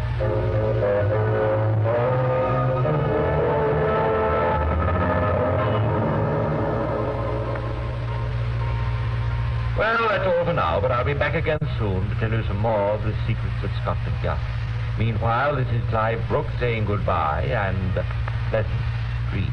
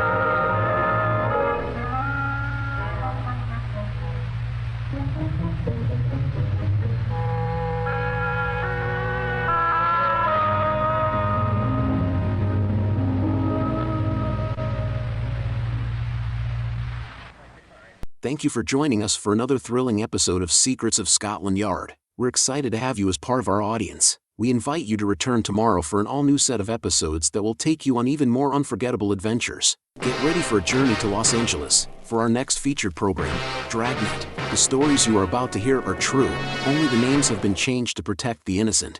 We're always eager to hear from our fantastic audience. Your feedback fuels our passion for delivering the best in vintage entertainment. Feel free to share your thoughts, opinions, and suggestions. We value your input and strive to make your listening experience even more enjoyable. If you're looking to enhance your Microsoft Access skills, look no further. Reach out to them at 615-420-2040 and ask for Mark. Once again, thank you for being a part of our Golden Age radio community. Get ready for more riveting stories, captivating characters, and timeless entertainment. Until next time, stay tuned and keep the nostalgia alive. Subscribe for more videos.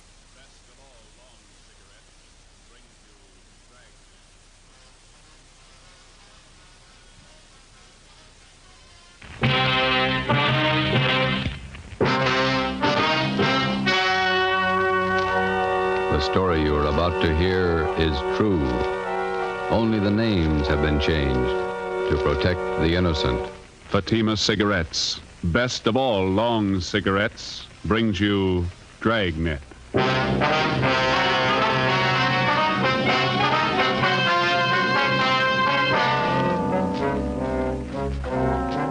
a detective sergeant. You're assigned to homicide detail.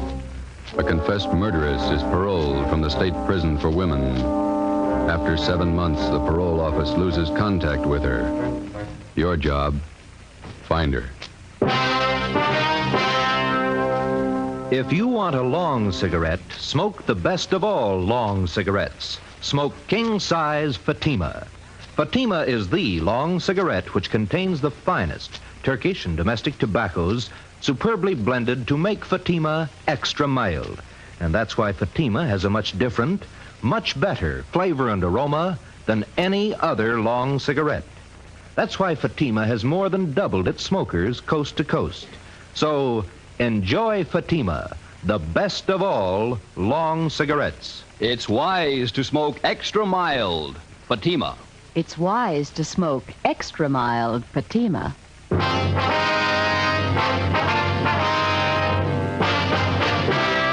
Dragnet, the documented drama of an actual crime. For the next 30 minutes, in cooperation with the Los Angeles Police Department, you will travel step by step on the side of the law through an actual case from official police files. From beginning to end, from crime to punishment, Dragnet is the story of your police force in action. It was Thursday, March 9th. It was foggy in Los Angeles. We were working a day watch out of homicide detail. My partner's Ben Romero. The boss is Thad Brown, chief of detectives. My name's Friday. We were on our way back from the State Building, and it was 2:45 p.m. when we got to the City Hall, room 29. Handwriting analysis. Want to have a seat, Fred? Okay, thanks. I'll see if Don's around. Maybe in the back room. All right. Don Meyer. Don, you here?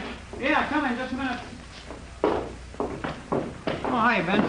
Got a quick job for you, Don. Can you spare a few minutes? Think so? Hi, Joe. Didn't see him. I'd like to have you meet Fred Galloway, state parole. Fred, this is Don Myers, our handwriting man. All right. Got a couple of signatures here. I'd like to have you check them now if you can. No, I can try. Let's see what you got. You want to show them, Fred? Yeah. These 3 sheets here, Don, marked November, December, January. I'd like to know if the signatures on them compare with the signatures on these 2 here. They're marked February and March. Let me see. Thanks. Mm-hmm. Yeah, well, it shouldn't take long. Why don't you fellas have a seat? Huh? Yeah, okay. How's this thing shape up, Fred? You figure that the Johnson woman's jumped her parole? Got me. I don't know what to think. How long's it been since she got out of prison? Well, let me check you out on the details. I got the dope right here. All right, fine. Annie Marie Johnson. She was sent up for a life term, 1933. Murdered her husband, John. Shot him to death. Started appealing for parole 1940. Finally won it May 14th last year. Paroled into the custody of Mrs. Laura Jean Muller. Mm-hmm. Where does this Mrs. Muller live? On Wilmington. Old friend of the Johnson woman. She fought for 10 years to get her released from Tehachapi. Have you been in touch with Mrs. Muller lately, Fred? Only by mail. We've been sending her monthly report forms all along. She's the person that Annie Johnson was paroled to, so the form has to be filled out, then signed by Mrs. Muller and mailed back to me. Yeah, I know. And that's where you figured that something was wrong. Well, we got the February and March reports back from her on time. All the usual questions answered properly. And it was the signature. Writing didn't look like Mrs. Muller's at all. You think the Johnson woman is faking the signature? Maybe. Tried to contact the Muller house half a dozen times the past couple of days. Nobody home. There you go, man. You got it? Yeah. Let me see. These three here, November, December, January, they were signed by the same person. Yeah. Signatures on the February and March reports. They're pretty bad imitations. One person signed these two. Another person signed these. No match at all. Well, then the signatures on the last two reports were forged. I'd say so. She went up for murder. That's your department. You want to run it down? Sure. What's it add up to? Could be a lot of things. Could be nothing. Annie Johnson ought to know. Ben and I checked out of the office and drove down to Wilmington. We located the home of Mr. and Mrs. Joseph Muller on Seaboard Drive, just off Anaheim Street. It was an old-fashioned two-story house set back on a big corner lot along with plenty of shrubbery. It was a faded gray with lots of Victorian gingerbread hung all over it. Fancy carved gables, carriage driveway with hitching posts, and pieces of thick colored glass set in some kind of a design in the window of the front door. Out in the harbor beyond Terminal Islands, you could hear the foghorns.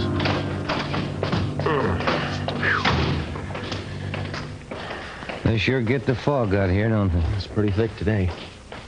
My aunt used to live just above here, Grant Avenue. Oh, uh-huh. Couldn't take the fog, so she moved out the valley. Garden could stand some taking care of. Yeah, weeds are doing fine. Want to try it again? What do you think? Let's try the neighbors, huh? Yeah, all right. That house across the street must be somebody there. I saw a woman shaking a dust mop out the window when we drove up. All right. Kind of a bleak-looking spot up here on the hill, isn't it? Not many houses around. Yeah, and this fog's doing nothing for me. Chills you right down to the bone. What's the name on the mailbox there? Let's see. Miss Flora Carpenter. Well, maybe she can tell us something.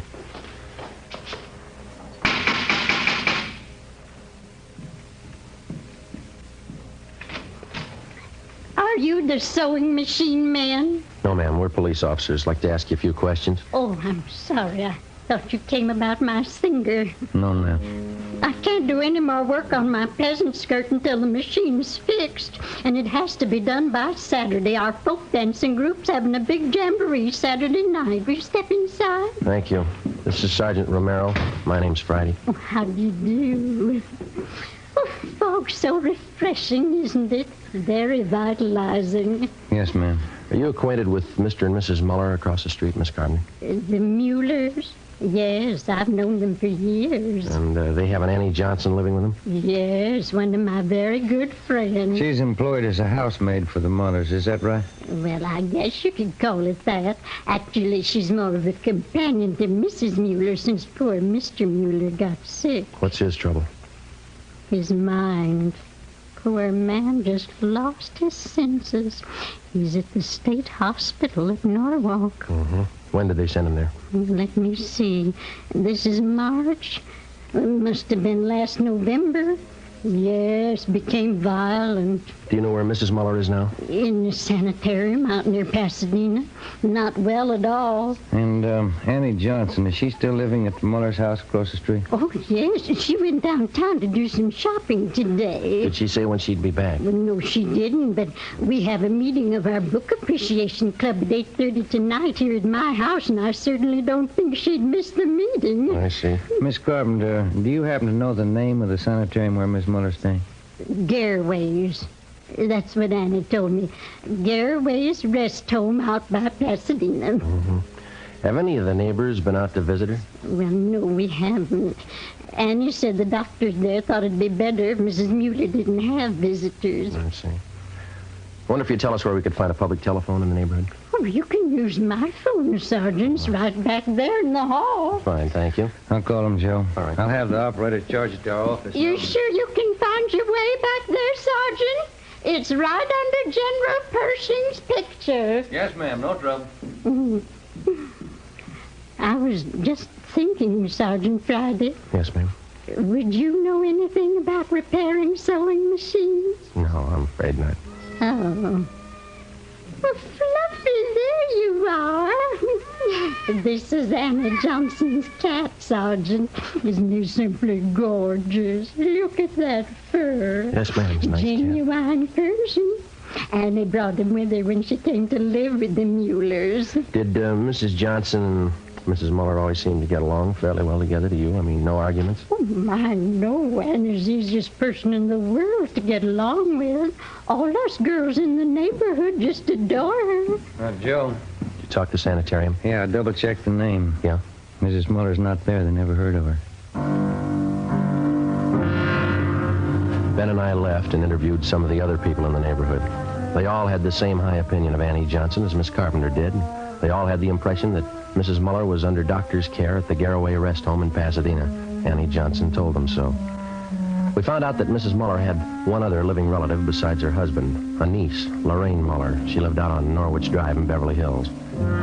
5:30 p.m. Ben and I drove back to the office and made a spot check of every private rest home and sanitarium listed in the Los Angeles area. Mrs. Muller wasn't at any of them. We called the state hospital at Norwalk, and they informed us that Joseph Muller was there, having been committed the 2nd of November the previous year. He was critically ill. We put in another call to the Muller home. Still no answer. 6:15 p.m. We drove out to Beverly Hills to the home of Mrs. Muller's niece, Lorraine. She was a tall, good-looking girl with blonde hair and a bad cough. I don't think I can help you, Sergeant. I moved out of my aunt's house 3 months ago. I haven't seen her since. Were you staying at the house when Annie Johnson came to live there? I was raised in that house. Mother and Dad died when I was a baby, and Uncle Joe and Aunt Laura took care of me. They're wonderful people. Would you mind telling us why you moved? I don't mind. Everything was fine until Annie Johnson came. I didn't get along with her. We fought all the time. Oh, is that so? I don't know why. I just didn't like her. When Annie moved in, she took over the whole house. What's the connection between your aunt and Mrs. Johnson? Any blood relationship there? No. Annie was a school chum of Aunt Laura's. When they sent her to prison for killing her husband, she wrote for help. And your aunt helped her? She worked for 11 years at it. I don't know how much money she spent. Lawyers, you know. Yeah. She finally got Annie parole. And then she took Mrs. Johnson on as a housekeeper, is that right? Yeah. She never did any work. She acted like she owned the house. Like my aunt and uncle owed her everything they'd done for her. When's the last time you heard from your aunt?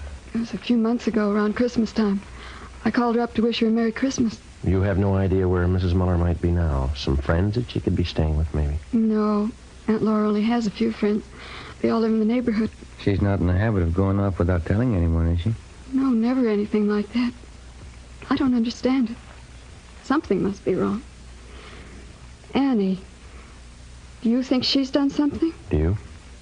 No, she couldn't have. She owes everything to Aunt Laura. Her freedom, a good home, nice clothes, money. Everything my aunt could give her. Some people are like that. If it's free, they never get too much. Before we left Lorraine Muller's house, we got the name of her aunt's lawyer. We had dinner at a lunch counter on La Cienega, and then we drove back to Wilmington to the Marr house. Lights were burning in the front windows. The fog was thick now.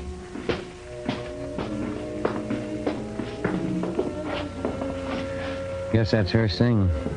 Yeah. You want to ring the bell? Mm-hmm. Can you see in through the curtains, Joe? Yeah, she didn't hear it. Let's ring it again.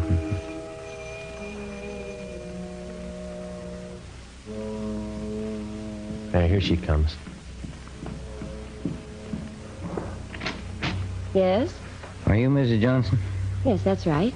What is it? Police officers, our identification. Oh. Yes, won't you come in? Thank you, ma'am. Thank you. We'll go in the parlor, shall we? All right. No. We're February and March. Yes? We think the signatures on those 2 reports are forged. Oh, those. Mm-hmm. Oh, yes. I don't know what to say. I really didn't think it was that serious. I knew the reports had to be sent in. Did you sign Mrs. Muller's name on them? Well, yes, I did. You see, Laura Muller's at a sanitarium now, resting up. Mm-hmm. I didn't want to bother her with all this business, so I signed them and put them in the mail. But forgery, I didn't think it was that serious. Mm-hmm. Which sanitarium is Mrs. Muller staying at? Garraway's. A very nice place. It's near Pasadena. She's been there about 2 months now. Have you been out to visit her yet? No, I haven't. I'm a little ashamed of myself. I've just been too busy keeping up the house here. It's lots of work. Yes, I understand. I suppose you drove Mrs. Muller to the sanitarium. As a matter of fact, I didn't. You see, we don't have a car, so she took a taxi cab. Have you telephoned Mrs. Muller at the sanitarium? Yes, just once, the day she went in. She's there for a good rest. I don't feel that anyone should bother her. Not even myself. Does she have any other relatives? Besides her husband, that is. None at all. Poor Mr. Muller. We had to send him away, you know, to Warwick State Hospital. Mm-hmm. Yes, ma'am. It got out of hand. Just terrible. He almost murdered poor Laura once, and those were awful days. He's much better off where he is. Yeah, it's too bad. Well, that's about all, Miss Johnson. Oh, here. Let me show you to the door. Thanks. You'd better contact your parole officer the first thing in the morning and clear up this matter of the reports. I'll do that. Thank you. Mm-hmm. Good night, Miss Johnson. Thanks again. All right. Good night.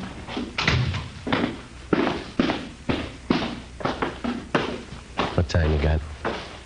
20 minutes after 8.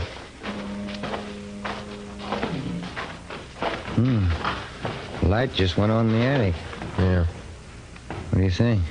We better go take a look around. What do you think we'll find? I don't know. Maybe a reason for some of those lies she told us. 8:35 p.m. Annie Johnson left the house and crossed the street to Miss Carpenter's place. In the Muller house, in a small desk in one of the rear bedrooms on the first floor, we found a file from Mrs. Muller's business papers.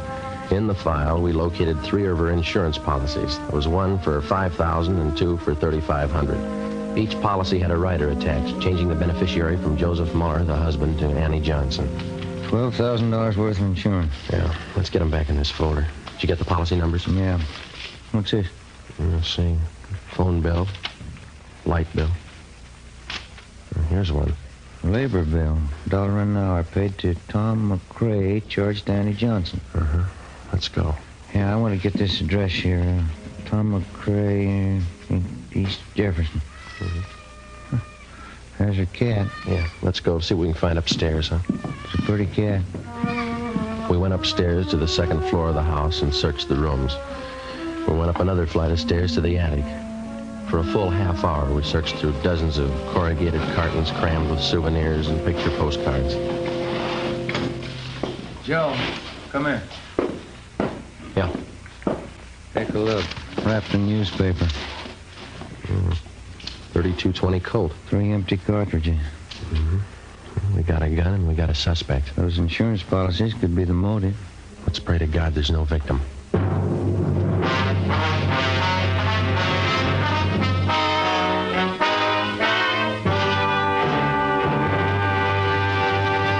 You are listening to Dragnet for the step-by-step solution to an actual police case.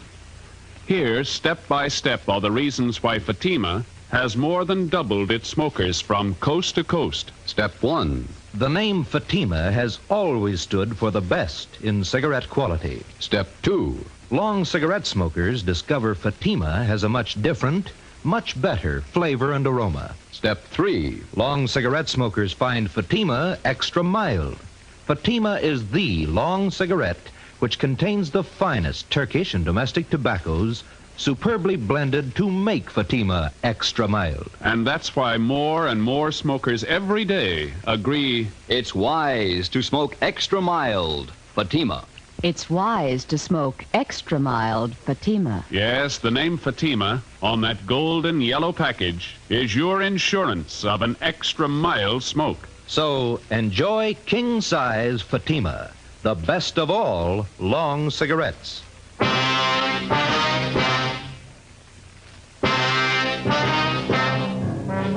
10 p.m. immediate stakeout was placed on the Muller residence in case Annie Johnson made an attempt to leave during the night. Ben and I took the gun that we'd found to the crime lab for analysis. The next morning, we checked with the Muller's family attorney. He had no idea as to the whereabouts of Mrs. Muller, but he told us that about 3 months ago, she'd ordered him to draw up a new will for her. Under the new provisions, Annie Johnson was to be the sole heir of the Muller house and property, plus an additional $1,500 in bonds. Friday, March 10th, 11 a.m. While Ben checked with the insurance company, I met with Captain Elliott of Homicide. You got everything but a victim, huh? Where are you looking? We'd like to shake down the Muller house again before we look anyplace else. Didn't have a chance to give it a thorough going over last night. You're sold on the idea it's a Johnson woman? Looks like it. Sure it couldn't be a freak disappearance? No, sir, not in my book. Annie Johnson's got some big reasons for lying to us. I'd like to find them. How do you figure on doing that? Well, if we could pull her in and question her, just to get her away from the Muller place, I'd like to take a detail of men out there and shake the house from top to bottom. Just checked with the insurance companies that issued Miss Muller's policy. Yeah. And we got it right. Annie Johnson gets the dough if Mrs. Muller dies. Oh. Something else. The changes in the policies were made during the last 2 months at her home. It doesn't jive. Why not? Well, Annie Johnson told us that Mrs. Muller's been in the sanitarium for more than 2 months. Here's a capper, Joe. What's that? Gil and Cenas went out to the state hospital at Norwalk to talk to Mr. Muller. Yeah? Joseph Muller died at 8 o'clock last night. Death from natural causes. What's that prove? Wait a minute. When Joseph Muller was committed to the institution, Annie Johnson figured prominently in that commitment. She had a lot to do with sending him away. Didn't take any chances, did she? Annie Johnson is left with the house, the bonds, and the insurance money. She had all the answers. Yeah, all but the right one. While Captain Elliott called in Annie Johnson and questioned her, Ben and I, together with a detail of men from Homicide and Lieutenant Lee Jones from the crime lab, drove out to Wilmington and started a thorough search of the Muller house. We took it floor by floor, starting with the attic. By 4 o'clock that afternoon, we had searched the attic and the second floor completely without finding any additional physical evidence. 5:30 p.m., still nothing. The fog was coming in thick now. Captain Elliott called and said the Johnson woman was on her way home. The search went on. Anyone checked the cellar yet? Let's give it a look, huh? Okay. Joe, come on down. Please with me. We're checking some stains. What do you got, Lee? Picked up this line of stains here, Joe. They run down from the top of the stairs. Pretty faint. Let me see. Mm-hmm. Try a few drops of benzodine, see what happens. Okay. Let's have a look around, Gil, see what we can find. There's no lights down here. You'll have to use your flash. I got one.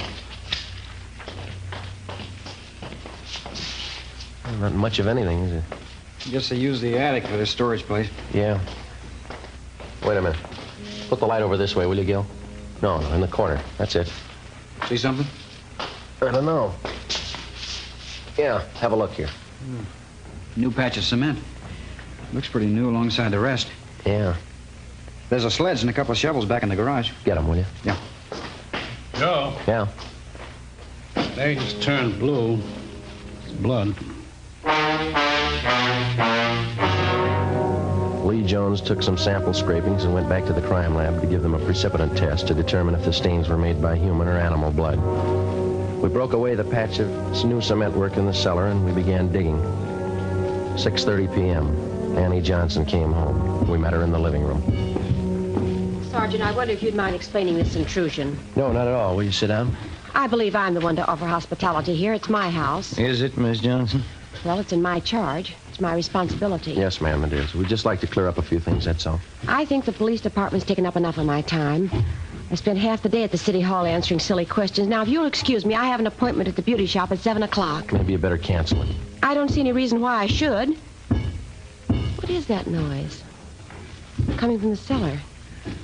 Someone's down there. They're police officers, Miss Johnson. We're searching the house. Searching this house? With whose permission? Maybe they didn't make it clear to you downtown. We've got a good reason to believe that a crime's been committed. Why? Mrs. Muller. She's missing. I told your Captain Elliott this afternoon. Laura could have left the sanitarium. She might have gone east to visit some friends in Cincinnati, I think. She has some friends in Cincinnati. How could Mrs. Muller leave the sanitarium? She was never there. Maybe she didn't stay at Garraway's. Could have been another rest home. But you said you phoned her at Garraway's. You said you talked to her there. Those men downstairs, they're going to dig up the whole house? That's right. This bill, Mrs. Johnson, would you mind telling us what it was for? There was a section of the cellar floor. It had never been cemented. I decided to have it done while Laura was away. The men are digging it up, Miss Johnson. Well, why are they digging it up? What right have they? Investigation. We'll see that the cement work is redone when we're finished. This is impossible. I forbid it. This house is my responsibility. No need to worry. Everything will be left exactly the way it was. We'll leave the house just as soon as the men are finished. Oh, well, then perhaps I can keep my appointment with the hairdresser. I won't be long. Should be back around 9. I'm sorry. I think you better stay. But I've told you everything I know. Did you kill Laura Muller? Did I kill... I can't take any more of this. Why would I want to kill Laura? She's done everything for me. She's given me a new life. Did you kill her? Why, no, of course I didn't kill her. Well, then there's no need to be upset. Oh, my nerves. I got to have something. Glass of sherry. Yes. Diggy, how long is it going to take them? That all depends, ma'am. There's no reason for this. You don't know that anything's happened to Laura. That's right. Laura's the best friend I have in the world. 11 years. That's how long she fought to make them let me out of prison. She's the only one who believed in me. Yes, ma'am. She is. She's given me everything. She wants me to have everything. Everything I want. I wouldn't have a reason for killing her. What, my clothes, my home here, money. They're all Laura. She's given them to me. Would you like a glass of sherry, Sergeant Friday? No, thanks. You know, Laura was much older than I, Sergeant. She could have taken her own life. She didn't have much to live for. Old and sick. But I got everything to live for. Laura used to tell me that. So she gave me everything. Laura was much older than I. Would you care for a glass of sherry, Sergeant Romero? No, thank you. This whole thing's so silly. Laura's away on a trip. She's much older than I am, you know. I'm 38. You wouldn't take me for a woman 38 years old, would you, Sergeant? No, ma'am. I know I'm not really young anymore, but I'm still attractive, don't you think? A lot of men prefer mature women. Women with experience, background. I'd know how to take care of a man.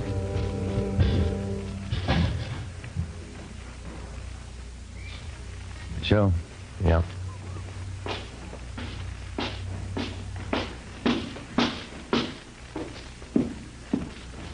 Joe, come here, my way. Yeah? We found her.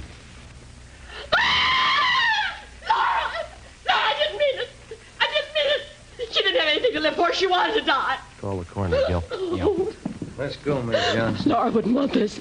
She knows I didn't mean it. She's the only one who knows what I went through. Years in prison. Laura understood me. She gave me everything, everything. Yes, she did. Ask anybody. They all know how Laura felt about me. Ask anybody. We can't ask her.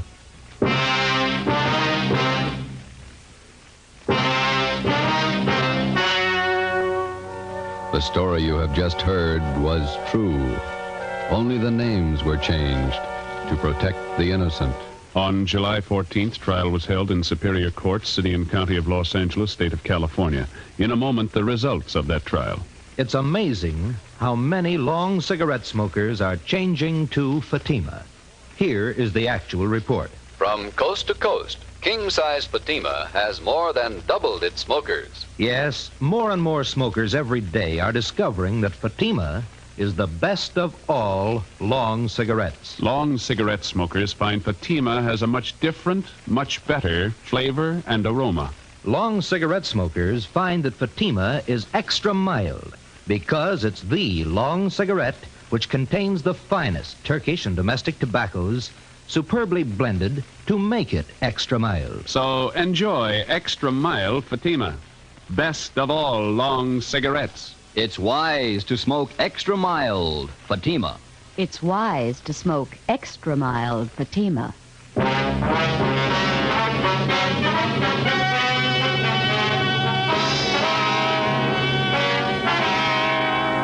Annie Marie Johnson was tried and convicted of murder in the first degree. She was executed in the lethal gas chamber at the state penitentiary, San Quentin, California.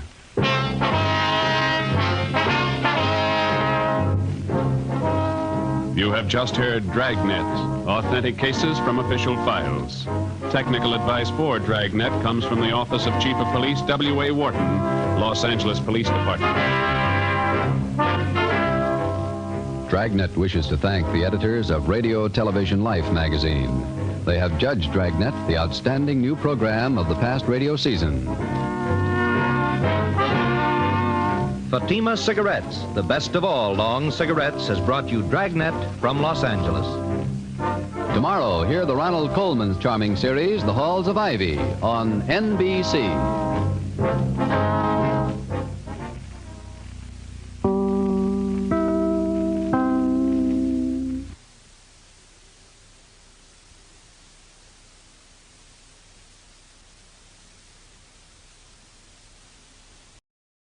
Are you ready to unlock the full potential of your data management? Look no further. Introducing G3PL.com, your ultimate destination for mastering Microsoft Access. Microsoft Access is a powerful tool that lets you organize, analyze, and report on your data with ease. And with G3PL.com, learning how to harness its capabilities has never been more accessible. At G3PL.com, we believe that knowledge is the key to success. Our expert instructors will guide you step by step. Whether you're a beginner or looking to enhance your skills, you'll learn how to create databases, design user-friendly forms, and generate insightful reports, all using Microsoft Access. Call us now at 615-420-2040 to enroll in our Microsoft Access courses. Don't miss out on this opportunity to become a Microsoft Access guru. Visit G3PL.com to start your learning journey today. G3PL.com, empowering you with the knowledge you need to succeed in the digital age. Email db@g3pl.net now. Subscribe for more videos.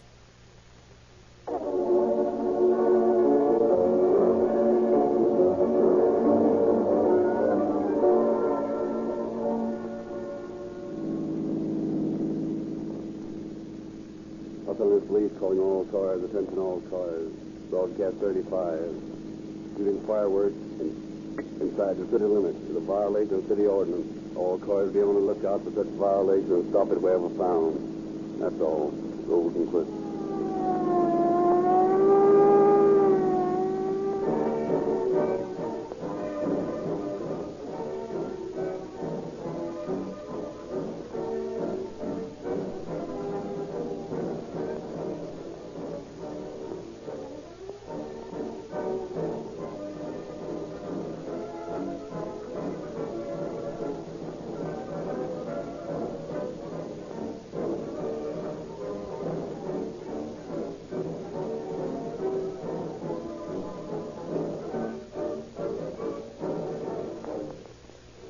Ladies and gentlemen, tonight we present the 4th of July, 1934, as seen from a police radio car.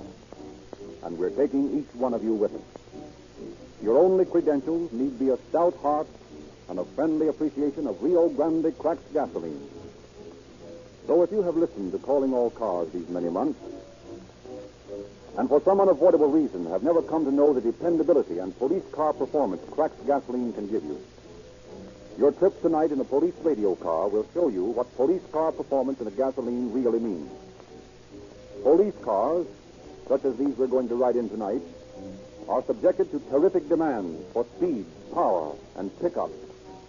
To get the best out of police cars, the majority of them in the Southwest use one gasoline exclusively, Rio Grande cracked.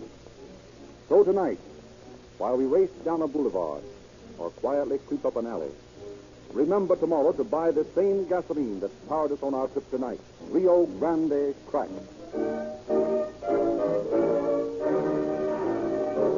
It is now our pleasure to introduce Chief James E. Davis of the Los Angeles Police Department, with whose sanction and cooperation these broadcasts are brought to you. Chief Davis. Good evening, friends.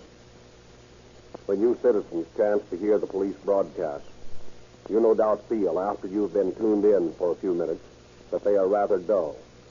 All you hear is, see a man, ambulance follow-up, or a disturbance.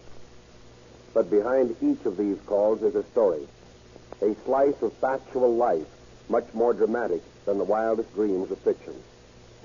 Every time a radio car receives a call while cruising its district, the officers cannot be sure that death does not await them at their destination.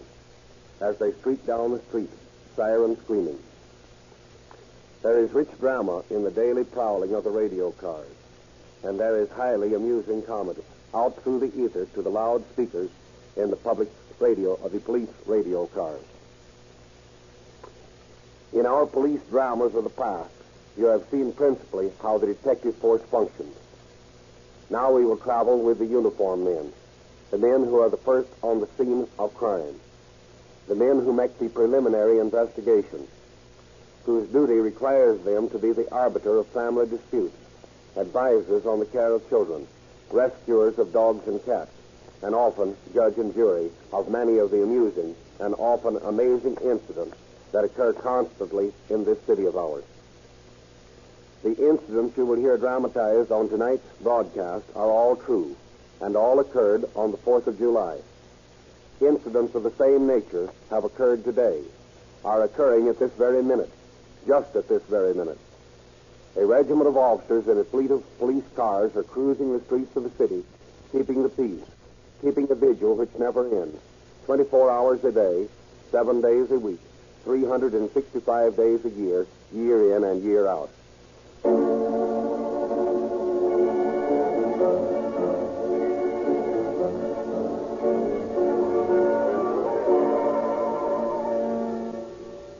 Los Angeles Police calling car 65 at 290 West San Pablo Street. See a woman regarding someone abusing her. Calling car 75. Go to 290 West San Pablo Street. See a woman regarding...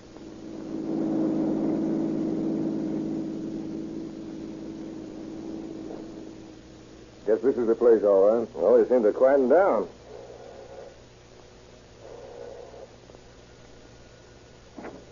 Did you call the police, ma'am? Yes, I did. Oh, what's the trouble? He was striking me. Who was striking you? My husband. Oh, where is he? I don't see anyone. There he is over on the Davenport. Passed out. Drunk, eh? Yes, drunk. That's all he ever is, drunk. He came home again tonight drunk, and I objected to it, and he struck me. I was afraid, so I called the police. Well, everything's quiet now. What do you want us to do about it? I want you to take him to jail. That'll teach him a lesson. We haven't any evidence. Any evidence? Well, the desire of mine, isn't that evidence enough? Yeah, it is swelling a bit. Will you sign a complaint against him, ma'am? Of course I will. Well, we'll take him in then. Come on, partner. Let's get him out of here.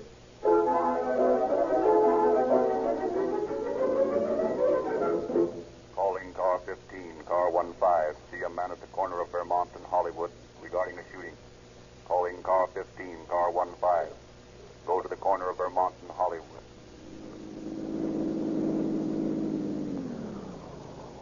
You the guy that sent in that call about a shooting? Yeah. Well, where is it? Over there in the park, sounds like. There's been 3 revolver shots. There it goes again. You know what day this is? Why, sure, it's Wednesday. That ain't all. It's the 4th of July, and that shooting you hear over there is firecrackers.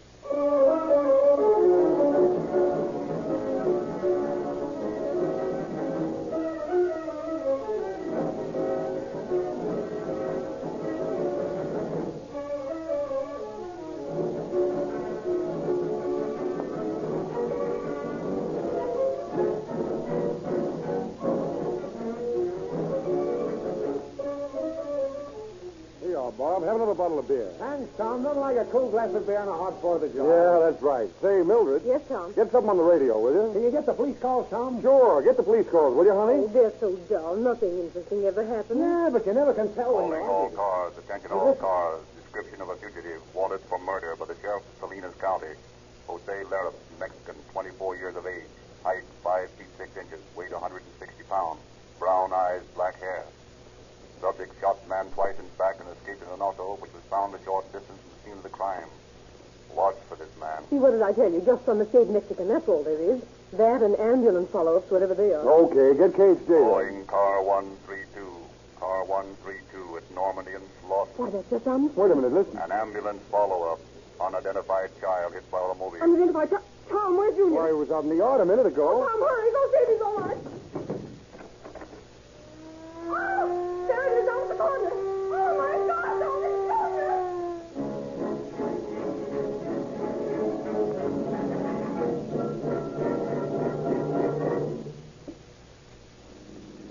Junior. Pretty quiet 4th of July, partner. Yeah, getting more safe and sane every year. Well, another 2 hours of cruising around and we can call it a day. And not any too soon for me. I want to be at home and take the wife and kids down to the beach tonight. There's going to be fireworks at the Venice Pier. Uh-oh. Looks like trouble down the street. Yep. There's a guy lying on the sidewalk, all right. I'll just pull in there and see what it's all about. Hey, here comes the cops. Yeah, I was just going to call you, boys. What's the trouble here? Well, this fellow lying on the street here was hit over the head with a bottle. Anybody call an ambulance? Yeah, a guy just did. Well, how did it happen? Anybody see it? Yeah, I saw it. What happened? Well, this guy was getting out of his car, and there was a couple of Mexicans arguing on the sidewalk and flashing knives, and this guy here was looking at him, and one of them asked him what the devil he wanted. Yeah, then what happened? Well, he said he didn't want nothing, so this Mexican said, well, we'll find out what you want and what you got. So they hit him on the head, and then they went through his pockets and got in their car and drove away. Did you get the license number? Yeah, it was a green Hudson coach, and the license was 64446. Got that, partner? Yep, I'm phoning it in right now.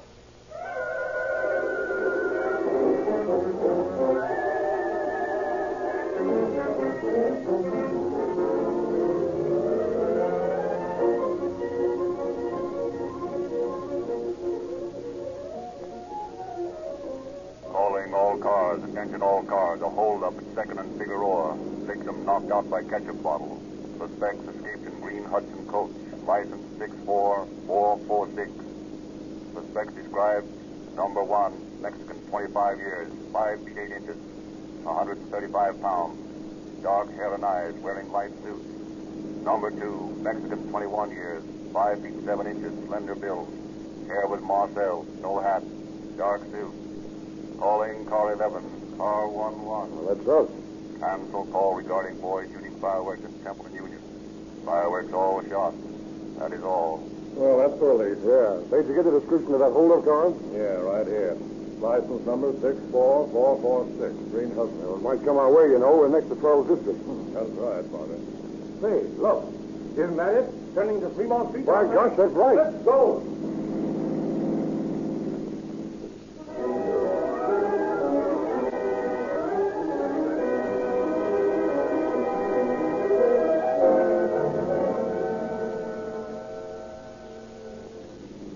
Calling car 85. Car 85 at 290 West San Pablo Street. See the man. 290 West San Pablo, say. That's the address where we picked up that drunk that was speaking his life this morning. Yeah, that's right. Wonder what's the matter now. Well, let's get going and find out.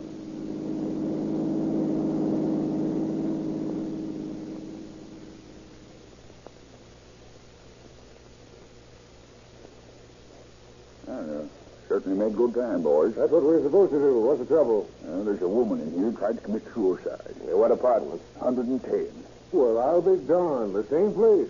My wife's with her now. You want to come in? Yeah, lead the way. Here we are. Well, ma'am, we're back again. Huh? Oh, I'm so sorry to cause all this trouble, officer.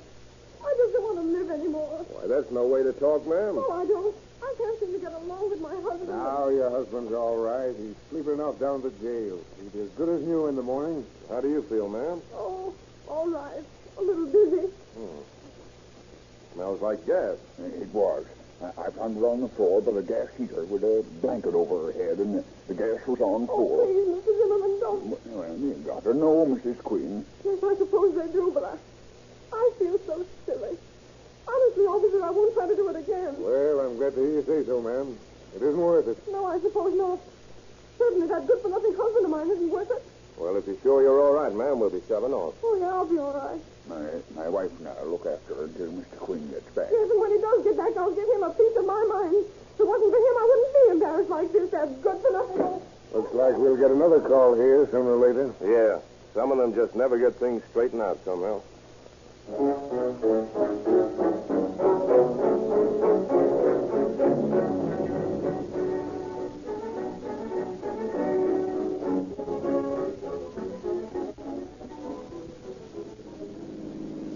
Calling car 91, car 91 at the Venice Pier.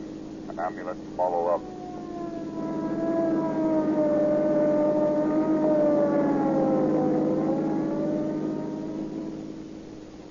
Trouble, Doctor? Well, the patient is badly burned. Burned? How'd he get burned? Just made a parachute jump, hasn't he? Yes, he jumped from the ship and landed all right on the beach. But on the way down, some firecrackers he had in his pockets went off and caught fire to his clothes. shooting firecrackers 1,000 feet in the air. I wonder what city ordinance covers that.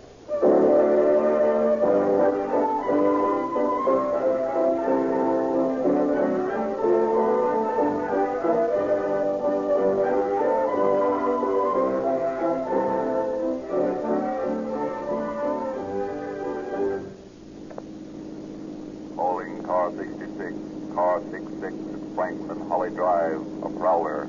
Calling car 66 at Franklin and Holly Drive. Right this way, officer. I have got him in the house. Going, sir. Now, what's the trouble? Well, I was just coming home, and I heard a noise at the back door. And I run to the house, and when I got to the kitchen, I saw the key was pushed in from the outside, and this fella was leaving to the backyard. Oh, yeah? Well, what do you got to say about this? Well, sir, I was looking for a guy by the name of Jefferson. Looking for a guy by the name of Jefferson. Is that your name, mister? I should say not. My name is Schultz. Do you know anyone by the name of Jefferson around here? Well, I have owned this house, and I have paid taxes on it for 15 years, and I have never known anyone named Jackson in the whole street. Yeah, well, doggone, maybe I got the wrong street. Say, who is this Jefferson? He's a friend of mine. Friend of yours? You know him well enough to try to break in his back door? Well, Your story sounds fishy to me. What's your name? My name? Yes, your name. Smith. I'm not surprised. Got any identification? Well, Identification to prove that your name is Smith. Well, then, no, not exactly. Yeah? But you're coming for a ride in a radio car. And you know your friend, Mr. Jefferson, from the Hollywood station.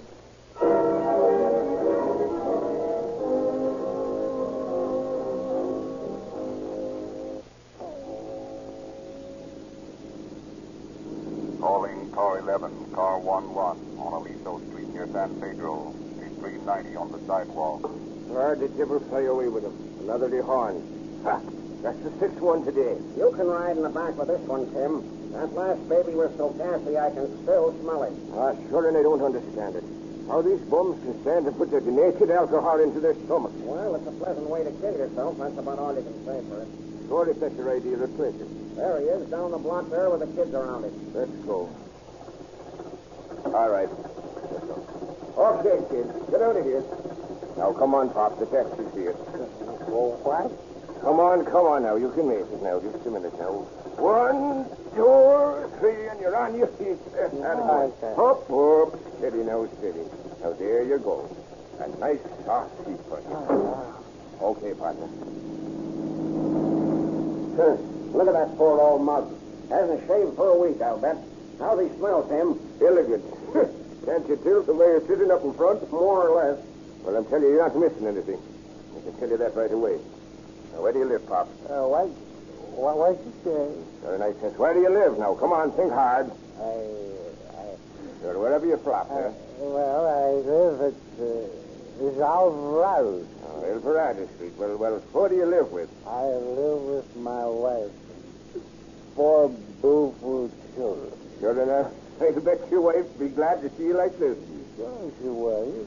You take me home. You take. Sure, we'll take you home. Tomorrow.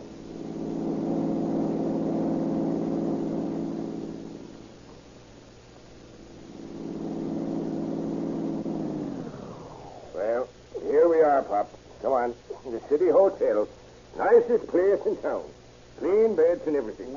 You're home already? Sure. And the sergeant's got a swell cot with your name on it. Now, come on. This is the end of the line.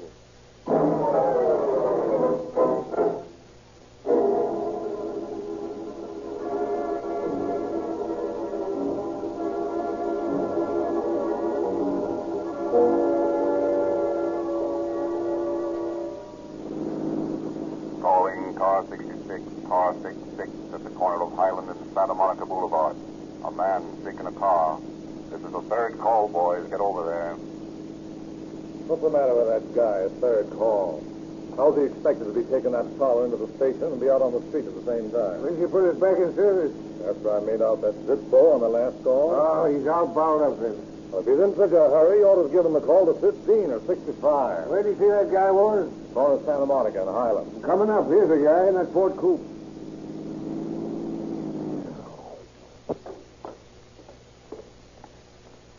What's the matter, buddy? Not feel so good? What? Been drinking, huh? No, I haven't been drinking. What's the matter with you? Nothing. Go away and let me alone. Here's what's the matter, Ted. This empty bottle. What was in it? Bichloride of mercury. Trying to commit suicide, eh? You gotta get him to the hospital fast.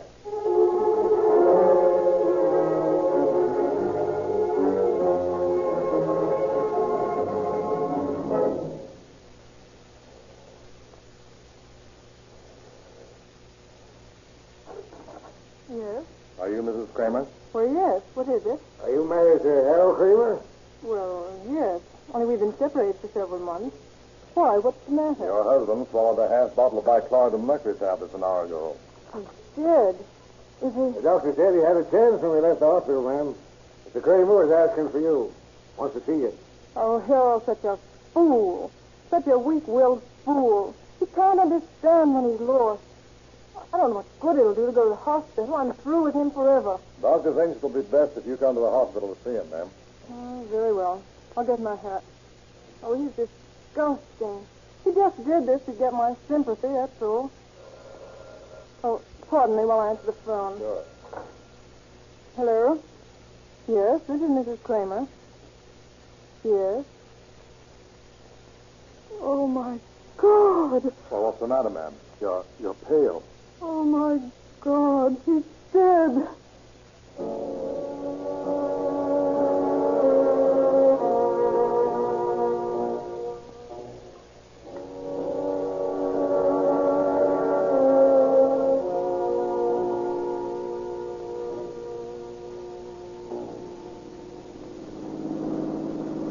Calling car 82, car 82, at 1825 West 28th Street. Investigate a woman crawling into the back window. Calling car 82, 82.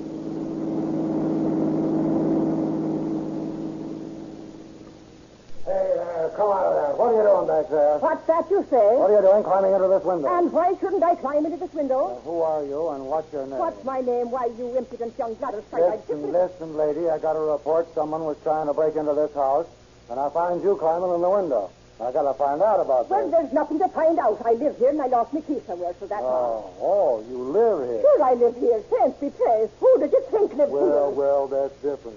Here, lady, don't you try climbing through there. You're liable to rip your dress. Wait a minute. My partner and I'll fix you up. Hey, Eddie, come on back here and give me a boost through this window.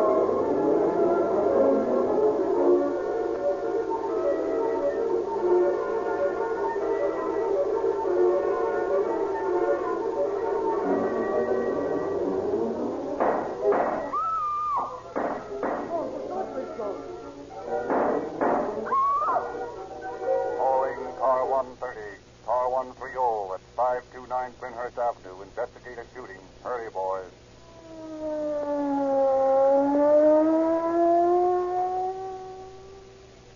Oh, officer, thank heaven you've come. What's the trouble? Oh, it's terrible. It's simply awful. Come right this way. Poor Mrs. Clark. Poor Mr. Clark. Oh, it's awful. Here they are. Shot, huh? Both dead. I'm afraid so. Murdered, huh?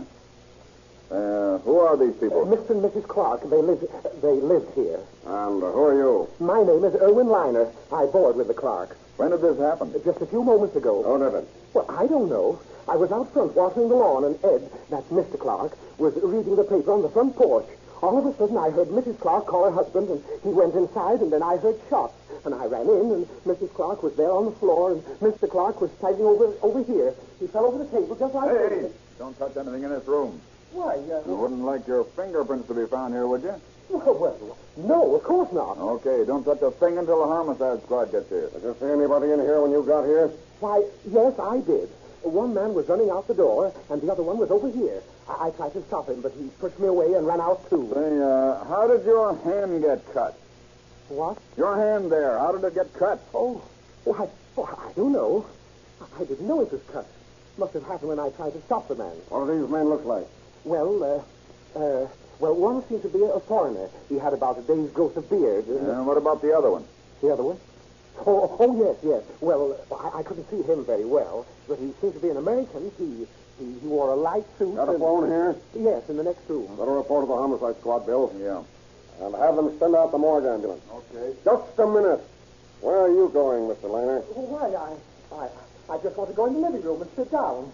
It's all too terrible. Well, don't go too far away, Mr. Liner. You're under arrest for the time being. Me? Under arrest? What for? Suspicion of murder.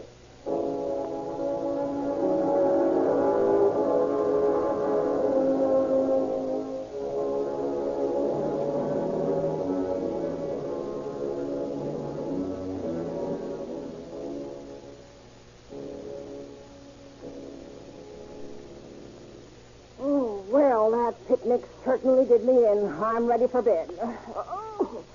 How about you, Henry? Not yet. I thought I'd stay up a while and read the paper and listen to the police calls. Listen to them police calls. What do you want to do that for? Well, you never can tell when you'll hear something interesting. You know, like the night they were directing the radio cars to search for the ghetto kidnappers. Well, it's all a waste of time, if you ask me. Wait a minute. Here comes a call now. Let's see what Los it is. Angeles Police calling car 9595. At the corner of Pico and La Brea, some boys shooting firecrackers. That is all. There. What did I tell you? Boys shooting firecrackers. That is all.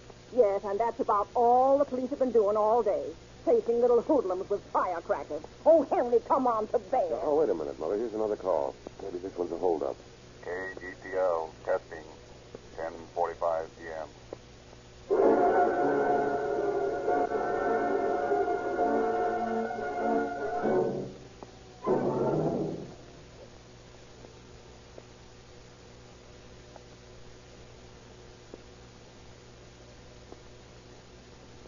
Such is a typical cross-section of a day's log from the Communications Division of the Police Department. Every day in the year, your police officers are answering similar calls, and by their quickness and alertness, furnishing the often-need oil to make the machinery of metropolitan life run smoothly. I have at times in the past told you citizens how you can assist your police officers in the speedy performance of their duties. Tonight, I would like to ask your assistance in behalf of the radio police. Many of your own radios, which are capable of tuning in on the police broadcast, and many of you are often tempted, when a call is broadcast in your neighborhood, to get in your cars and rush to the scene of the disturbance. This is a natural thing to do, but it often hampers the work of the policeman. You can be of the greatest assistance if you refrain from doing this. The radio police can much more successfully complete their duties if they are not hampered by crowds of curious citizens. And I feel sure that now that you, my friends, understand the many demands placed upon these men during the completion of a day's duty, you will want to cooperate with them to the fullest. And you can do this by staying away from the scene of any call you may hear over the police radio. Thank you, Chief Davis.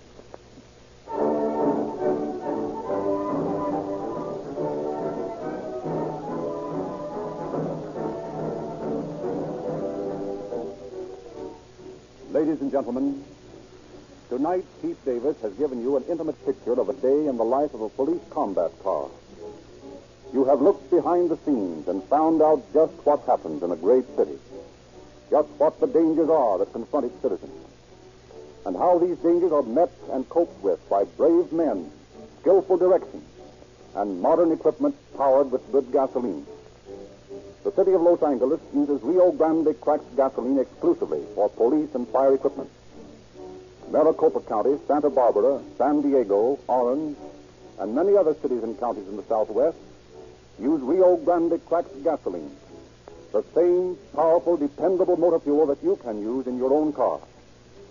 Rio Grande has prepared for your information a complete list of forthcoming cases to be broadcast on Calling All Cars.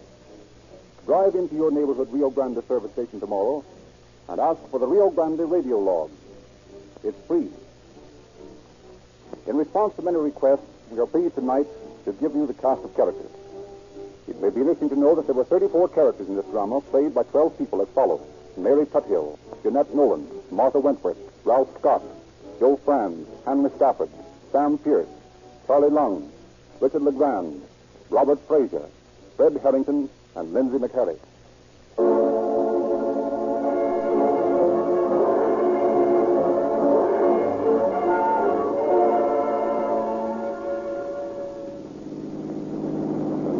Calling all cars, attention all cars. Cancellation broadcast 35. That's all. Rose and Cliff.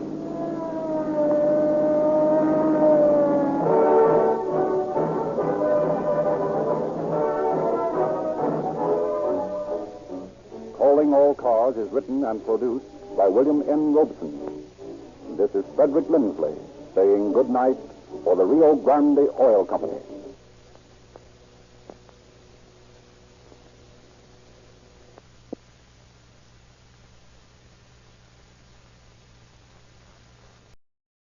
Are you ready to unlock the full potential of your data management? Look no further. Introducing G3PL.com, your ultimate destination for mastering Microsoft Access. Microsoft Access is a powerful tool that lets you organize, analyze, and report on your data with ease. And with G3PL.com, learning how to harness its capabilities has never been more accessible. At G3PL.com, we believe that knowledge is the key to success. Our expert instructors will guide you step by step. Whether you're a beginner or looking to enhance your skills, you'll learn how to create databases, design user-friendly forms, and generate insightful reports, all using Microsoft Access. Call us now at 615-420-2040 to enroll in our Microsoft Access courses. Don't miss out on this opportunity to become a Microsoft Access guru. Visit G3PL.com to start your learning journey today. G3PL.com, empowering you with the knowledge you need to succeed in the digital age. Email db@g3pl.net now. Presenting Joel McCrea as Jace Pearson in Tales of the Texas Rangers.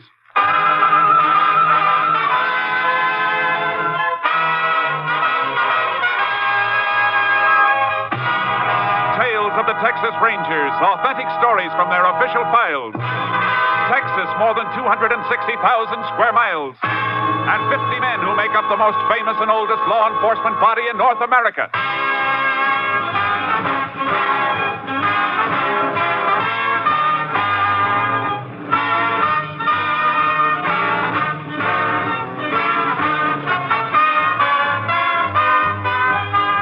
Now, from the files of the Texas Rangers come these stories based on fact. Only names, dates, and places are fictitious for obvious reasons. The events themselves are a matter of record.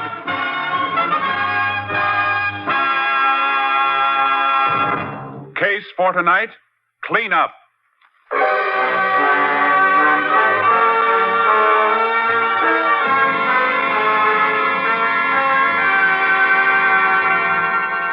Several years ago, the town of Kilman, Texas, boasted a population of slightly under 3,000 inhabitants. Until a wildcat gusher started a fabulous new oil boom.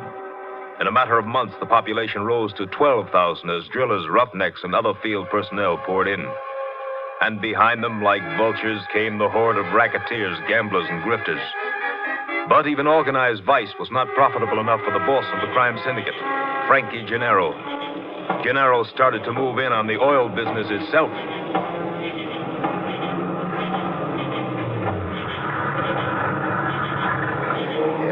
Sure Paul is alone, Studs? Yeah, Frankie. In the shack with a light. What have we been getting from him? Herb's got the figures. Yeah, he's got 4 wells in production. We've been getting 200 barrels a day. So what's his beef? He's still getting 20? He choked the wells down. Says he won't pay off anymore. Yeah, we'll see about that. You better come in too, Herb. Yeah, okay, Frank. Don't knock, open it. Hey, what's the idea busting in here? No idea, Paul. I hear you've had some kind of a misunderstanding with my boys here. There's no misunderstanding, Gennaro. You're just not getting any more oil from my wells. I'm not taking any more threats from you or your tin-horn friends. Watch what you're saying, Paul. I'll say what I want. I'll not only say it to you, I'll say it to the law. Your mouth's got a loose trigger, Paul. Shoots off too easy. Get out. Get out of here before I bend this pipe wrench over your head. Take him, Strut. Let go of me. Oh. Grab him, Frankie. Let me go. He's got a knife. Let him have it, Herb.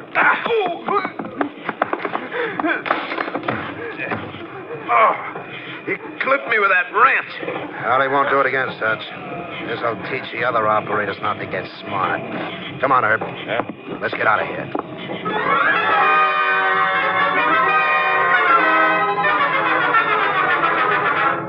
The death of Joe Powell sealed the lips of other frightened oil operators, and they said nothing as Frankie Gennaro continued to exact tribute from the smaller private companies. But Powell's murder aroused special interest of the Texas Rangers. Captain Stinson sent for Ranger Jace Pearson. You know what's been happening in Kilman since the oil boom started, Jace? Yeah, I've heard. I've got rangers in the town, of course. Good men. But they're too well known. We're being blocked all the way by people who won't talk or who are afraid to talk. I've never worked the Kilman district. I'm not known there. Well, that's why I sent for you. I want Kilman cleaned up, starting with Joe Powell's murder. But a man wearing a badge won't stand a chance. You want me to work without one? That's right, Jace. But not alone. We got a new man just transferred into the company, Steve Clark. You can work together. Good. You better brief me on the Powell murder. And all we've got is in the next room. Have a look. Here's some photographs taken at the murder scene. Stabbed in the back. A belt and shirt twisted, though. Powell must have put up a fight before he went down. He fought all right. Look at this wrench. Yeah. Blood stains and a few matted hairs on it. This the same wrench that was next to the body in the photos? The same one. Powell must have hit somebody with it before he was killed then. It looks that way. That means two or more men ganged up on him. He dropped one with a wrench, and then the other one stabbed him. That's the way I see it. Yeah, blood on the wrench been typed? Yeah. Here's a report from the lab at Austin. Typo, huh? Brown hair, Caucasian male. Micrometer measurements are there, too. And that's all we've got, Jace.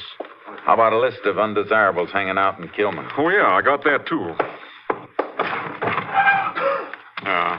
Here. Mostly petty crooks, gamblers, and muscle men. Our boys run a few out and new ones come in. There must be one man at the top, though. Usually is, but which one? A few possibilities on your list here. This one, Stutz Tracy? No, he's not big enough to be given the orders. Does he know you by sight? No, I just know a few of these names by reputation and photos. Now, here's another bad one. Herb Enfield. Yeah, I've heard about him, too. Plenty.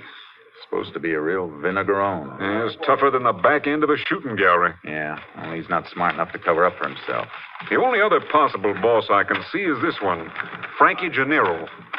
Uh-huh. Got lots of arrests and a couple of indictments. No convictions. On the surface, his record's clean. He always has an alibi, and it always stands up.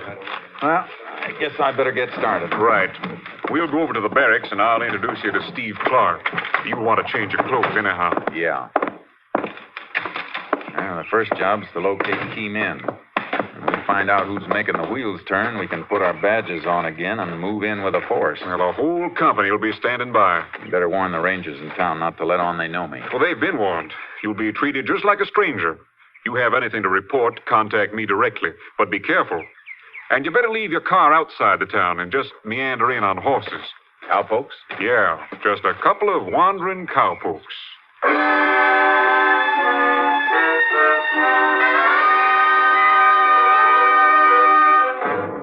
I met Steve Clark.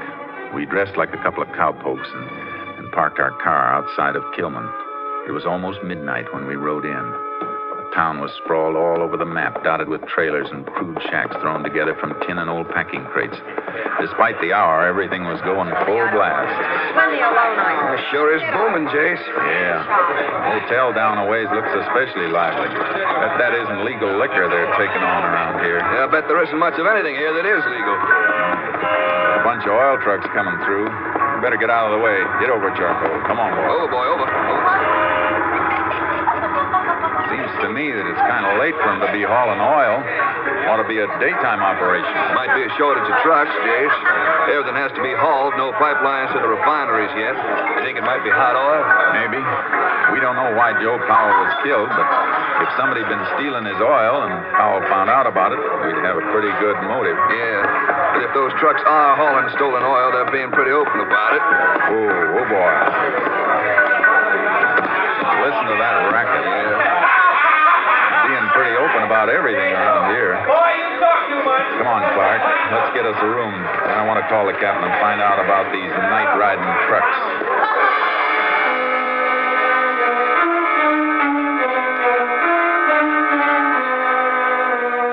Any plan we had about staying at the hotel was cut short by the desk clerk. There wasn't a room available in the town. We hung around for about an hour before we found a rancher who told us we could bunk down in the loft of his barn outside of the town. Cleaning that mess up isn't going to be easy, Jason. It's going to be even tougher than it looks, Clark. Notice what happened when the sheriff and one of the rangers they know walked in? Yeah, all the gambling stopped 5 minutes before they got there, and all the liquor disappeared.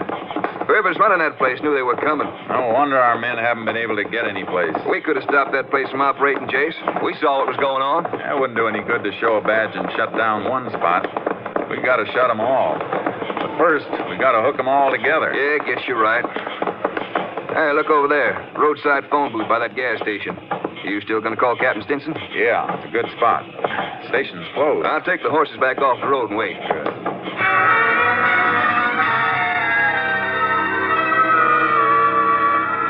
I got through to Captain Stinson at his home. But what he had to say about the trucks wasn't encouraging. Yes, Jace, we've had reports on the trucks. They run every night. Have our men ever stopped any of them? Yes, but they seem to be all right, Jace. They have receipts for everything they're carrying.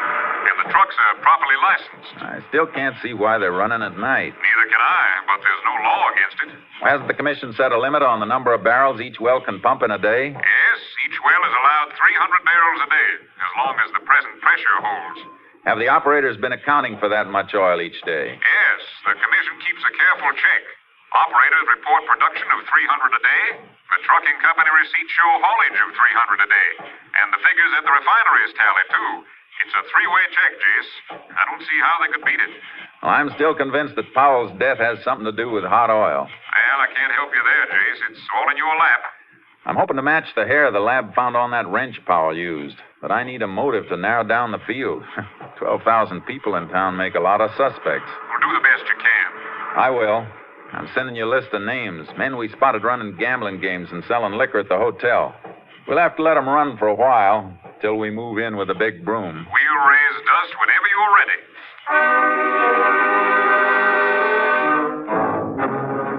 For 3 days, I left Steve Clark wandering around town, spotting the rackets, while I rode through the oil field at night, striking up casual conversations with the pumpers wherever I saw one of the night-riding trucks load up and leave. Howdy. Well, howdy. A little bit off your trail, ain't you, cowpoke? Yeah. Just riding around, wishing some of this land was mine.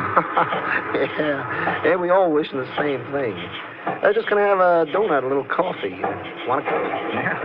If your friends on the truck didn't drink it all. Them fellas, they're always in too much of a hurry. Mm-hmm. Yeah, you can tie a horse to the derrick there, and he'll be all right. Thanks. There you are. Thanks. Yeah, it's a funny hour for making oil pickups. What makes them haul so late? Oh, I don't know. They always take a full load? Uh-huh. 100 barrels a clip. That's a full tank truck. Them field storage tanks hold 1,000 barrels each, don't they? Uh-huh. Want a donut? No, thanks.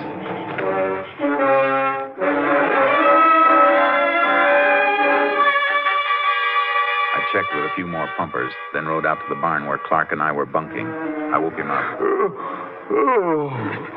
Oh, morning, Chase. What time is it? Almost 6. What'd you find out? Oh, let me stretch here. Yeah, I've got another flock of names you can send down to the captain. Here you are. Yeah, we got just about every small-time hood staked out. Everything but the head man. Jace, I'm not so sure there is a head man. There's gotta be. All the racketeers stick to their own game in their own part of town. They're all protected by the same muscle men. Yeah? So? So they belong to an organization. Otherwise, they'd be fighting among themselves, trying to move in on each other. Yeah. Didn't think of that. And dipping a finger in the oil business here, too. I'd swear to it. And that's big. We find the man on top of that, we'll have the kingpin of the entire operation. Well, I'll keep looking around, Jace. No, let the town go for a while. From now on, we'll concentrate on the wells. When we get the men responsible for killing Powell, the whole thing will tumble like a house of cards.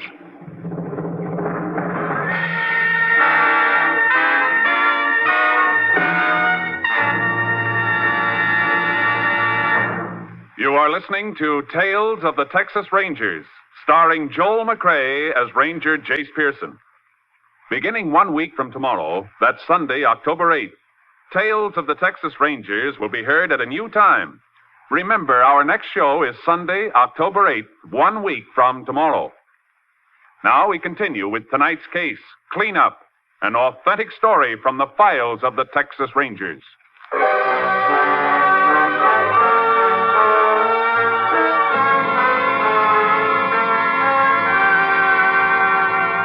We staked ourselves out at Powell's Wells.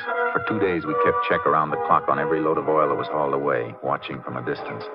It was a dead-end watch. Yeah, it checks out, Jace. 4 wells, 300 barrels each per day, 1,200 barrel total. And that's what they've hauled away. Yeah, but since we've been here, nothing's been hauled from Powell's Wells at night. You gonna keep watching them? Just for tonight, so we can measure the flow from the wells. You can keep the pumper busy for a while at 9 o'clock while I run a tape gauge into the storage tank. You'll have to check them again later. Yeah, I'll wander up and keep the pumper busy around 3 a.m. Then you can make the second check. We compare our figures, and we'll know if those wells are really choked for 300 barrels each or if they're pumping more in the legal quota. Okay, Jace. Let's hope it works.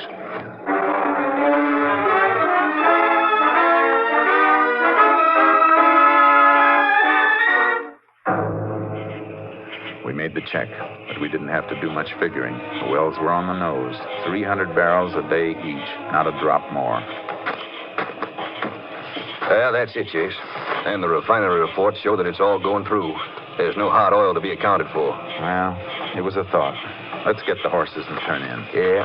Guess Powell just happened to brush somebody the wrong way. Yeah. That oil angle would have helped plenty. Too bad. Hey, wait a minute. There's a car coming. Hey, yeah. He's turning up the road toward that rigging over there. Rigging isn't lit. Nobody's working there. It was a dry hole. Get low. Yeah. His lights will sweep this way when he turns. Hey, stopped at the dry hole, all right. Yeah. And look, Powell's pumpers walking across the field to meet him. Yeah, they're going up to the knowledge house on the rig. It's a funny place to be holding a meeting at this time of night. It's a cinch they don't want to be seen. That pumper knows more than he told us. Come on. What's the plan, Jace? Maybe we can slip under the platform in the rigging without them seeing us. If we can get under the knowledge house, we may learn a few things through the floorboards.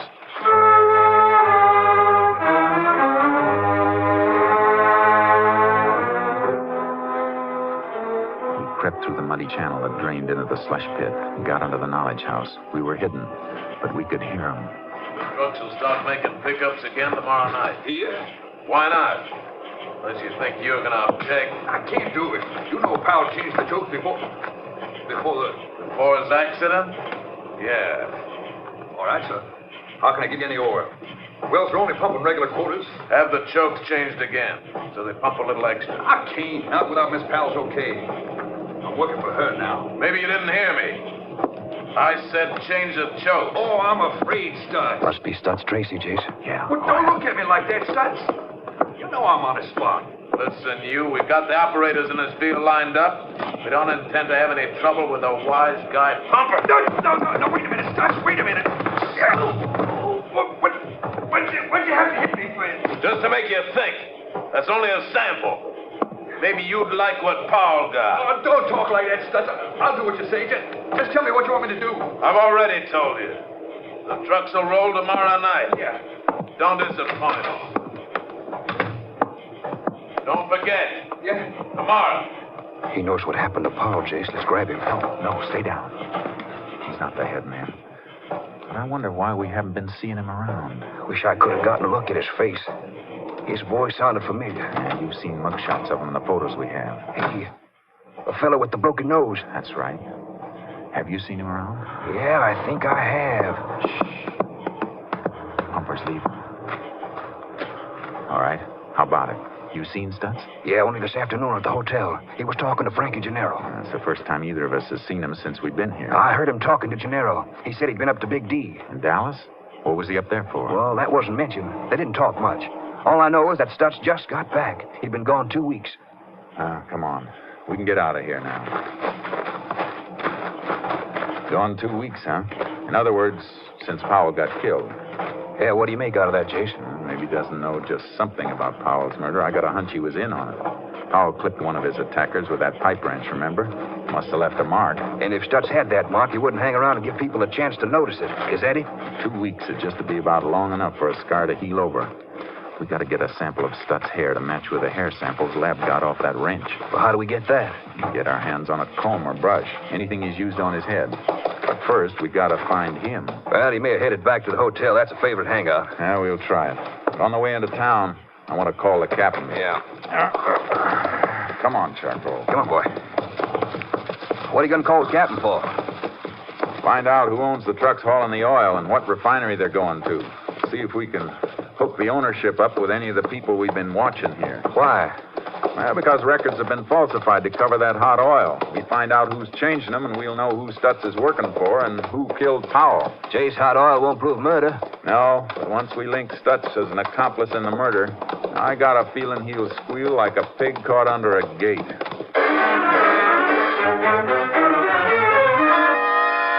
I made my call to Captain Stinson. He arranged to have the trucks followed and the ownership checked. Then Clark and I headed for the hotel where business was going on as usual. There he is, Jace, at the counter. They're using it as a bar. With Herb Enfield and Frankie Gennaro. There's a trio the warden of Huntsville would love to have. Well, maybe you'll get him later on. Well, what do we do? Just wait around until Stutz combs his hair? No. Look, on the stool beside him. What? Oh, his hat. Is it his?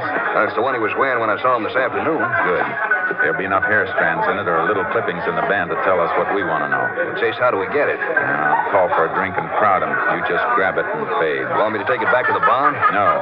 No, there's a small airfield near the next town. Get it over there and call the Austin lab and have it picked up. They can report to Captain Stinson. When I call him in the morning, he should have enough for us to start dropping the net.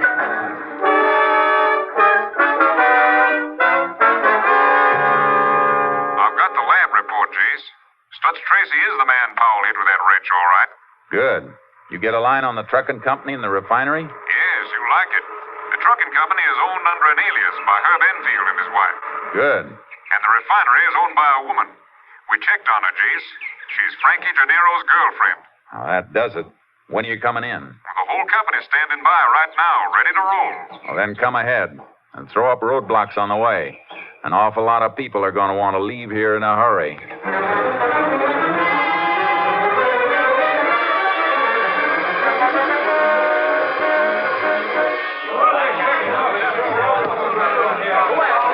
We're ready to comb the town, Jace. You got a section for Clark and me? Take your choice. You know who I want. Good. Go ahead. The rest of the men have their assignments. Names you supplied. Listen, you people. Quiet down now. All of you. Now, most of you are decent folks. Go home and stay home. The streets may not be safe for the next couple of hours, but by tonight, you'll have your town back. We use the hotel for a jail. All right, let's go.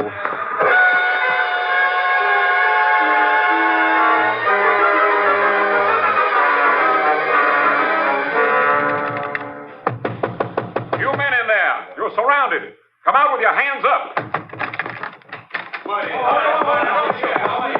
All right, come on. Get moving.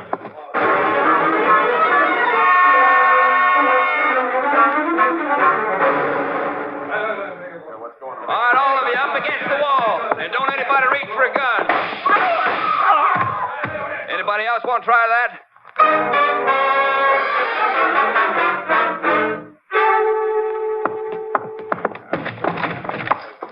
All right, Stutz, on your feet. What do you cowpokes want? We're not cowpokes. We're Texas Rangers. Rangers? But... Get up. Get up. You're coming over to the hotel lobby. We'll tell you all about it.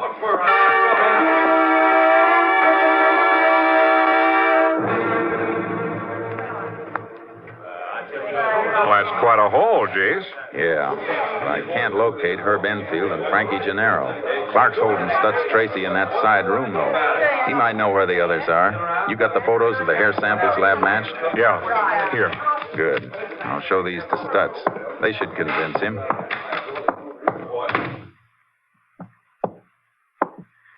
He say anything yet, Clark? Jace, not a buzz. I'm not gonna say anything either. Stutz, I got something to show you. Ever seen anything like this before? Take a look at this photograph. What is it? Just a couple of hairs. One on the left came from your hat. We borrowed it last night.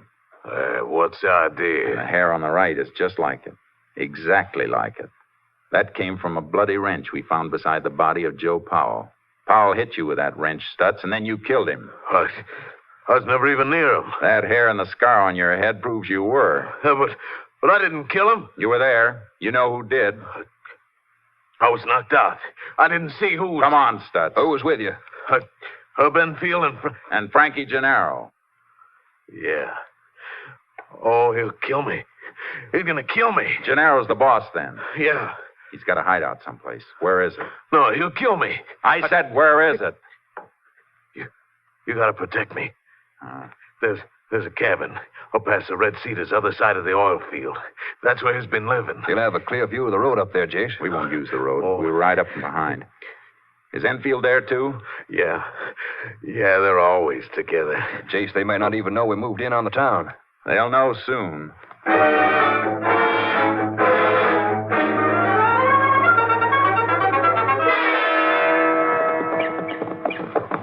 Yeah, there's the cabin, Jace. Pretty fancy. It ought to be. They've milked plenty out of this town. Yeah. Cow's running dry for 'em now, though. Hey, somebody around the side of the cabin there in a hammock. That's Gennaro.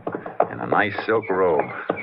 He's in for a change of wardrobe he isn't gonna like. He's getting up, Jace. He sees us. You looking for something? Yeah. You're wanted in town. That's Tracy send you for me? Huh? Oh, yeah. Yeah, he did. Enfield, too. Anything wrong in town? I don't think so. You see anything wrong, Clark? No. No, I thought everything was fine. Hey, Herb! Yeah, Frankie? Stutz wants us in town. Sent these fellows out to tell us. Oh? I've seen you two around before, haven't I? Hey, what's that on your shirt, cowpoke? Oh, that's just a Texas Ranger badge? Come on, both of you. You're going into town. You shady! You, fellas mind telling me what you think you've got on me? Well, let's start with the killing of Joe Powell. I can prove I was someplace else when Powell was killed. Herb and Stutz and I were playing cards with 3 other men all night long. Not this time, Gennaro. What do you mean? We've already proven where Stutz was, and he's made a full confession. There'll be no alibis this time. Don't move, Gennaro. Look out for Enfield! Wait a minute, we don't want to fight. Shouldn't fool around with a gun, Herb. A knife in the back is your specialty. Oh, my arm. Well, I'm glad to see you know that I didn't kill Powell. Sure, Gennaro. You're the boy with the brains. You don't do the work. You order it. That's something you can't prove. No? You don't think Herb is going to take all the blame, do you? You're not going to set me up, Gennaro. Shut up! I want a lawyer. I can understand that. I never saw a fellow who needed one more. All right, get moving. Take it easy.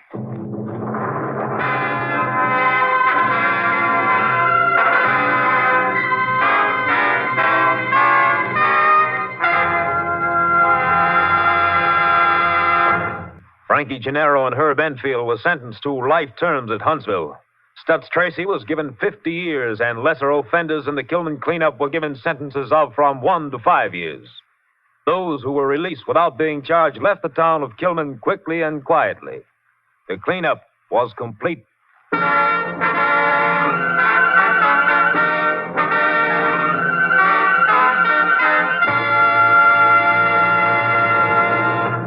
And now, here again is the star of our show, Joel McCrea. Folks, here's a special announcement I think you'll be interested in. You will next hear Tales of the Texas Rangers, beginning Sunday, 1 week from tomorrow. Yes, we're moving to a brand new time on Sundays, beginning Sunday, October 8th. I hope you'll make it a point to hear us at our new time, beginning in just 8 days. Good night, folks. See you next Sunday. A week from Sunday, Joel McCrea in another authentic reenactment of a case from the files of the Texas Rangers.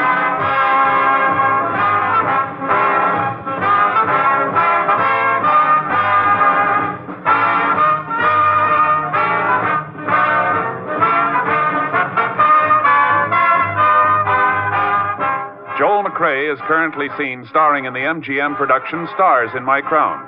Tonight's cast included Tony Barrett, Lou Krugman, Paul Frees, Tom McKee, Herb Ellis, and Byron Kane. This story was transcribed and adapted by Joel Murcott, and the program was produced and directed by Stacy Keach. This is Hal Gibney speaking, and reminding you to be with us again at our new time, 1 week from tomorrow, Sunday, October 8th.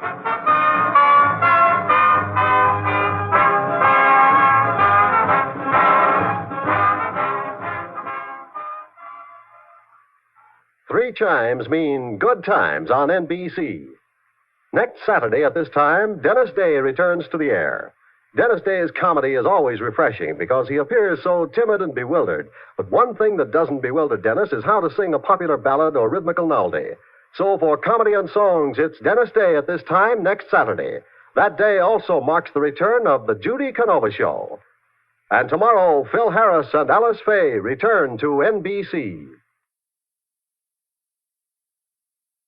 Thank you for joining us for a thrilling episode of Tales of Texas Rangers. We're excited to have you as part of our audience. We invite you to return tomorrow for an all-new set of episodes that will take you on even more unforgettable adventures. Now let's travel across the globe to exotic locations with A Man Called X, the globe-trotting adventures of secret agent Ken Thurston as he navigates international espionage, solving mysteries and thwarting villains. We're always eager to hear from our fantastic audience. Your feedback fuels our passion for delivering the best in vintage entertainment. Feel free to share your thoughts, opinions, and suggestions. We value your input and strive to make your listening experience even more enjoyable. If you're looking to enhance your Microsoft Access skills, look no further. Reach out to them at 615-420-2040 and ask for Mark. Once again, thank you for being a part of our Golden Age radio community. Get ready for more riveting stories, captivating characters, and timeless entertainment. Until next time, stay tuned and keep the nostalgia alive. You're twice as sure with two great names, Frigidaire and General Motors.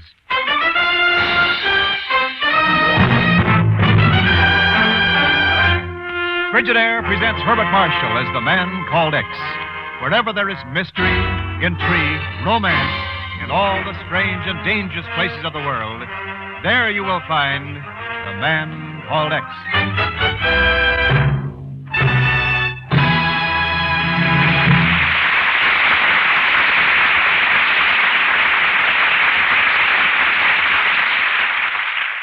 You're twice as sure with two great names, Frigidaire and General Motors. For Frigidaire refrigerators are made only by Frigidaire, a division of General Motors. And it is this association of Frigidaire and this association of experience with experience, of skill with skill, that makes Frigidaire America's favorite refrigerator. Remember this when you choose your new refrigerator. Remember that millions of Frigidaires in Frigidaire and homes have established Frigidaire's reputation for complete dependability, for lasting satisfaction. Yes, you're twice as sure with two great names, Frigidaire and General Motors. For Frigidaire refrigerators are made only by Frigidaire, a division of General Motors. More Frigidaire refrigerators serve in more American homes than any other make.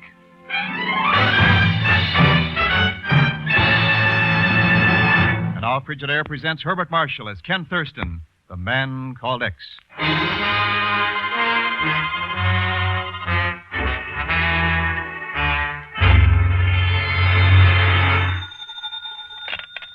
Hello?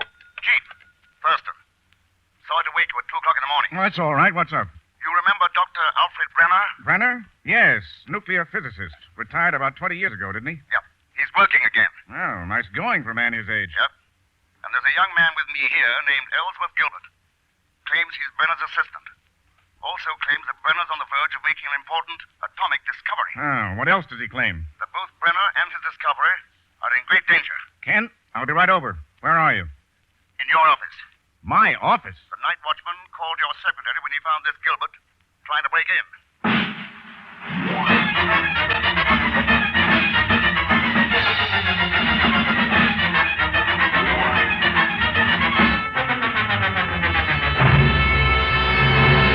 Must I repeat this over and over again like a parrot while you're sitting here wasting time with these questions Heaven knows what they're doing to Dr. Brenner. Mr. Gilbert, when a man's caught trying to break into this office at 2 a.m, I think some questions are in order. I had to get in here.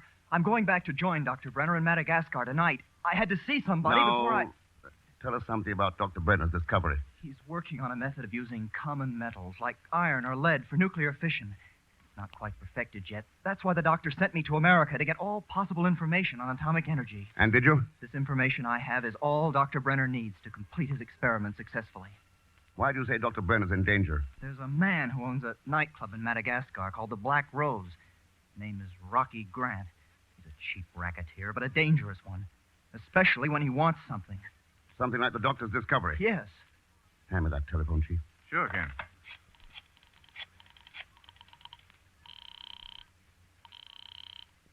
Hello? Pagon, this is Ken Thurston. Tell me all you know about a man named Rocky Grant. Rocky Grant? That bloodthirsty gangster who would kill his best friend for a quarter, Mr. Thurston. I've never heard of him. That's all I wanted to know, Pagon. Meet the airport in half an hour. Where are we going? Madagascar.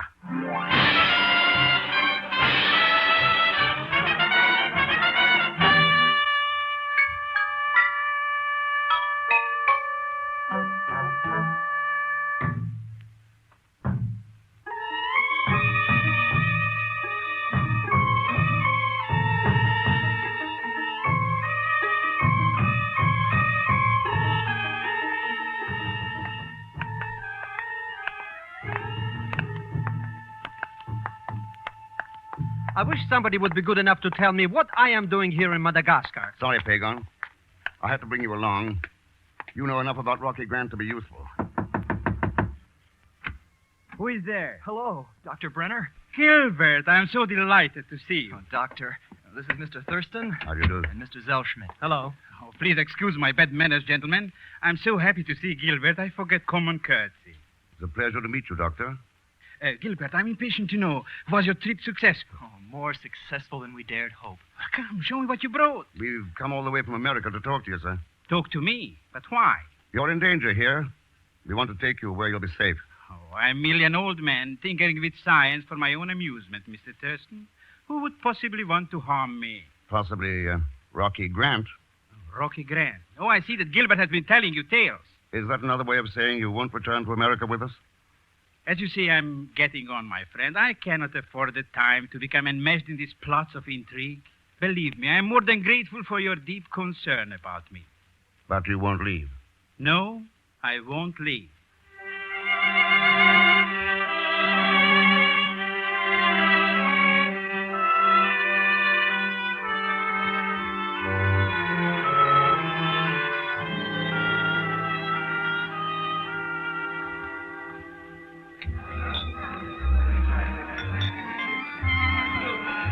Tell me, Mr. Thurston, what are we doing in the Black Rose nightclub? We're waiting for the proprietor. Oh, you know him? No, you do. This is Rocky Grant's place. Rocky Grant? You're using me as a piece of bait. A worm on a fishhook. Well, this worm is not only going to turn, it's going to scram. Well, if it isn't Pagon Zellschmidt. Benoit. Aren't you going to introduce me to the lady, Pagon?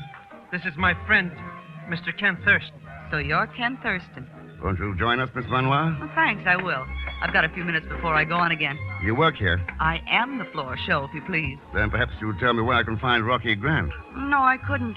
Rocky left here a few minutes ago and said he wouldn't be back tonight. Pagon, aren't you a little late for your appointment? My appointment? With the doctor? The doctor? Oh, yes, that's right. I'll see you all later. Pagon's changed. When I used to know him, he never ran around with respectable persons like you. Well, thank you. But you don't even know me. Don't I? Would you like me to tell you what you were doing on September 23rd of last year? I couldn't even tell you that myself. A man named Ken Thurston had just won the semifinal round in an amateur golf tournament at the West End Country Club. But he lost the finals by default because he was mysteriously called away on urgent business. How did you know that? That story was an AP dispatch. Yeah, but you remember everything you read? I remember everything. That's my profession. I have a memory which retains everything I see or hear. Vinoir, the girl who never forgets. What's the matter? You're looking at me as though I were a freak or something. Well, I was just thinking, a memory like yours could be invaluable to certain people. Who, for instance? Oh, someone who wanted secret mathematical formulae, for instance. You might have something there. Yes, Miss Benoit. I might have something there indeed. Mr. Thurston, I've got to talk to you. Mr. Gilbert. You've got to get Dr. Brenner out of Madagascar tonight. I've no way of forcing the doctor. The doctor changed his mind. Grant just threatened to kill the doctor unless he give him the discovery. Where's Dr. Brenner now? The airport. He's waiting for us. Where's Rocky Grant? I don't know. Oh, you should never have let the doctor out of your sight. Come on.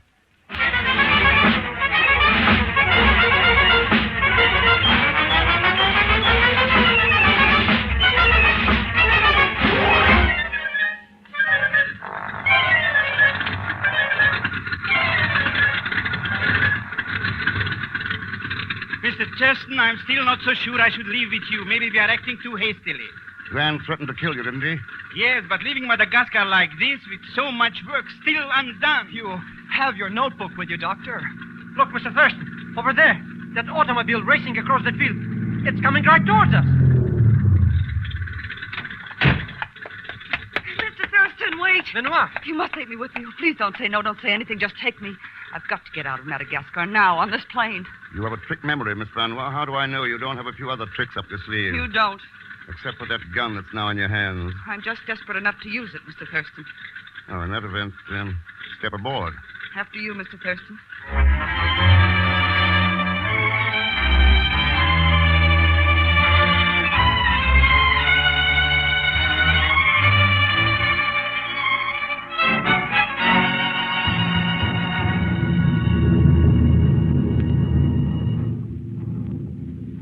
Miss Benoit, we're far enough away from Madagascar now for you to stop pointing that gun at me. Okay, Mr. Thurston. You know, I'm so happy to be flying away from that Rocky Grant, I can't begin to tell. And don't even try, Bygone. Rocky.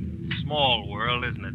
How did you get in here, Grant? Got awfully uncomfortable back in that little baggage compartment, so I decided to come in with you.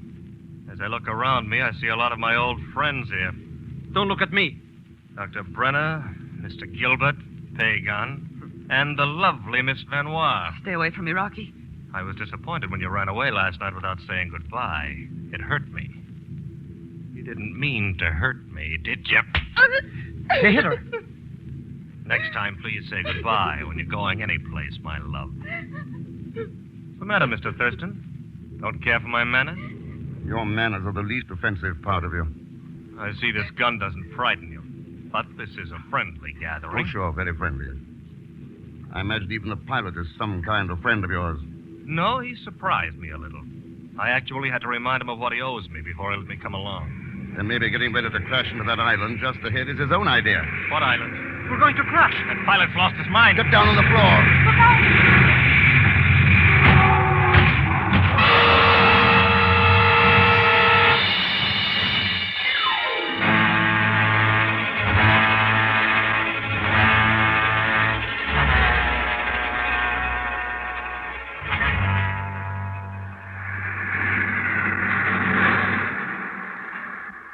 Bygone.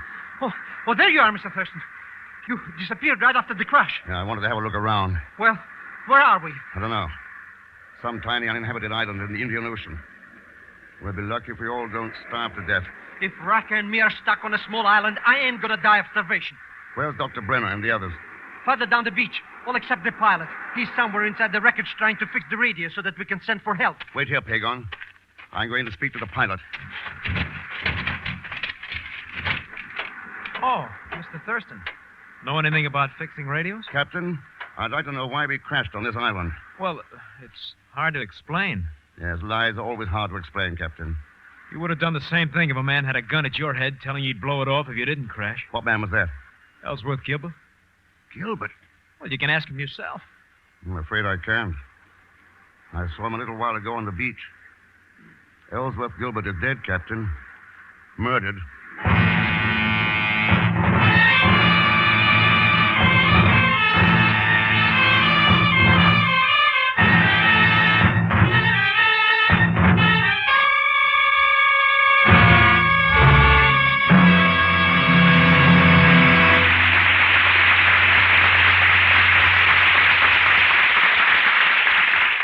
In just a moment, we continue with Frigidaire's Man Called X, created by J. Richard Kennedy.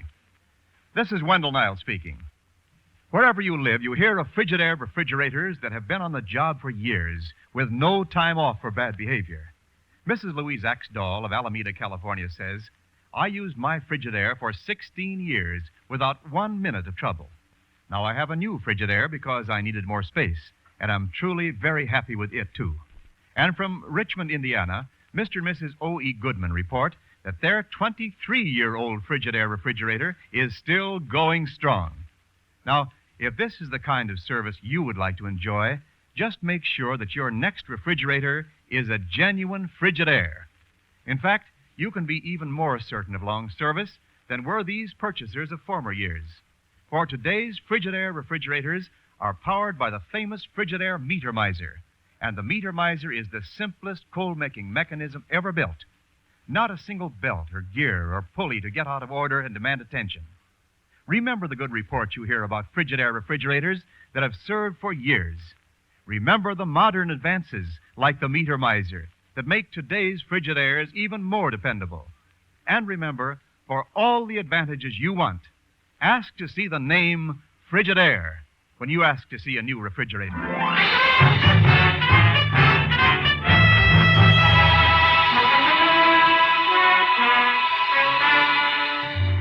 And now to continue with Frigidaire's Man Called X, starring Herbert Marshall.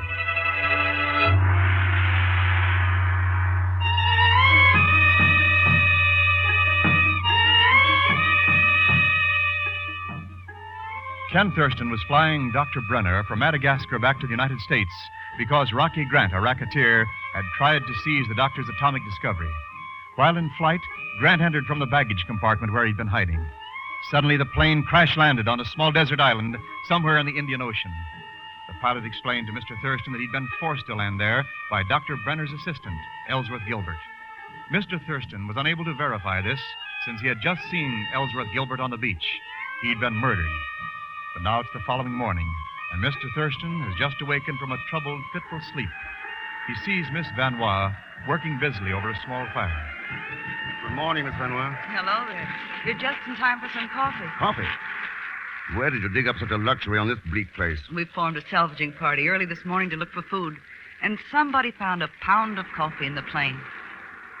Mr. Thurston, I'm sorry for the way I acted last night, but I just had to get out of Madagascar. Why? Remember, you suggested that I might use my memory on secret formulae. Well, someone else came to me with the same idea last night, only wasn't suggesting he was demanding. Coffee's ready. Aren't you having any? After you. We only have one drinking cup. All right, thanks. Tell me, was the man who demanded that you memorize formulae our friend, Mr. Grant? I think I can answer that question. Rocky. I was crude enough to eavesdrop from behind those bushes. He's got a gun, Mr. Thurston. Don't worry, Vanois. That memory of yours is too valuable for me to kill you. But I'm afraid I'm going to have to deprive you of your companion, Mr. Thurston. Don't be a fool, Grant. Sorry, Thurston. The talkative Miss Vanois has told you too much for your own good. So long. What the... Why doesn't it shoot? Hey, Grant, you look awfully silly standing there shooting an empty pistol. Empty? I unloaded it last night while you were asleep. I'll kill you for Stay where you are, Rocky. Where'd you get a gun? Oh, now, wait a minute, baby. You wouldn't shoot me. Why not? Now, put the gun down, baby. Put it down. Why? I've seen you kill people so often, I'm used to it. Oh, now. Thurston, stop her. I don't know if I can, Grant. Look, I'll do anything you say. Just give me a break. Why did you stow away on that plane? I knew Brenner's discovery would be worth millions. I tried to lay my hands on it, that's all. Why did we crash on this island? I had nothing to do with that. I have no idea why we crashed here. I suppose you have no idea why Gilbert was murdered. No, I don't. I didn't kill him. Who did? I don't know. All I know is I didn't do it. Thurston, you've got to believe my story. I didn't do it, I tell you. I didn't. Get a hold of yourself. Huh? Here. You better drink my coffee. You need it more than I do. Huh? Thanks, Mr. Thurston. Thanks a lot. Feeling any better, Grant? Yeah? Yeah, I feel fine. I feel just like... Oh. He fainted. Water somebody, quick! Well, the dangerous killer passed out from fright. He didn't faint. That cup of coffee had enough poison in it to kill all of us. Grant's dead. Dead? Poison? Well, who would have done that? A very good question, Miss Vanois. Oh, you don't think that... You're not accusing me. I'm not accusing anybody. Where did you get that copy? I told you, from the wrecked plane. And you had no idea it was poison? Of course not. I was going to drink some myself. But you made sure to give me the first cup. You said there was a salvaging party. Yes, everyone was finding things in the plane and handing them out to me. Who handed you the copy? I don't remember. I was so anxious to see what they were giving me, I didn't even look at their faces. All I remember is hands. Strange. A girl who earns a living by feats of memory can't remember who gave her a pound of coffee less than an hour ago. I can't remember. I just can't remember.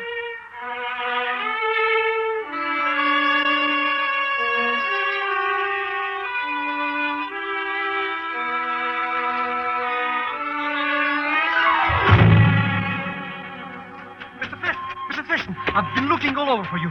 Boy, have I got bad news. The radio's busted. The radio's been busted since the moment we crashed here. Yeah, but it was fixed, and now it's busted again. That was our last chance. Now nobody will ever know what happened to us. Apparently somebody knows. See that small boat out there? Boat? Where? I see it. Gee, I see it. We're saved. They found us. Ahoy there! We're over here!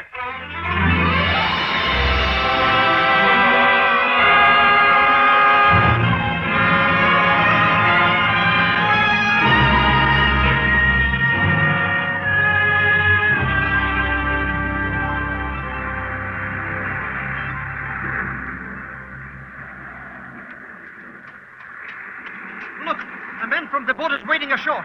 Mr. Thurston, he's got a gun. I suppose he thinks we're wild savages. Hey there, mister, you don't need the gun. All right, everybody. Stand back, get your hands up. You're making a big mistake. Shut up, you. Didn't you come here to rescue us? What do you want? I want Brenner's notebook. Give it to him, Doctor. If you say so, Mr. Thurston. Brenner, I think I'll take you along with me. And if I refuse to go with you? Look, my boss wants the information in that notebook. He wants it absolutely exclusive. So there's nothing else to do but take you with us where we can keep an eye on you. What shall I do, Mr. Thurston? You have no choice but to go with him. He has the gun. Well, goodbye. Goodbye and good luck. Good luck to you, Doctor. Listen, mister, if you leave us stranded here, we'll all die. That's the general idea, Mac. Okay, Brenner.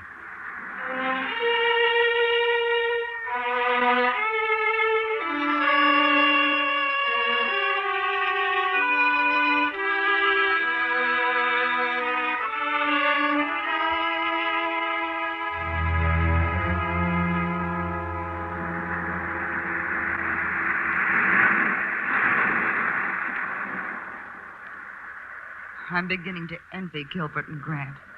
At least they're not dying slowly like we are. Oh, it's entirely possible that within a few minutes we'll be picked up by an American destroyer. Mr. Thurston, you sound delirious. Maybe. But look out there across the water. Tell me what you see. There's a... Could it be a mirage? No. No, it's a boat, Mr. Thurston. A destroyer, like you said. A beautiful American destroyer.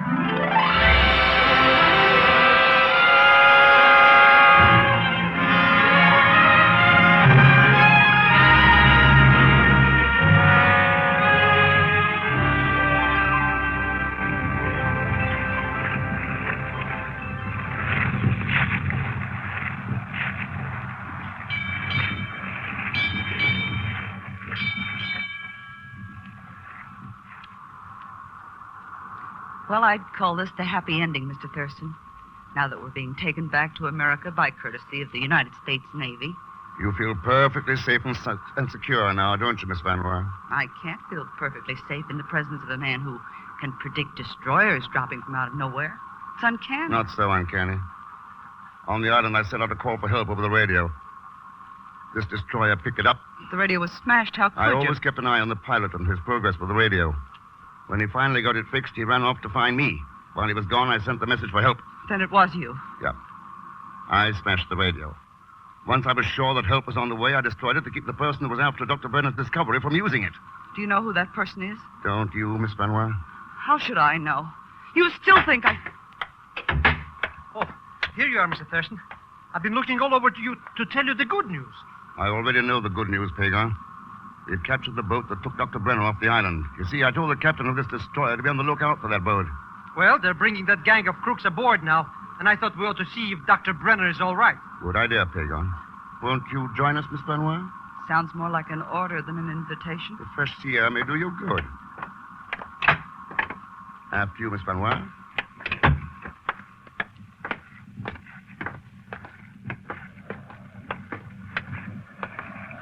can't wait to see the surprised look on Dr. Brenner's face when he sees us He's here. coming on deck now.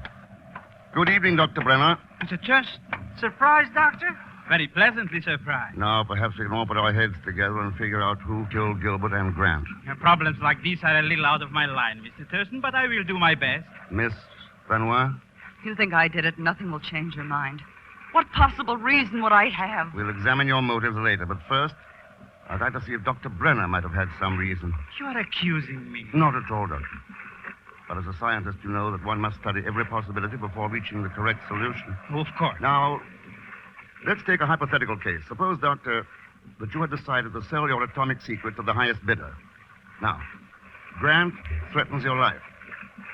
You would have had to leave Madagascar with me just to shake off Grant. But before you left, you might have made arrangements for someone to pick you up on an island somewhere. You might have forced the plane down by convincing your assistant, Gilbert, it was the thing to do. Gilbert had too much respect for you to doubt you. Once we crashed, it's possible that you murdered Gilbert, since he could be of no further use to you. Now, mind you, this is all hypothetical. Oh, it's closer to sheer fantasy, Mr. Thurston. May I trouble you for a cigarette? Here, Doctor, have one of mine. Oh, thank you very much, Miss Benoit. Those hands. I remember now. Those were the hands that gave me the coffee. I am afraid your extended stay on the island has affected your mind, Miss It all Benoit. comes back. I see it. What made me forget? You didn't forget, Miss Benoit. You remembered that the doctor handed you that poisoned coffee. But your conscious mind refused to accept the idea that he could be a murderer. Well, Dr. Brenner? Oh, I, too, have a hypothetical case to present, Mr. Thurston. Supposing I did commit those murders, do you think that society can afford to destroy a man like me? It can't afford not to. Look out, Mr. Thurston. He's reaching for a gun. Oh, no, gentlemen. I have here in my hands a much more potent weapon. My notebook. With your assistance, there is still a chance for me to get away, Mr. Thurston, and no one will blame you. I'll trade you this notebook against my freedom. It's no deal. Now, consider carefully. I'm an old man. It is a small triumph for justice to deny me my few remaining gifts, and a great triumph for progress to have my life wisdom contained in this notebook. There was no wisdom in your life, Doctor. There's knowledge, yes. And it's in that notebook. But it's useless to us as long as you're alive and free for even a single day to sell it to the highest bidder. No, Dr. Brenner, it's no deal. All right, then. He did it, Mr. Thurston. He actually did it. He threw it overboard. It's lost. Yes, Pega. It's lost. In other hands, it could have made all our lives happier. But rather than permit Dr. Brenner to use his knowledge for destruction, it's better that his precious notebook should lie at the bottom of the sea. Perhaps someday, somewhere, maybe at this very moment, some scientist is making that discovery again. Let's hope that that man will use his knowledge for good instead of evil. Let's hope for the best, Pagan.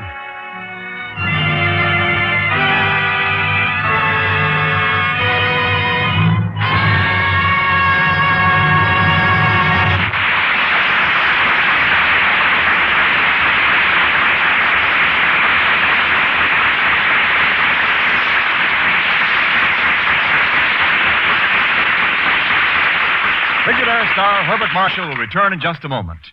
Frigidaire's Man Called X is presented each week with the best wishes of your Frigidaire dealer, who invite you to come in and learn about the famous line of Frigidaire electric appliances, refrigerators, ranges, water heaters, home freezers, the new automatic washer, dryer, ironer, and many other Frigidaire refrigerating and air conditioning products for homes, farms, stores, offices, and factories. I've always wanted an electric water heater, Mr. Niles. Well, then take my advice and buy a Frigidaire electric water heater.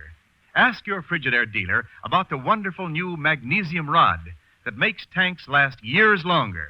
Ask about the new 10-year protection plan on Frigidaire electric water heaters.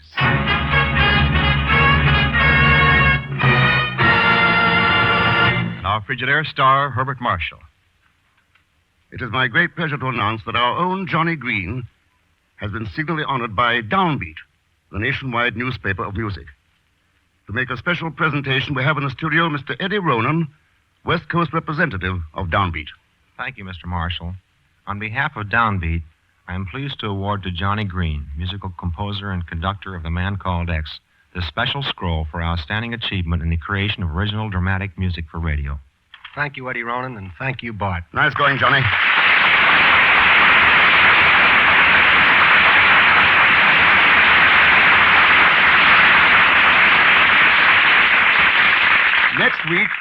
Next week, Laughing Lady, a story of the dread Sicilian Mafia, a terrorist organization operating in a traveling circus. As usual, Leon Belasco will be along as Pagon Zellschmidt. So join us, won't you, when next I return as the man called X. Good night.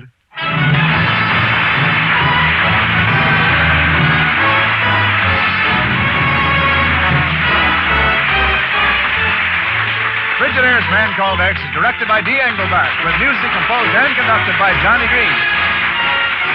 Tonight's story was written by David Shaw.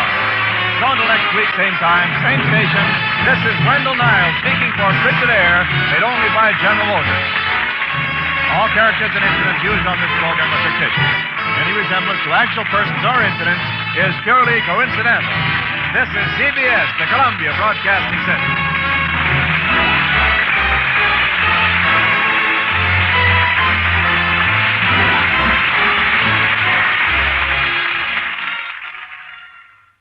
Thank you for joining us for a thrilling episode of A Man Called X. We're excited to have you as part of our audience. We invite you to return tomorrow for an all-new set of episodes that will take you on even more unforgettable adventures. Now we will visit Agent K7, a riveting program centered around the daring exploits of a top-secret spy as he battles against espionage, crime, and international intrigue, showcasing his resourcefulness and cunning as he strives to maintain global security.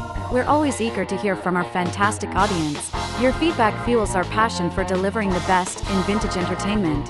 Feel free to share your thoughts, opinions, and suggestions. We value your input and strive to make your listening experience even more enjoyable. If you're looking to enhance your Microsoft Access skills, look no further. Reach out to them at 615-420-2040 and ask for Mark. Once again, thank you for being a part of our Golden Age radio community. Get ready for more riveting stories, captivating characters, and timeless entertainment. Until next time, stay tuned and keep the nostalgia alive. Subscribe for more videos.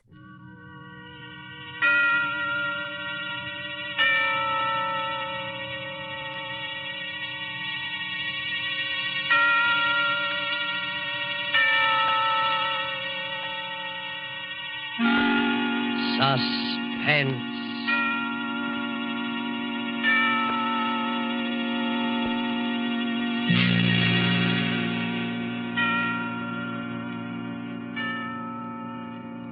This is the Man in Black, here again to introduce Columbia's program, Suspense. Our star tonight is Bela Lugosi, playing the part of Professor Antonio Basile, psychologist. The story is by J. Donald Wilson, who calls it The Doctor Prescribed Death. If you have been with us on these Tuesday nights, you will know that suspense is compounded of mystery and suspicion and dangerous adventure. This series of tales is calculated to intrigue you, stir your nerves, to offer you a precarious situation, and then withhold the solution until the last possible moment. And so it is with the Doctor Prescribed Death and Bela Lugosi's performance. We again hope to keep you in suspense. Professor Antonio Basile has a theory, but let him tell you about it. As a psychologist, I have worked out a theory I know to be sound. I contend that a person who has decided to kill himself can very easily be turned from this desire to the desire of taking the life of another. I can prove my theory, and if necessary, that is exactly what I will do.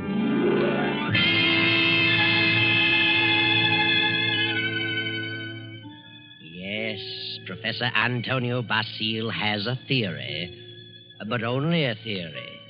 And he's worried about what his publisher will say, so he visits the editor, whose name is Hellman. Hellman finishes the manuscript and tosses it on the desk. Professor Basile leans forward eagerly and... Well, Hellman, what do you think? Professor Basile, it's purely conjecture, simply a theory, and I wouldn't advise publishing it. I worked on that theory for a long time. I'm positive of it. I know it'll work. Suppose it will. What good is it? What good have you accomplished if you can prove it'll work? Are you laughing at me, Herman? It's so silly. An ordinary human being has suffered reverses. Is sick of it all. He wants to leave it all behind. And you say he can be changed to want to kill someone else. I do. Self-destruction and the destruction of other life are closely related in the mind. The dividing line is very thin. It's ridiculous. And you won't publish it? Granger would fire me. Why? He told me that, in his opinion, you should be in the asylum. Mr. Granger said that. Does he think I'm insane? How do I know? Herman, Mr. Granger didn't say that. It's you who thinks I'm crazy. You've never liked me. For some reason, you are trying to tear me down. Well, we'll see, Mr. Hellman. We'll see. Now, wait a minute. I'll show you whether my works are illogical. I'll show you whether I'm insane. Oh, calm down. I'm going to make you eat those words. I know you don't like me, but I'm going to prove that my theory is sound. Good night. Wait a minute. Basil, wait. You wait, Hellman. You wait. Yes, wait, Hellman. Wait. Professor Basil, seething with resentment, rushes from the office and strides angrily down the street. Insane, huh? I'll prove my theory. I'll find a subject. I'll find someone who wants to take his own life. And so Basil goes home, late for dinner. He finds a note from his wife, Myra, saying she's decided to attend the opera and will be home around 11:30. Then Professor Basil gets an inspiration. He goes to the bridge over the deep canyon, the bridge called Suicide. And strangely enough, he hasn't long to wait. As he stands against the railing in the fog, a figure appears a few feet beyond, stops, prepares to leap. Don't do it. Wait a minute. Listen. Huh? That's very silly. Let go of me. Oh, no. I couldn't do that. I need you. I don't need you. Don't you know this is against the law? You're not an officer. You can't stop me. It's 500 feet to those tracks below. Hard steel rails. And don't believe what they all tell you about not being conscious of what happened. You'd know. People don't die instantly. Let loose. They lie in agony for minutes and sometimes for an hour. It's a horrible death, I know. How do you know? I'm a doctor. Doctor? Yes. I can tell you much simpler ways, much less painful ways, and quicker. You're a nice young girl, an intelligent girl. You wouldn't want it to happen this way. Maybe after I talk to you a while, you wouldn't want to do this at all. No? No. But come on. Let's talk it over. Maybe a few minutes' talk will change the entire picture for you. What could you do to help me? If you'll come, I'll tell you. There's a motive back of your wanting to do this, and I'd like to know what it is. Nothing doing. Haven't you any relatives? Any loved ones you'd like to do something for? Yes? Then if you'll talk with me for a while, maybe I can find my way clear to help those people. You sound crazy to me. Oh, no. All right, I'll... Where? My apartment. Let's go.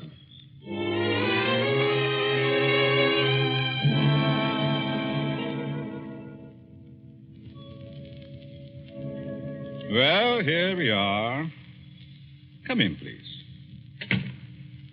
Well, what do you want to know? Sit down first. Are you hungry? No, I'm not that broke. It isn't poverty. I knew that. I could tell by your clothes. Now, first, why did you come here? Why? Why, because you talked me into it. I see. You're not afraid of me? Afraid? In my frame of mind. What can I lose? Suppose I told you that I really brought you here to kill you. Kill me? You know, you're a very pretty girl, don't you? Yeah? That doesn't always mean so much. The right man, it might. That's what I thought. But I found out it didn't mean a thing. Ah, then it was because of a man. I knew it. Really? How did you guess? I'm a student of psychology. I'm Professor Antonio Basil. I see. And you want to know what makes me tick. You want to know the reason behind my action tonight. That's right. I would like to know what happened to make you want to kill yourself. Suicide is a mental aberration. Yeah? I'd like to know what preceded the decision to destroy yourself. And what you thought about until the moment I stopped you on the bridge. What good will that do me? You said you weren't broke, but you also said you had some loved ones you'd like to do something for. I meant I wasn't broke to the point of being hungry. I have a few dollars. But you suggested help for someone in larger terms.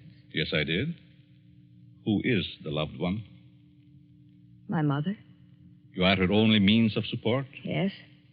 And you intend to kill yourself? Yes. That's being selfish, isn't it? Selfish? Yes.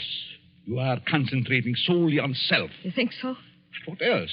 The first law of human nature is self-preservation, right? I suppose so. The second law is the preservation of family. Yeah? So you decide to deny the first law and destroy yourself. And as a consequence, deny the second and leave your mother alone and in need. You indicate a form of insanity. What would be normal? To destroy the other person. The one who has done you wrong. Have you hurt him? No.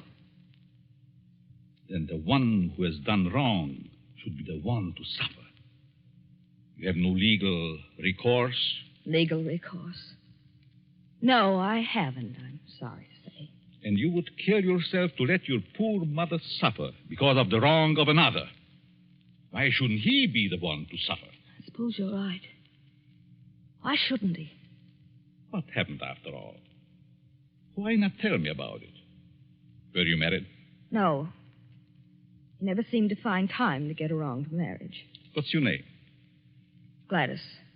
Gladys Tanner. How long had you known him? Almost 4 years. And you always thought he meant to marry you? Yes. Until 3 weeks ago. Yes? On July 1st, he had to leave town for a week on business.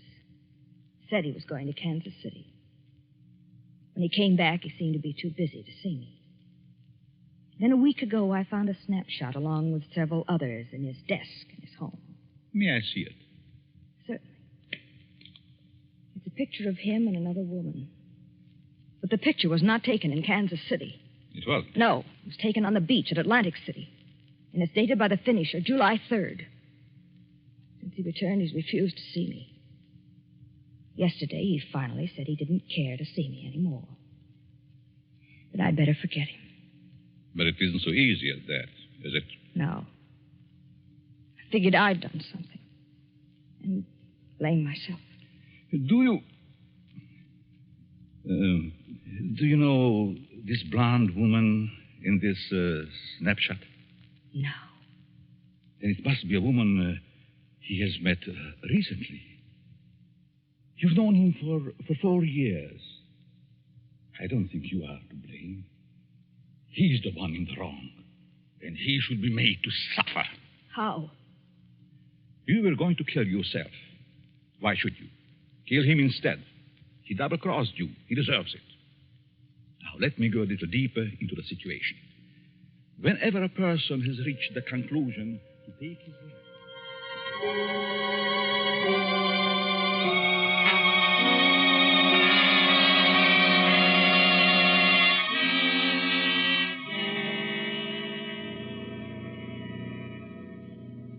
Sure you have made up your mind, Miss Tanner? Positive. Now, if you're careful, you won't be caught. No. But whether you are or not, I'm giving you this check for $1,000 made out to cash to be sent to your mother only after the man is dead. Write his name on this pad. There you are. I will know what has happened by the newspapers. And I will be told payment until I learn that you have gone through with it. It'll happen tonight. Very well. You are sure? You are determined? Absolutely. Nothing could stop me. Very good. But just what would happen if I did get caught? You won't get caught if you follow my instructions. I know. Now, here is a small revolver. It'll fit easily in your purse. That's all you need. Be sure to wipe your fingerprints off. and leave the gun near the body. Well, goodbye, Dr. Basile. Goodbye, Gladys, and good luck.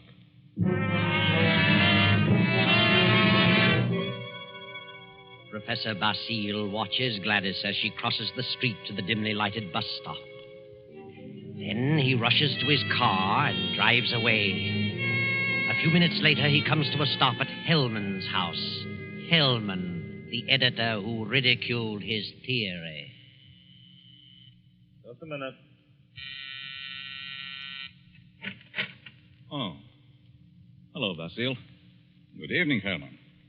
Thought I'd drop out to have a little chat with you. Well, why this time of night? It's kind of late, isn't it?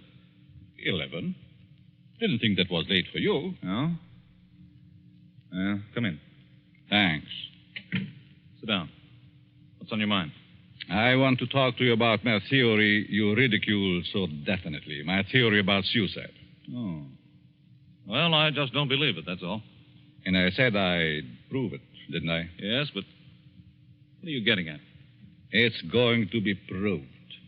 My theory is going to be proved tonight. Well, that's fine. Go right ahead and prove it. I don't like you, Hellman. I never liked you. And I know you don't like me. I can't help that, Basile. What are you staring at? Is there someone here with you? Certainly not. Why? That's a woman's purse on the Davenport. Oh, my secretary dropped by earlier this evening with the manuscript. She must have forgotten it. She's not here now? Of course not. Then I'll continue. I found a subject. A girl who was ready to commit suicide because a man jilted her. In a few hours, I was successful in changing her thoughts from suicide to homicide, and she is going to kill the man tonight. What do you think of that? There may be a dozen murders tonight. Ah, but you'll know which one I mean. You'll know about this murder. What do you mean? Because I'm going to tell you who the victim is going to be. You know who the intended victim is? Why don't you stop it? But then I wouldn't have proved my theory. If you put this girl up to it, you're as guilty as she is. You're insane, Basile, hopelessly insane. You think so, Herman? The whole idea is mad, too utterly ridiculous for words. No sane man would ever think of such a useless, senseless idea. And for heaven's sake, stop laughing. I'm thinking about the victim when he learned. Who is the victim? Martin Hellman. Me? Yes, you. I don't believe you. You will this time. Who is this girl? I know no girl who'd want to kill me. This one does. Now. Oh, nonsense. However, I wouldn't put it past you to hire someone to do something like this. No, this girl is no fake. This girl is serious, deadly serious. You probably hypnotized some poor woman, figuring she'd never remember what happened. Oh, Hellman, you underestimate me. Maybe I do underestimate your evil mind. But believe Put up me... your hands, Hellman. Get away from that desk. I'll just take care of that gun, Hellman. That's better. Well, since when did you start carrying a gun, Basile? A gun? Don't be silly. This isn't a gun in my pocket. It's just my pipe. See? Well, what do you hear, Herman? Nothing. Oh, yes, you do. I heard it, too. The sound on the porch. I leave now. The back way. I put your gun in the kitchen. And I'll be very careful to remove all my fingerprints. You insane fool. Oh, fancy you. You, Hellman, you are going to help prove my theory. Good night, Hellman. Crazy devil. I'll have him locked up before he gets across town. Good evening, Mr. Hellman. Huh? How did you get in here? Through the patio door. What do you want? I wanted to talk to you. Very strangely. You're just imagining things. And what are you doing here? I wanted to tell you something. Yeah? What? When you first indicated to me that you were through with me, I was terribly hurt. I thought all along that we were to be married. I couldn't understand. I tried and tried to think of something I'd done to cause our breakup. Then I happened to find this snapshot in your desk. Snapshot? Take a look at it. Kansas City. No, Atlantic City, New Jersey. You and a blonde. And the date is stamped on the back. A business trip. Ha! Well, what about it? I just wanted you to know that you weren't so slick. I wanted you to know that I knew about the blonde. That I knew you'd lied. Now that you've told me, what good does it do you? A lot of good. First, I thought you came here for money. How could you think such a thing? Well, I think you'd better go now. I'm going. Goodbye, Morton. And good luck in your new venture. What venture? This one. Gladys. Gladys! And wish me luck in mine.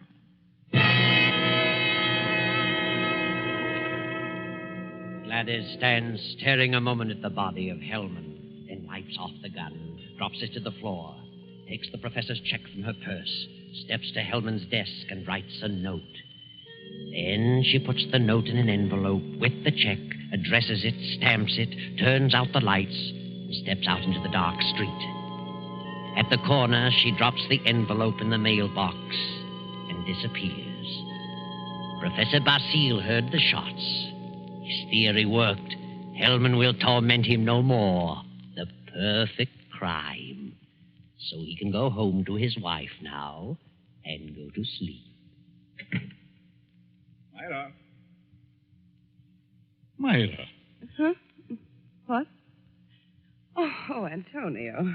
What are you doing asleep on the Davenport? Do you know what time it is? It must be after midnight. I've been waiting for you. How was opera? Oh, fair. Nothing to brag about. Who sang the lead? Belchiati. He wasn't very good. Belchiati? Mm-hmm. He's a poor Othello. Othello? I thought they were doing Ida tonight. No, they switched because someone was ill. Oh, they just as soon have stayed home. Have a nightcap, Myra? No, thanks. I'm tired. I think I'll go to bed. I'll be along presently. Good night.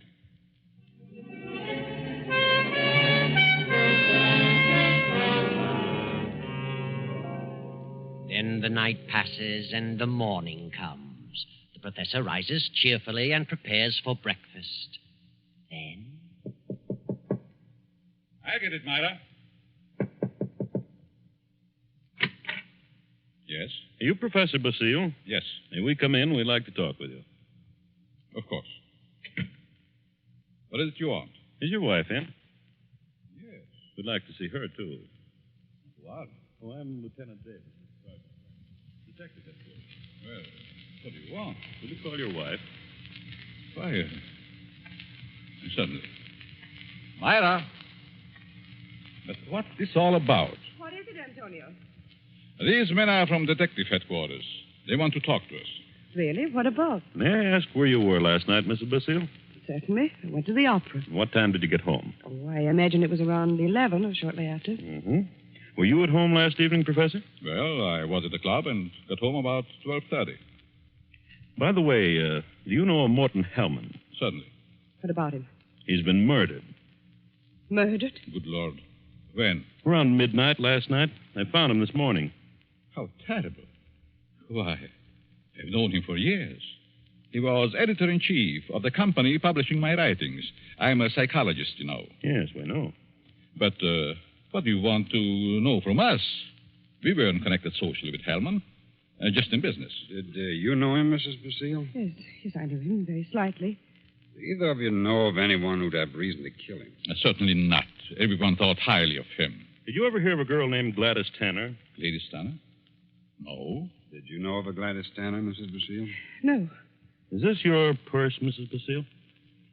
Why, of course it is. That's the one I gave you last Christmas, Myra. Oh, yes. I must have lost it downtown. Where did you find it, Lieutenant? At Hellman's home. Hellman's home? Well, how in the world? Good heavens, but We found it on the sofa. Well, I can't imagine how it could get there. And this is the revolver that killed Hellman, found on the floor beside him. What? No fingerprints on it, however. What? May I see it? Why, Myra, this is your gun. I bought this for you 2 years ago when I went on the lecture tour. Yes, I think it's mine, but It just doesn't make sense. Did you have the gun in your purse when you lost it last time? Well, perhaps I did. I'm so confused now. I can't remember. The thing, it is terrible. Oh, I know.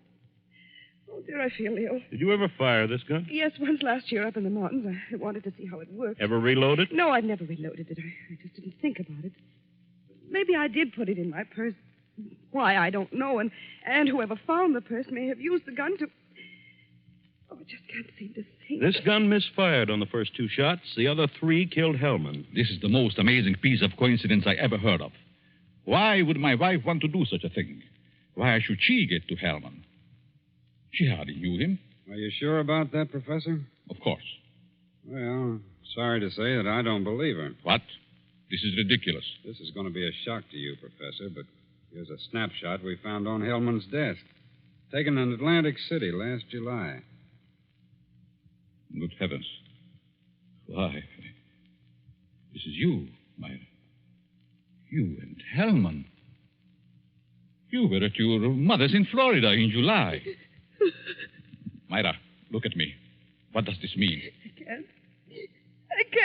And I can't believe such a thing. May I have the purse, the gun, and the photo? Thank you. I'm sorry, but I'll have to take her down to headquarters. But I didn't kill him. I didn't. I wouldn't. I loved him. Myra. You better pull yourself together. You'll have to go back. You'll want photos and fingerprints. Yes. Better get it ready, Myra. Certainly looks bad for her. Afraid it does. Looks like an open and shut case. Oh, will you come along too, Professor? Certainly. And so it all worked out beautifully. Not quite as the professor had planned. But then he changed his plan from the moment when Gladys Tanner showed him the snapshot taken in Atlantic City. And he realized that the girl's fiancé was Hellman, and that the blonde was Myra, his wife. He had no intention of allowing Gladys Tanner to kill Hellman until he saw that snapshot.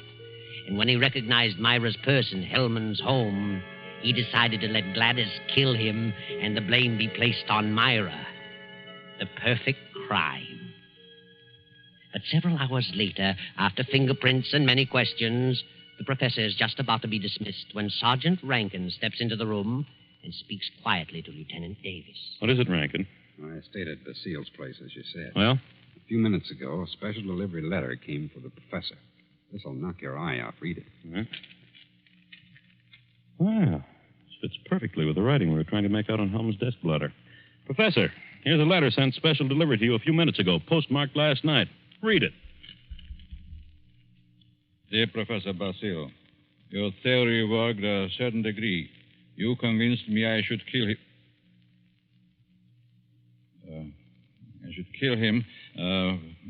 But when that gun you gave me misfired twice, I almost quit. Go ahead, Professor. Read on. Then as I looked at him on the floor, the feeling of self-destruction came back. I'm going ahead with my plan. Here's your check. I won't need it. Besides, I lied to you. I lost my mother long ago. Better luck next time. Gladys Tanner. And a half hour ago, they found her body beneath Suicide Bridge. Well, Professor, your perfect crime has failed. Failed? Yes, failed. Wonderful setup on paper, but your theory backfired and you're up for murder. But I didn't kill him. But you planned it, and you're as guilty as Gladys. Each paid her penalty. Now it's your turn. No. I won't be hanged. Never! Rankin, grab him!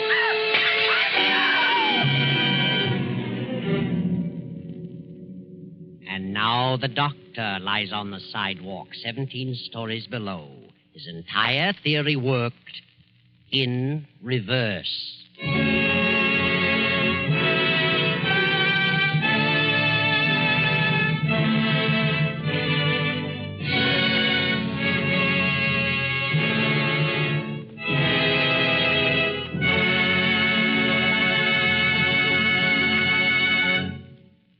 And so closes the doctor-prescribed death, starring Bela Lugosi. Tonight's story of Suspense. It came to you from Columbia Square in Hollywood.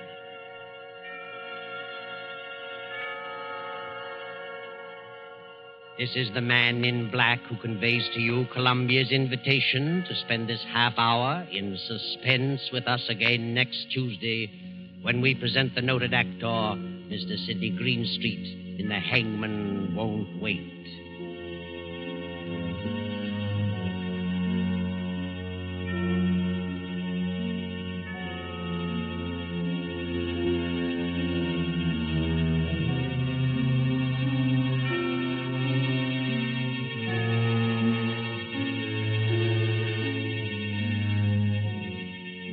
William Spear, the producer, Ted Bliss, the director, Lud Gluskin, the musical director, Lucian Mahuik, the composer, and J. Donald Wilson, the author, collaborated on tonight's Suspense.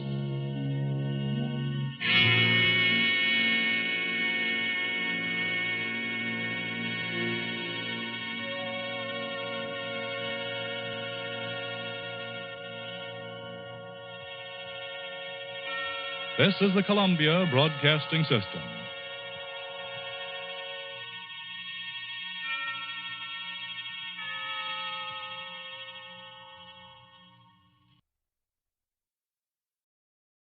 Are you ready to unlock the full potential of your data management? Look no further. Introducing G3PL.com, your ultimate destination for mastering Microsoft Access. Microsoft Access is a powerful tool that lets you organize, analyze, and report on your data with ease. And with G3PL.com, learning how to harness its capabilities has never been more accessible. At G3PL.com, we believe that knowledge is the key to success. Our expert instructors will guide you step by step, whether you're a beginner or looking to enhance your skills. You'll learn how to create databases, design user-friendly forms, and generate insightful reports, all using Microsoft Access. Call us now at 615-420-2040 to enroll in our Microsoft Access courses. Don't miss out on this opportunity to become a Microsoft Access guru. Visit G3PL.com to start your learning journey today. G3PL.com, empowering you with the knowledge you need to succeed in the digital age. Email db@g3pl.net now. Subscribe for more videos. Secret Agent K7 returns.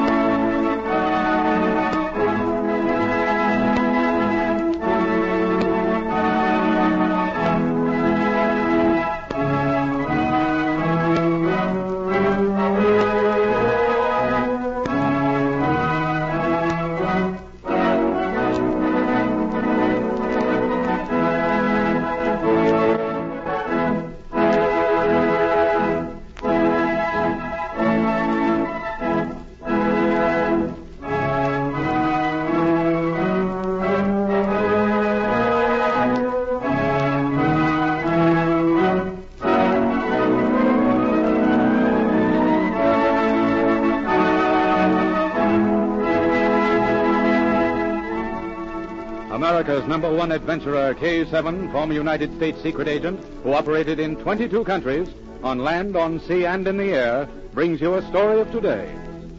Here is K7. With huge defensive rearmament programs getting into stride, shipyards have assumed a new importance in all of the great nations.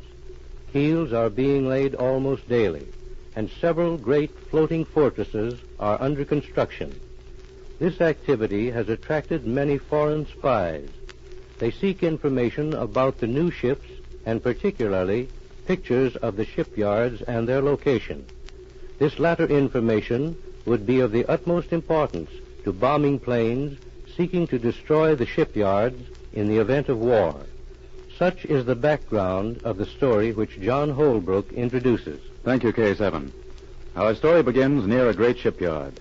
It is near midnight as a small group of men work in darkness around an anti-aircraft sound detector, which has 4 great horn-like ears pointed toward the sky. Nothing approaching from the north. No sound from north. Needle at 0. No sound from east. Needle 0. No sound east. It's after 12 o'clock, General Tiviage. Begins to look as if we want to have a visit tonight. Well, the plane has flown over as late as 2 a.m., Agent B9. We'll just have to wait. This mysterious plane, how many nights have you heard it overhead? 3. Although, of course, it may have gone over undetected before. Sentries might have mistaken it for a commercial plane off its regular route. Wait, General. The sound detector has picked up something. Direction south, southeast. Direction south, southeast. They've picked the plane up, Agent B9. Crew, stand by searchlights. Your glasses ready for use, B9? I'm ready. Searchlights on.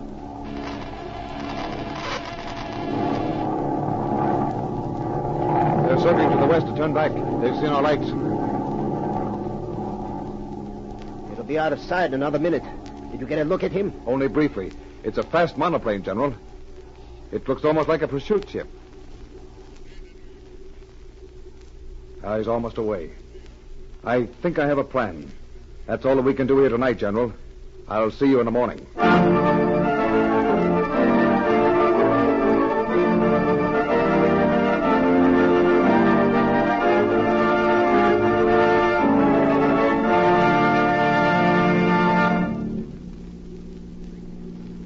The next morning, Agent B9 and his assistant, Rita Drake, drove to General Tiviage's headquarters.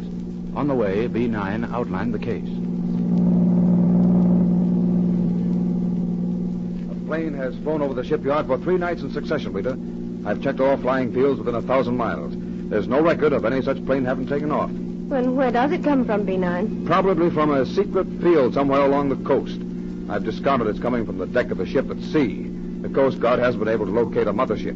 And from the little I could see of the plane when it flew over last night, I'm sure it's a land plane. We'll stop here. Have you any idea why the flights are made? They wouldn't dare drop bombs. No, Rita. The flights are made to map the exact location of the shipyard, and the ship's now under construction. You'll get the rest of the story in the General's office. Here, we'll use this entrance. Whom do you wish to see, sir? General Tiviage. Agent B9 calling. Yes, sir. This way, sir. Special Agent B9 calling, sir. Oh, come in, B9. This is your assistant, Miss Drake. That's right. Rita, this is General Tiviage. I'm glad to know you, sir. The pleasure is mine, Miss Drake. Your father is in the service. I know him well. Sit down. Thank you. Now, B9, have you had time to form any opinions? My inquiry is already underway, General. I'm convinced the plane is a land plane of foreign make. I believe the flights over the shipyard are for the purpose of taking pictures. Pictures? Yes. If I'm right, they are using expensive cameras with infrared film. The science of night photography has progressed far enough to ensure fair results. I see. B9, I think you're on the right trail. What's your next move? Most of the infrared films manufactured today are made in this country, General. I've talked with most of the film companies by long distance this morning. A telegram will be delivered to me here within the next few minutes. You want the names of those who have purchased films? That would be too much to hope for. I'll be satisfied to learn that such films have been sold to a dealer in a city south or southeast of this point. I see. But the information should... come in. A telegram has just arrived for Special Agent B9 in care of you, sir. Oh, let me have it at once. Thank you.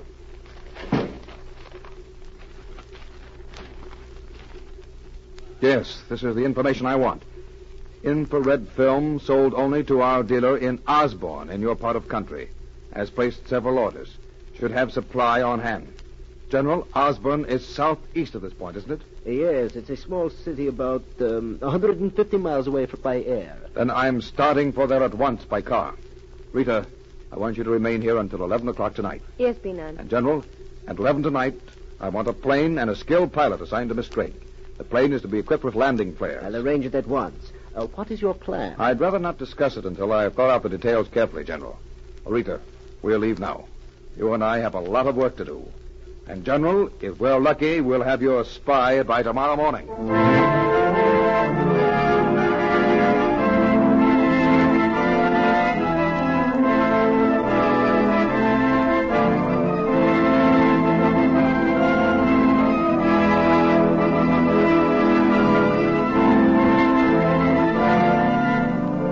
Rita and B9 spent the next hour over maps of the countryside and making their plans. Then B9 left for the small city, which was to be the center of their activity. At 11 that night, Rita and her pilot took off and also headed into the southeast. An hour later, her plane circled the city of Osborne at a high altitude.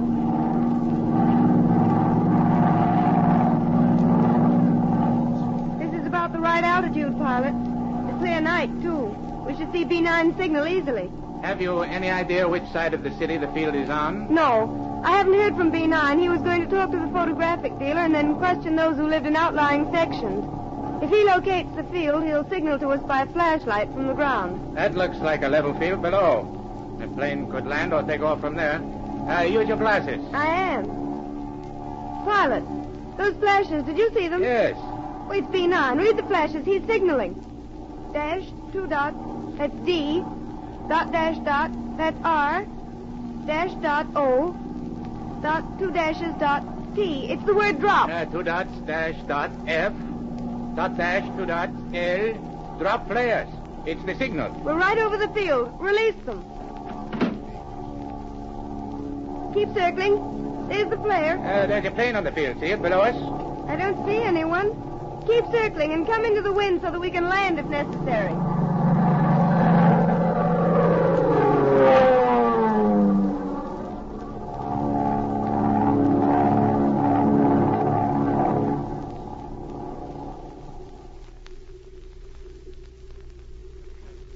On the ground, 2 men were preparing to take off as Rita's plane appeared overhead. When the flares were dropped, one of them issued a sharp order. A flare. Get under the wing so he won't be seen. Someone looking for a landing field. Yeah, for us. Keep out of sight until the flare dies out. Then we'll take off. This plane is faster than any in this part of the country. Yes, sir. What are you looking at? A man. He was standing up at the edge of the field looking this way. You are sure? I saw him plainly for a minute. The flare is dying. Come on. Keep down now. What are you going to do? I'm going after him. Keep down. The grass is quite high. Do you see him? I think so. Yes, it's a man. Have your gun ready for use. All right. Put up your hands. Turn around. And let me look at you. Take your flashlight out of my eyes. Oh, B9. Well, so we meet again. Get his gun, Paul. All right. I've got it. Who are you? Travser. Yes, B9. I'm Lavelle Travser. The last time we met, you sent me to prison. It'll be different this time. Turn around and walk to the plane. What do you think you're going to do, Travser? We'll talk about that later. You're going with us. Start the motors. We've got to take off before the other plane lands.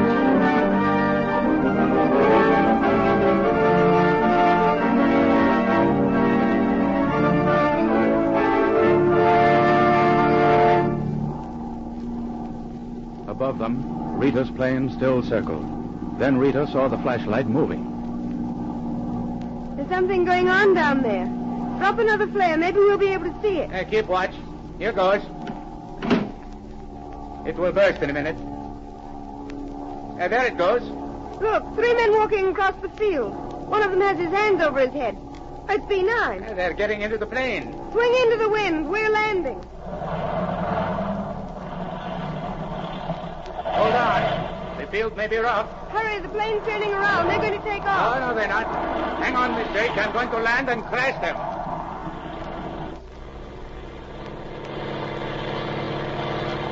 Hang on. Here we go.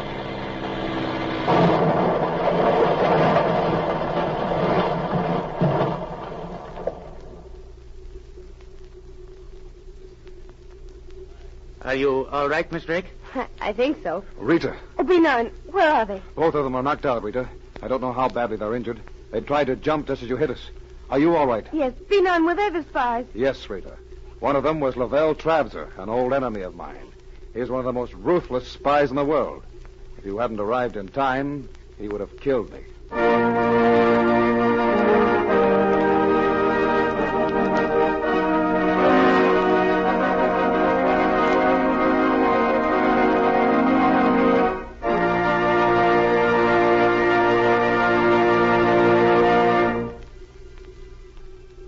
The master spy, Lavelle Travser, died on the way to the hospital. If he hadn't attempted to jump, he would have probably have been safe. Lavelle Travser was one of the most dangerous of the international espionage agents, a man whose very existence was a menace to peace. Listen for my next story. This is K7 speaking.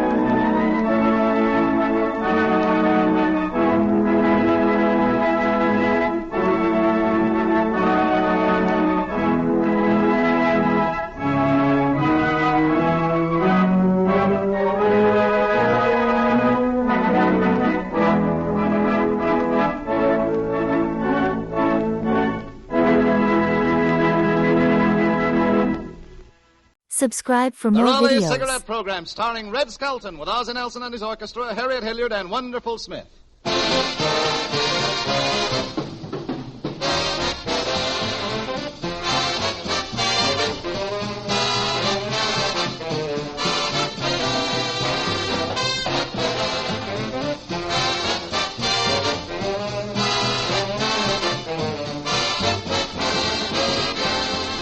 Ladies and gentlemen, each brand of cigarettes claims superiority.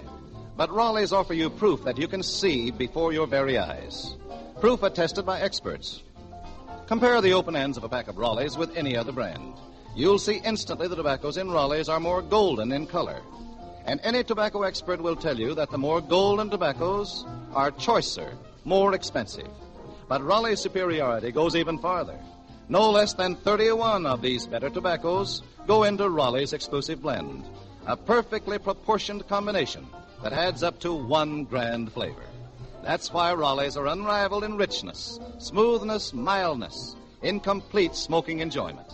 And remember, Raleigh's give you valuable coupons, too, redeemable for outstanding premiums. Yes, ladies and gentlemen, it pays in many ways to smoke Raleigh's, the pack with a coupon on the back, Raleigh cigarettes.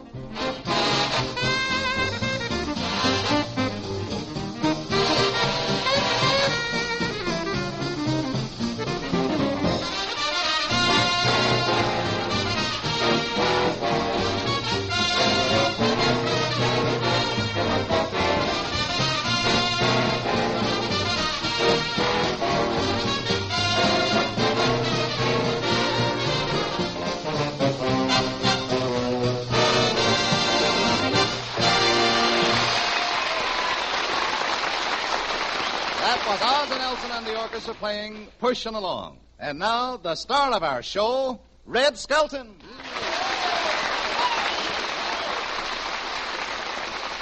Thank you very much, and good evening, ladies and gentlemen. How are you, Truman? Hello, Red. Say, what's new, Red? Is Mr. Raleigh, the sponsor, still living at your house? Yeah, he's been there 6 weeks, boy, and it's getting pretty bad. It is, huh? Yeah, that guest towel is filthy.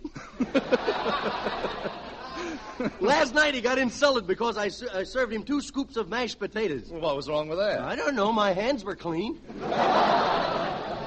Oh, yeah, he said when the dinner gong rings, we all run to the table like wild animals or something. Do you? Of course not. We're just faster on our feet than he is. Say, are you still having sponsor trouble, Red? Yeah, he's still with us, Harriet. Well, you should try and amuse him in some way. Get him a date with some glamour girl or something. Yeah, well, he wants Hedy Lamarr or nothing. Well, did you ask her? Yes, and nothing's getting mighty monotonous. Red, he's some sponsor, isn't he? Yeah, I keep kidding him all the time about Rowley's cigarettes. Oh, is that so? Yeah. What does he do? Well, this morning he gave me a more golden punch in the nose. I was punched in the nose once. You were punched in the nose, Ozzy? Yes, my girlfriend. Your girlfriend? Hey, I thought you two were regular twins. Yeah, but a triplet showed up. Well, listen, Red, why don't you take Mr. Raleigh out to the movies once in a while? I did. I took him to see one of my pictures. Boy, was he surprised. He didn't know I was in pictures. Oh, he didn't? No, he thought I was on postcards. I took him to see the preview of my new picture, Ship Ahoy. Oh, did they preview your picture, Yeah. Red? Sneak? No, we walked in and out like everybody else. Say, Red, tell me, what happened to that preview? Well, right in the middle of the picture, there was a loud commotion. What was wrong? The sponsor was going through the balcony with a flashlight examining cigarettes.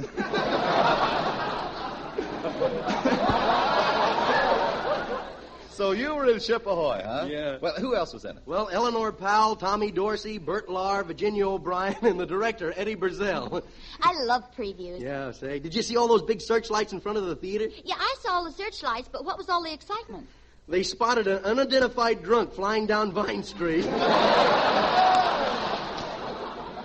143rd Red Devils brought him down. Where did you sit, Red? Well, I sat between Andy Devine and Edward Arnold. I couldn't see much. Boy, did I get a massage. Who else was there? Well, Milton Berle, Mickey Rooney, and Farnsworth Aslop was there. Farnsworth Aslop, who's he? He's the autograph hound with a leaky fountain pen. I had a leaky fountain pen once. You had a leaky fountain pen, Ozzy? Yeah, and it was very embarrassing that time I got run over on Sunset Boulevard. What happened? Well, a guy jumped out of his car and he yelled, "Gee whiz, I just killed one of them Pasadena Blue Bloods." Red, did Mr. Raleigh like you in the picture? I don't know. He couldn't see very well. Why? Was there a post in the way? No, his fingers. He was holding his nose. Well, anyway, Red, I think your picture will be a great success. I think so, too. In fact, the producer at MGM told me I was going places. He did? Yeah, he even gave me the fare.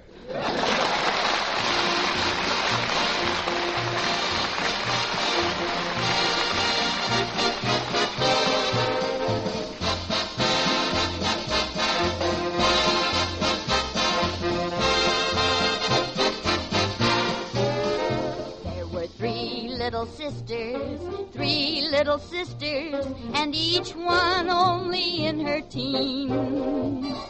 One loved a soldier, one loved a sailor, and one loved a lad from the Marines.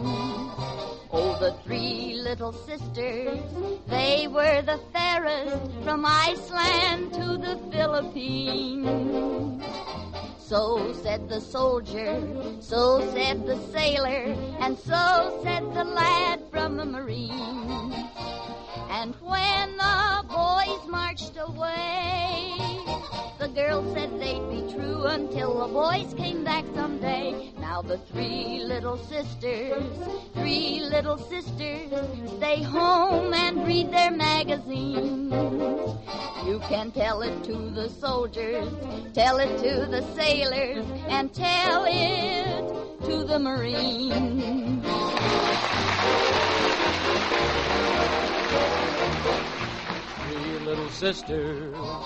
3 little sisters, each one only in her teens.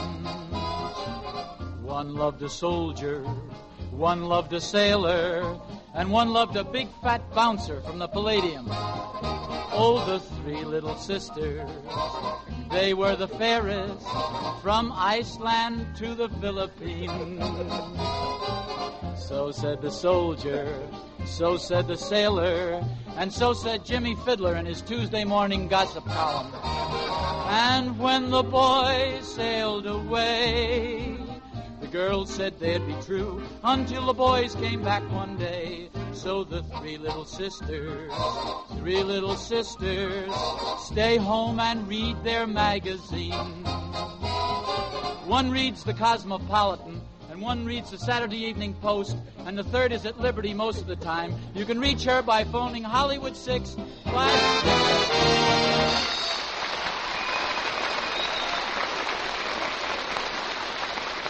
That was Harry and Ozzie and the boys gossiping about three little sisters. Say, you could have put in a plug for the shrine down in San Diego Friday, too. Say, Red, Yeah. those were very nice articles in the June issue of Modern Screen and Radio Mirror about Yeah, you. isn't it marvelous what people will write just for a carton of Raleigh cigarettes? Well, Red, tell us, what's our subject for tonight? Well, tonight I thought we'd show how the daily newspaper affects different people. First, we have Clem, the fellow from the country. He has a job delivering papers.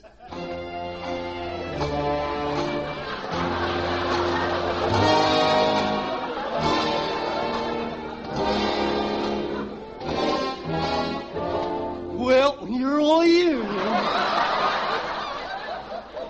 Delivering papers. Good news.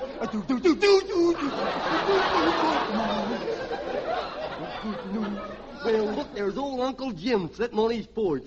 I think I'll throw him his paper. So first I'll roll it up, now I'll tie a rubber band around it, and here she goes.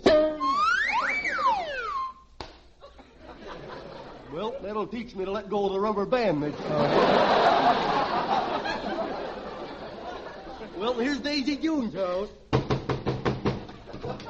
Hello, Clem. Well, Daisy.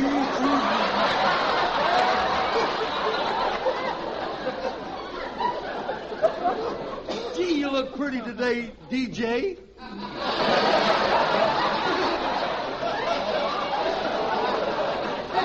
You look good enough to eat. I do? Yep, smothered in onions, of course. What's the paper you're delivering, Clem? The Los Angeles Sun. The Los Angeles Sun. Yeah, it comes out once a week. Clem, how many's on your paper route? Well, there's four. There's you, me, the widder. Clem, are you still hanging around that widder? Well, yep. Well, what's that widder got that I haven't got? I don't know, but on her it don't look like a project. Listen,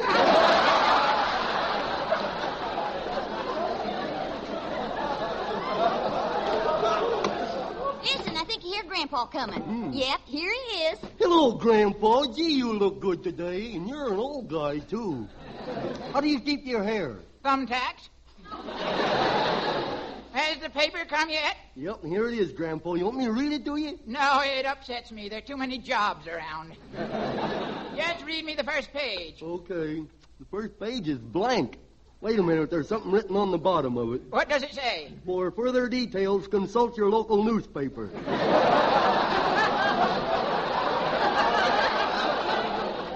That's a mighty bad newspaper. Oh, you don't know what you're talking about, you old fossil. Now, that's no way to talk to Grandpa, Clem. After all, he was in the Civil War. Well, my grandpa was in the Civil War, too, but he was neutral. Neutral? Yeah. He sold good humors to both sides. Grandpappy, Clem's been hanging around that widow again. Oh, he has he? Clem, what are you hanging around her for? Oh, wouldn't you like to know? Now, you see here, you stay away from that widow. She's my gal, and I've been a-courting her for 52 years. 52 years? Why don't you marry her? Well, it don't pay to rush into those things. Clem, have you ever considered marrying me? I don't know. Let me see your sugar ration card. Clem, why can't you be romantic? Well, I ain't got time to be romantic. I got other things on my mind. Oh, yeah? What? Well, for one thing, I've had poison ivy for 4 years. Well, what's that got to do with romance? Oh, I don't know.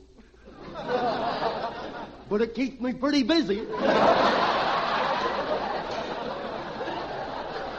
Well, I guess I'll be going. Yeah, go along. The widow's probably a-waiting for you with open head. Oh, you're jealous. You get out of here. All right, but you pay me for last month's paper first. Oh, well, I have to get the money out of my stocking. Okay. Turn around. I'll turn around. Well, turn around. My head, too?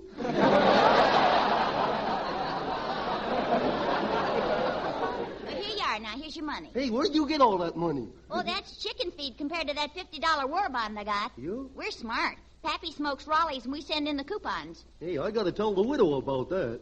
Oh, so she don't smoke Raleighs. Well, I'll fix you. I'll tell Mr. Raleigh, and he'll never let you mention that traitor's name again. Oh, blabbermouth.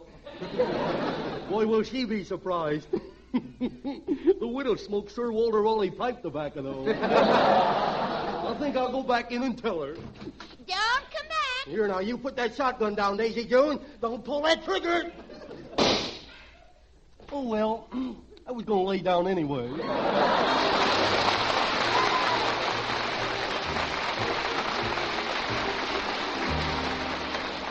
Then we have a lady and her little boy. Sunday papers are his day. She loves the funnies, and it's 6 o'clock Sunday morning, and nobody's awake except Junior. So, Harriet, you be my mother, and I'll be the mean little boy. Hey, Mahi, are you awake? Oh, Junior, it's only 6 o'clock. Go back to sleep. Okay. Hey, Mahi. What is it now? Mommy, where'd I come from? Sears and Roebuck, and go back to sleep. Sears and Roebuck, that's silly. I am so small, I bet they got me at a cut-rate drugstore. Junior, will you stop mumbling to yourself and turn over? I can't turn over. Why not? My chain won't reach that far. Hey, Mommy, I can't sleep no more. I just heard the boy throw the Sunday paper on the porch. I want to look at the funny. Oh, now, look, Junior, why don't you go back to bed and be a good boy? No use going back to bed? Well, why not? All I do is just lay there and think up new ways to wreck this joint. Oh, go read your funny papers and don't bother. Okay. Are you going to read the paper? Oh, look at that nice big banister. What a banister for sliding. If I do, I get a whipping. I do it. I will slide down a shiny banister. Oh, boy, what a mess. Junior, what happened? You know that vase has been handed down from generation to generation? Yes? The next generation going to have to use a Dixie cup. Can it be fixed? No, the pot's going to pot. Oh, now, let's see. Where that funny paper is. Oh, now, look where he threw that. Right in Mummy's victory garden. Gosh, I plan to tramp that down myself. Hello, Junior. Hello. You up? No, I'm still upstairs asleep. You always this dopey of a morning? Good eye, I'm still asleep. Hey, did I wake you up? Oh, no. I was up with the chickens. Up with the chicken? Mm-hmm. Hey, when's your wife gonna let you sleep in the house? Junior, do you always get up this early? Yes, I got work to do in the morning. Oh, what kind of work? Well, for one thing, every morning I have to get up and file a serial number off the tires the top brings home at night. Well, say, Junior, did the paper boy throw my paper over there by any chance? Don't see it.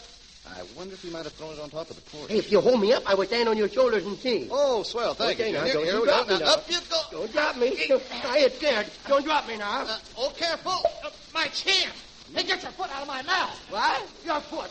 Take your foot out of my mouth. You take your mouth out of my foot. Hey, let me down. It's not up here. Let me down. Let me down. You didn't do that on purpose, did you? He don't know me very well, does he? Your paper wasn't up there. I wonder if it might have gone under the porch. I don't know. Junior, what on earth are you talking about? Oh, good morning. Good morning. Ain't my mummy pretty? Yes, she is. Yeah, you'd never know her face was warmed over from the night before, would you? Tell me, how's your husband this morning? Oh, he's still sleeping it off. Junior, you stop saying things like that. Oh, my little nose. You broke my little. You bent my little nose down his chain. Oh, I did. Say it again. Ooh, why'd you let it alone in the first place? Now, just for that, Junior, you go into the house. No, I want to stay out here.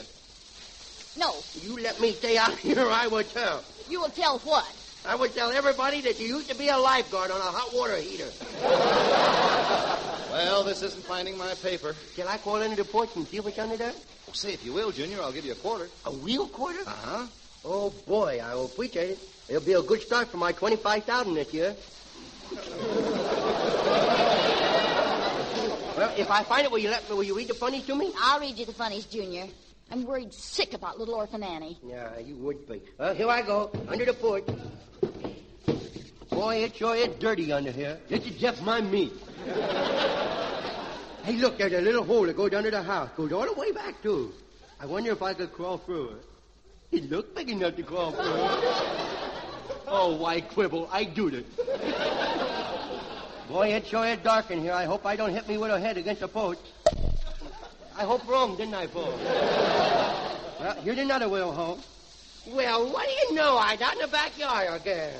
Junior, where are you? Junior, are you there? Where did he go?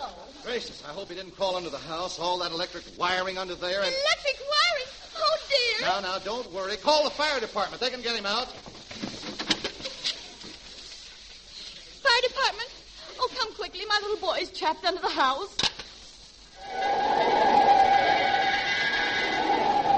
Oh, boy, what's that? Oh, boy. Fire engine. Look, a hook and ladder and everything. Hey, what's wrong? Oh, my little boy is trapped under the house. No kidding. I would stand here and watch. That's a good boy, Junior. Yeah. Junior! Don't yell at me. You scare me, too. Oh, now you're going to get the whipping of your life. Oh, my vaccination, my vaccination. You hit my... I'm sorry, mister, your paper wasn't under the porch. My vaccination.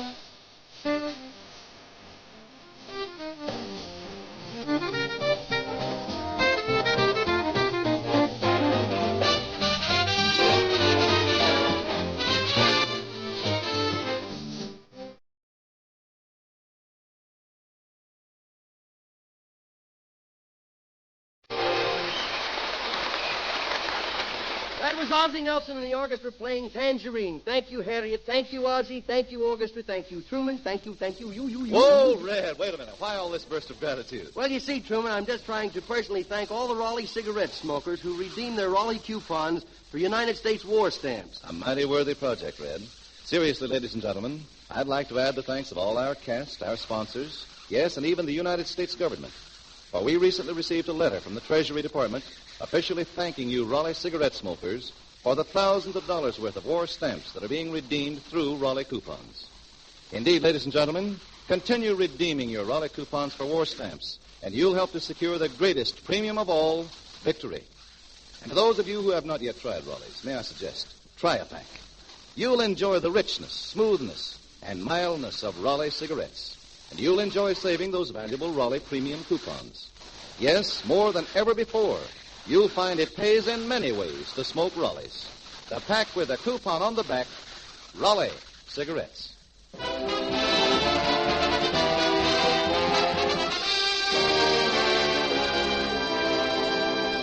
Newspapers have the power to give everyone a clean living. So let's look in on a western town where the newspaper is clamoring to have the town cleaned up.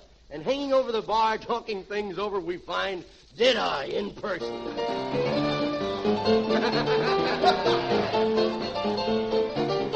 Where'd you get that piano player? Hey, sound man, take care of that piano player, will you? Well, bartender, I'll have a drink. Make mine a tin roof. Tin roof drink? What's a tin roof? It's something's on the house. What are you going to have, Wonderful? A shot of rabbit punch, please. I never heard of rabbit punch. Why don't you drink vulture's nest? I don't want to fly. I just want to hop around a bit. What are you drinking, bartender? Nothing. My shoes are soggy enough now. Yeah. Say, Mr. Deadeye, you better stop drinking so much on account of that new rule they got. I should stop drinking on account of a new rule? Yes, sir. You is staggering more than the hours.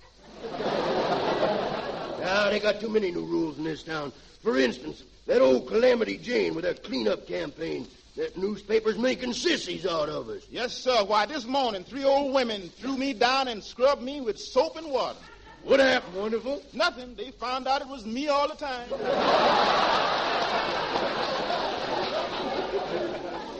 Say, what does everybody want to clean up this town for, anyway? Well, they want to make the town safe for the good law-abiding citizens. Yeah, how many good law-abiding citizens we got in this town? I don't know. Let's go down the graveyard and count them, huh? Say, bartender, I don't like this free lunch. I got something stuck between my 2 front teeth. Can't get it out. You got a toothpick? No. Got a piece of string? No. Well, there's only one thing to do, then. Got any spare teeth?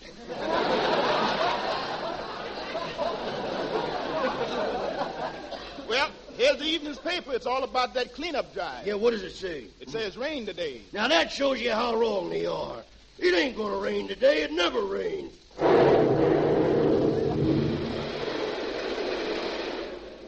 Might drizzle a little. Say, look, Mr. Deadeye, your name's in the paper. Yeah? Yeah, look how they spell Deadeye. Stinker. Yeah. Oh, fine. That wasn't in there at rehearsal. They must be thinking of my wife's side of the family. Whatever happened to your wife, Mr. Deadeye? She ain't around no more. Nope.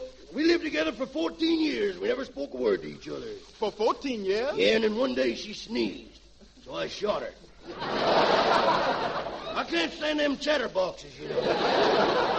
Is there anything else in that paper about me? Yeah, it says, It says you is dead. Dead? Yeah, say you was beat to the jaw in a gun battle with that no-good 3-fingered Charlie. No, that's a lie, too. Nothing but lies in that paper. Why, I could outshoot that guy with my gun tied behind his back. I'm going to get the guy that wrote this that I was dead. You work for that paper, Wonderful. Who wrote it? I did, Mr. Deadeye, but don't 1-2 boom 3 me. I won't hurt you if you retract that statement. Oh, I can't do that, because in the eyes of the people, you is dead. But I tell you what. What? I'll put your name in the birth column tomorrow and give you a fresh start. Yeah. Now, what would folks say if I ran around the 10-gallon hat and 3-cornered pan? I could answer that, but it would only lead to bloodshed. Hey, Deadeye, 3-fingered Charlie's on his way over to Rick Calamity's newspaper office. Come on, gang. That's all I got to hear. I'm going to take care of that 3-fingered Charlie right now. Giddy up. Whoa. Whoa. Oh, come on, horse. Whoa. If you whoa, I'll give you a lump of sugar. I mean, whoa that quick.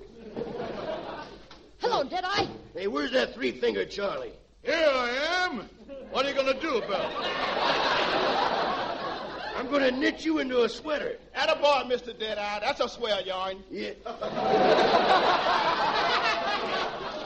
Stand back, Calamity. All right, 3-finger. Clear out of here, you big bum, you. That did it. That means fight.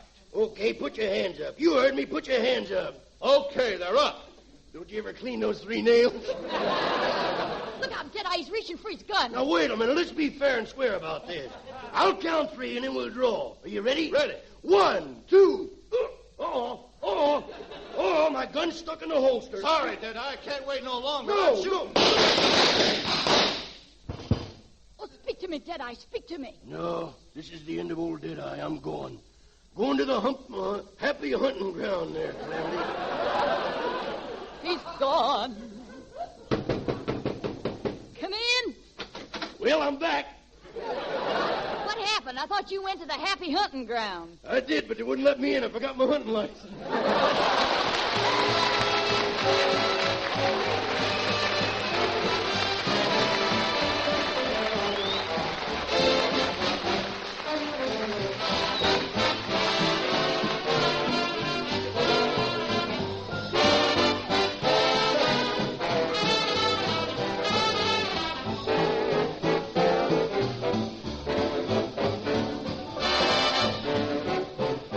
Ozzie and the boys play You Made Me Love You, Del King has a word for you. Pipe smokers, get a load of Sir Walter Raleigh, and you'll light up with real smoking enjoyment. Sir Walter Raleigh is rich and mellow, flavor-packed with a nut-like tang that just can't be matched. Sir Walter Raleigh never burns hot or bitter because it's blended from select berries, cured and aged to perfection. And it has a pleasing, fragrant aroma that everyone enjoys. Try the quality pipe tobacco of America tonight. Get Sir Walter Raleigh.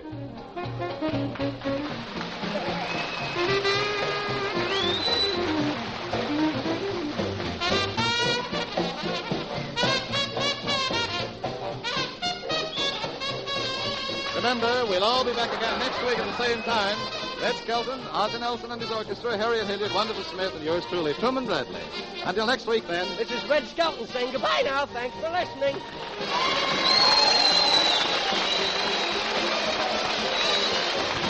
Red Skelton is presented by arrangement with Metro Golden Mayer Studio. This program, produced by Mel Williamson and broadcast to our armed forces abroad, came to you from Hollywood.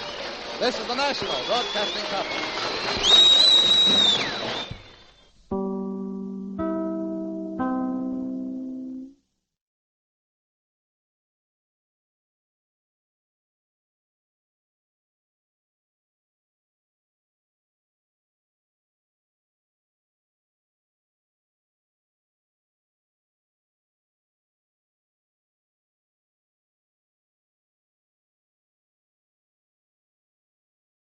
Are you ready to unlock the full potential of your data management? Look no further. Introducing G3PL.com, your ultimate destination for mastering Microsoft Access. Microsoft Access is a powerful tool that lets you organize, analyze, and report on your data with ease. And with G3PL.com, learning how to harness its capabilities has never been more accessible.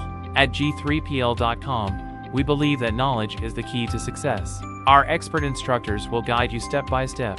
Whether you're a beginner or looking to enhance your skills, you'll learn how to create databases, design user-friendly forms, and generate insightful reports, all using Microsoft Access. Call us now at 615-420-2040 to enroll in our Microsoft Access courses. Don't miss out on this opportunity to become a Microsoft Access guru. Visit G3PL.com to start your learning journey today. G3PL.com, empowering you with the knowledge you need to succeed in the digital age. Email db@g3pl.net now. Ladies and gentlemen, the secret word tonight is heart. H-E-A-R-T. Really? You bet your life.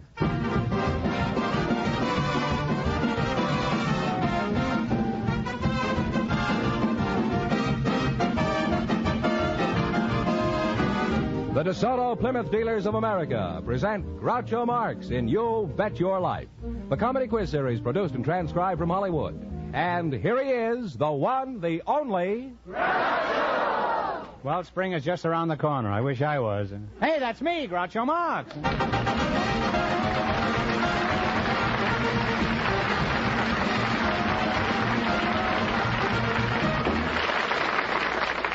Thank you. Well, here I am again with $1,500 for one of our couples tonight. George Fenneman, who gets first whack at it? We asked if there were any couples here tonight who had been married more than 50 years, and just before we went on the air, our studio audience selected Mr. and Mrs. A.S. Thacker, and here they are. Folks, meet Groucho Marx. Welcome, kids, for the DeSoto Plymouth Dealers. And if you say the secret word at any time we're talking, you'll win $100 in cash. It's a common word, something you always have with you. So you two are married more than 50 years, eh? How long have you been married, Mrs. Thacker? 50 years, and last November. And how long have you been married, Mr. Thacker? How does it feel to be celebrating your 50th wedding anniversary, Mr. Thacker? Well, just beautiful. Yeah. Wonderful. About the same as the 49th, I suppose. And how was the 48th? Do you remember that? About the same. About the same. Well, let's try the 39th. How was that year, huh? Well, it was wonderful, too. Yes, that was a great year, the 39th. How long have you been in California, Mr. Thacker?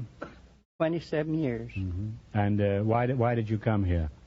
Well, we was living at Spokane at that time, and I wanted a warmer climate. Mm-hmm. Wouldn't it have been cheaper to put on heavy underwear? Where did you formerly reside, Mrs. Thacker? Before that, I mean. In Texas, Gainesville, Texas. Was that near Nacogdoches or Denison or... Yes. I was once pinched in Nacogdoches for playing euchre on the front porch of the hotel.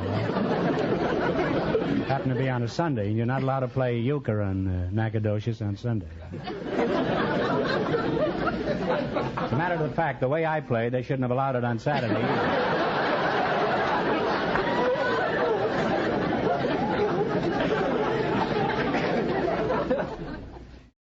May I ask how old you were when you got married, Mrs. Thacker? 20. 20, yeah? Yes. Mm-hmm. And how old were you when Mrs. Thacker took you out of circulation?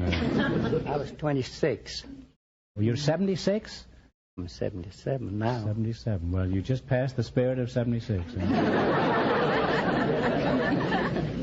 What sort of work do you do now, Mr. Thacker? I don't work. You're a bum?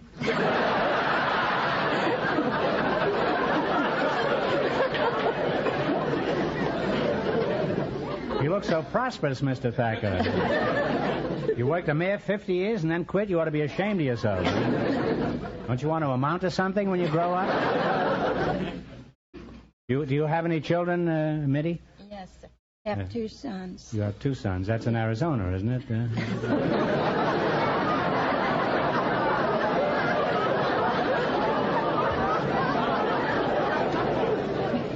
Do you have any grandchildren, Yes, Mrs. Thacker? Yes, sir. I have 2.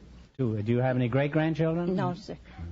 Do you have any great-great-grandchildren? No, sir. You're in a rut. Now, after all these years of marriage, do you have any pet name for your wife, Mr. Thacker? Yes, sir. I always called her Sweetheart.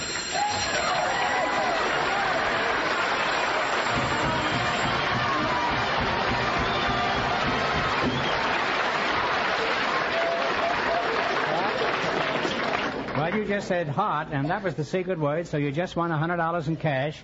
Compliments of the DeSoto Plymouth Dealers of America. Thank you. Thank you.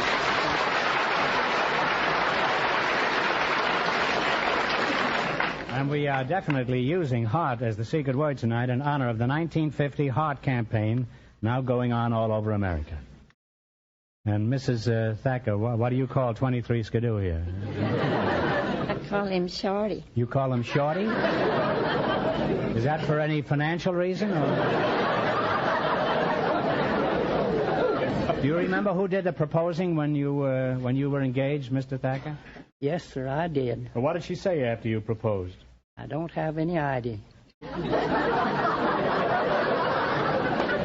she said no. How do you? This could all be a horrible mistake. Mrs. Thacker, do you remember exactly what you said when he proposed? No. You said no. Well, then I was right. It is a horrible mistake. Well, seriously, it's been inspiring having you two here with a 50-year marriage. You've set a fine example for the young couples of America. And I hope you'll invite me to your 75th anniversary. Now, in just 1 minute, you're going to work together for a chance to win a lot of money. You bet your life.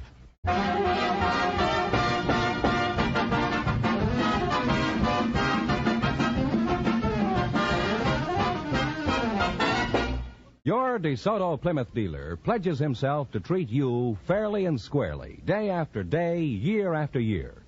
In fact, that's the way the more than 3,000 DeSoto Plymouth dealers of America feel about all the customers they serve. That's their pledge, and they'll do their utmost to live up to it at all times. No matter why you drive into a DeSoto Plymouth dealer's, you'll find it the honest desire of all the folks there to serve you to the very best of their ability. They know that's the kind of attention that will make you a satisfied and steady customer in the years to come. That's why it pays to stop where you see the sign of an authorized DeSoto Plymouth dealer. And remember, all dealers who sell DeSoto also sell Plymouth.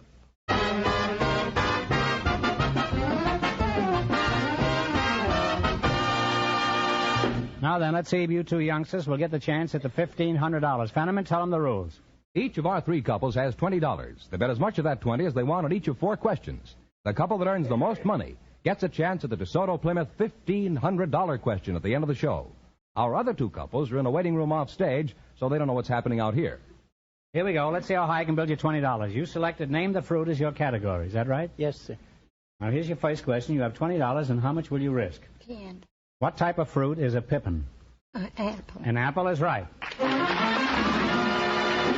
on their way with $30. You're on your way, as Fenneman says. Remember, you're going for $1,500 tonight. How much of your $30 will you try? $10. $10. What is a bartlett? Pear. A pear is correct. Now they have $40, Groucho. Now you have $40, huh? Here's your third question. How much of the 40 will you try? 20. What kind of fruit is a muscat? M-U-S-C-A-T. It's a fruit. Do you think it's a grape? And you think it's a grape? Well, it is a grape. They're climbing now. They have $60, Groucho. Now you have $60. Here's your last chance to beat the other couples. How much of the 60 are you going to go for? How much you say, Mother? I said 30. Okay, 30 then. What is meant by a yellow cling? A yellow cling is a peach. A peach is right. And they wind up with a grand total of $90.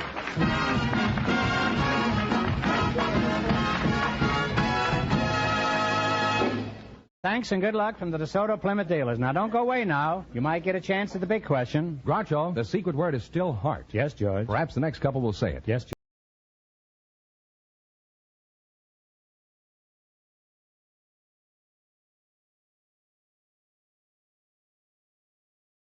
Welcome for the DeSoto Plymouth dealers. One of you says the secret word. He wins $100 in cash instantly. It's a common word.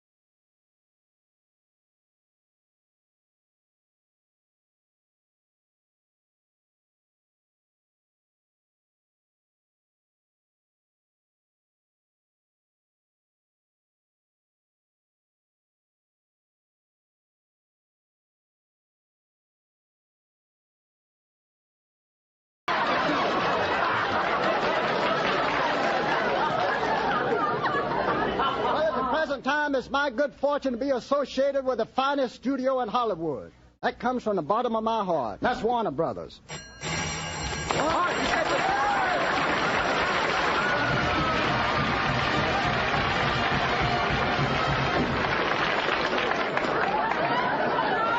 are really doing things. Mr. Atkinson, you went on gabbing so long that you finally won $100. You said heart, and that's the secret word. So you win $100 in cash, compliments of the DeSoto Plymouth Dealers of America. Huh?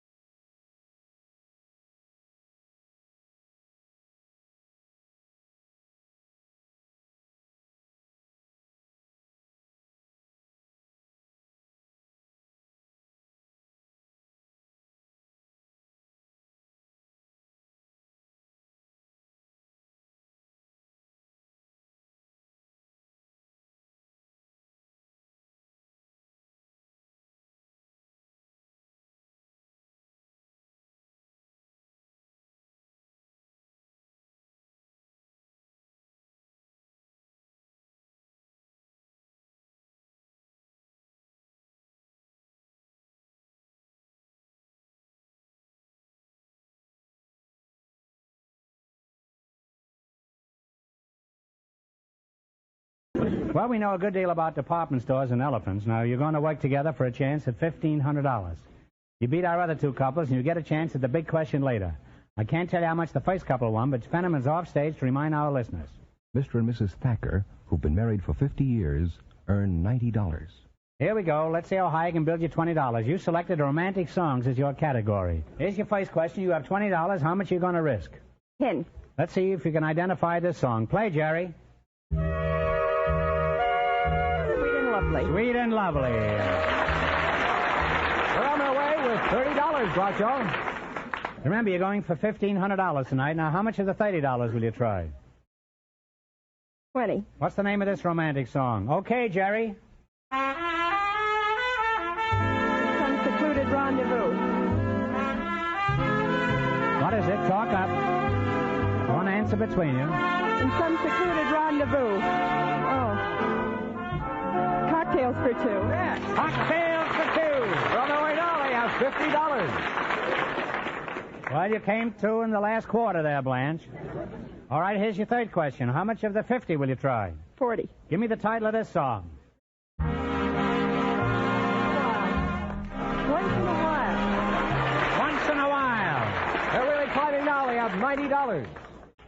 All right, you got $90. Now, how much you going to... The whole 90. Here's your last chance to beat the other couples. You're going to go for the 90? Go for the 90. What's this song? Give me the title. Hotel. Hotel is right. And they wind up with $180. Thanks and good luck from the DeSoto Plymouth dealers. Now, we'll soon know who gets the chance at the $1,500 question. Fenneman, who's ahead? The department store buyer and the married man are leading with $180, and the secret word is still heart. We invited some hobos and some job analysts to the show tonight, and just before we went on the air, our studio audience selected Mrs. Evelyn Robbins and Mr. Bill Hewitt. Fenneman, where on earth did you ever get a hobo? Oh, you have to ask the hobo, Groucho. And here they come. Folks, meet Groucho Marx. Welcome to the DeSoto Plymouth program. If one of you says the secret word, he wins $100 instantly. It's a common word, something you always have with you. Okay, now I'll find out where the hobo comes from. Miss Robbins, where are you from? New York. New York.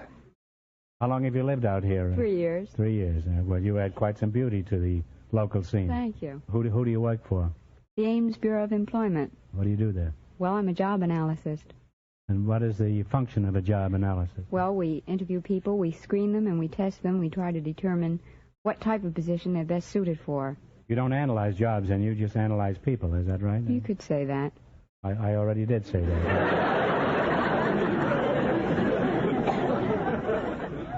Now, by sifting through all the facts about Evelyn here, I gather that you're the hobo. Is that right? That's right. Let me hear you put a bite on me for a cup of coffee. Now, go ahead. Hobo don't put the bite on anybody for a cup of coffee.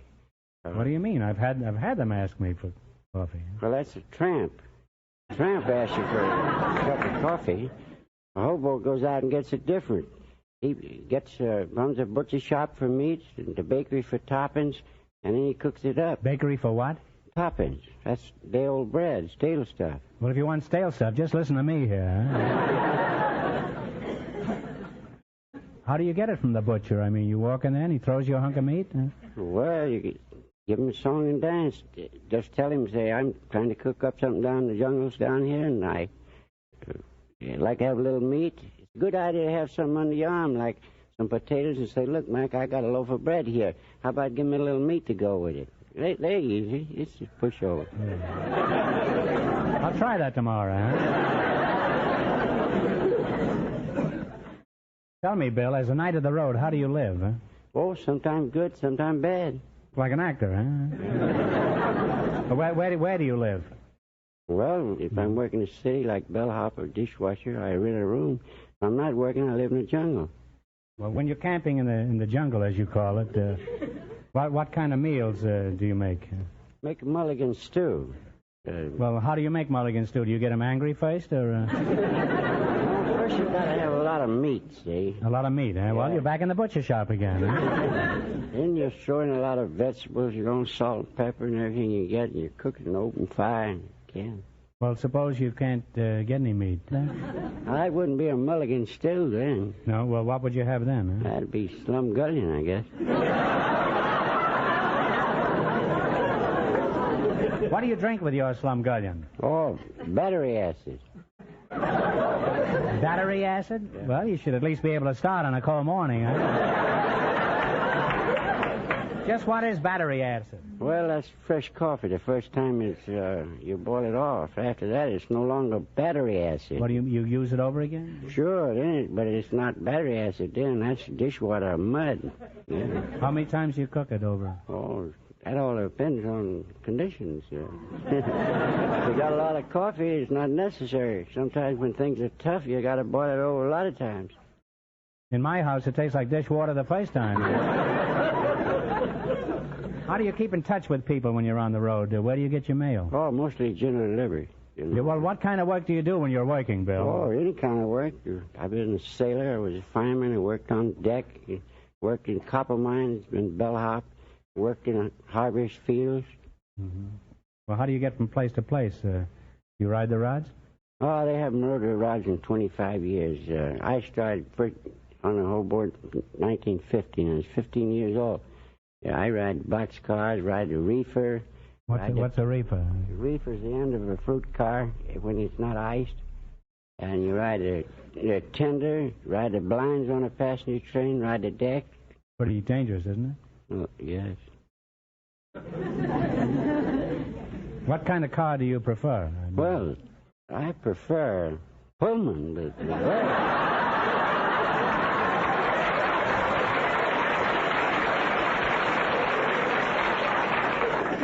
Well, I mean in lieu of a Pullman, huh? Well, that depends Let's say there isn't a Pullman available, huh?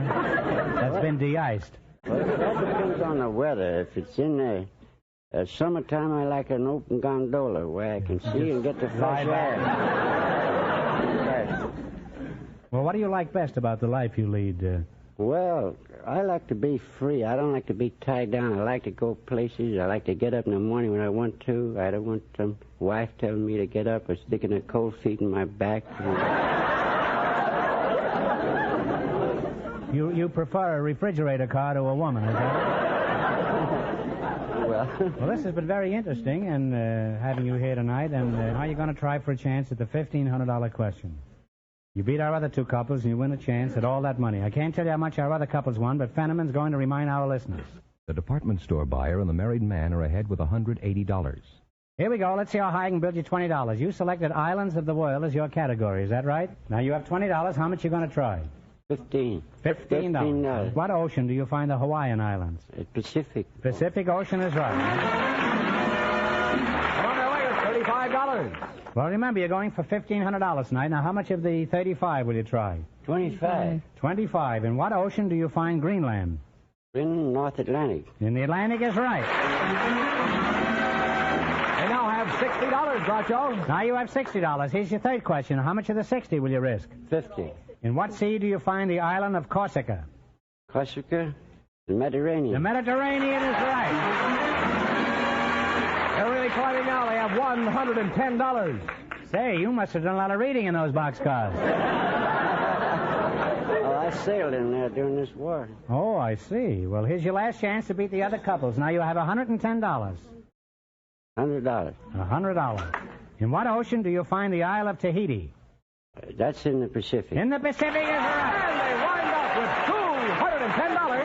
And that means that they get the chance at the DeSoto Plymouth $1,500 question.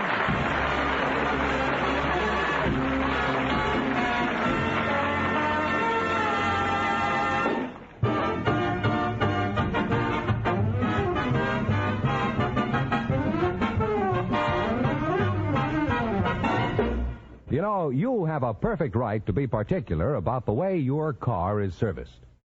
And that's why more and more car owners every day drive into DeSoto Plymouth dealers. For that's where you get expert, courteous service at the lowest possible cost. You see, DeSoto Plymouth dealers are just as particular about your car as you are yourself. They have factory-trained mechanics working with factory-designed and approved tools and equipment. They see to it that the service they offer in their shops is the best service you can get anywhere. The more than 3,000 DeSoto Plymouth dealers throughout America take pride in their reputation for fast, efficient, courteous service. Remember this next time your car needs service. And drive in at the sign of an authorized DeSoto Plymouth dealer.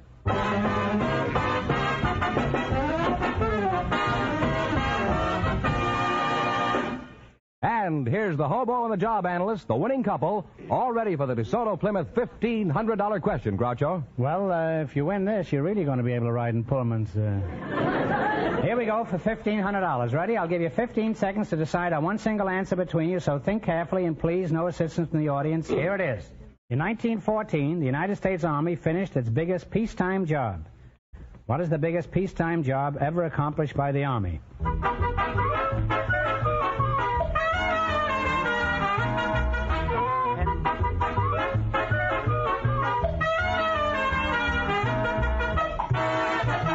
All right, what is the answer you two have decided upon? Panama Canal is right.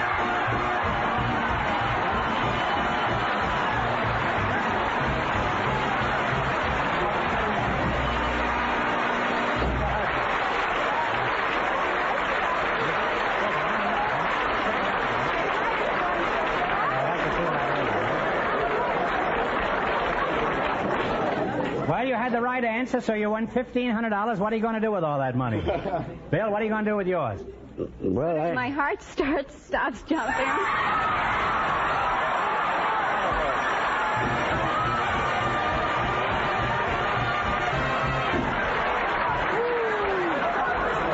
Well, Evelyn, you just said the secret word, and you just won $100 in cash, and now my heart is stopping.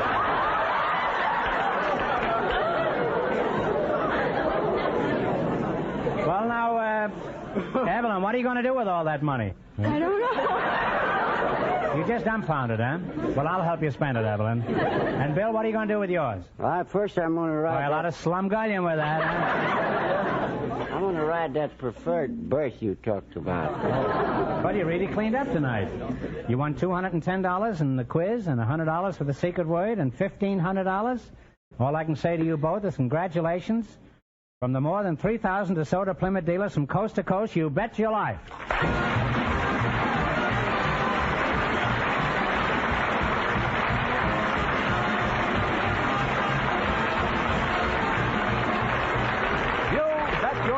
Is a John Goodell production, transcribed from Hollywood, directed by Bob Dwan and Bernie Smith. Music by Jerry Fielding. Be sure to tune in again next Wednesday night at this time for the Groucho Marx Show, You Bet Your Life, presented by the more than 3,000 DeSoto Plymouth dealers of America. And remember, all dealers who sell DeSoto also sell Plymouth, two great cars, both products of the Chrysler Corporation. And don't forget, next week, the big question will be worth $1,000. Gentlemen, if you have nothing better to do this week, why don't you see our new movie, Love Happy? Oppo Chico and I tell a few jokes and do some acting. It's very educational. Well, it's almost time for Bing Crosby, so good night, folks. And remember, just be sure to see your DeSoto Plymouth dealer.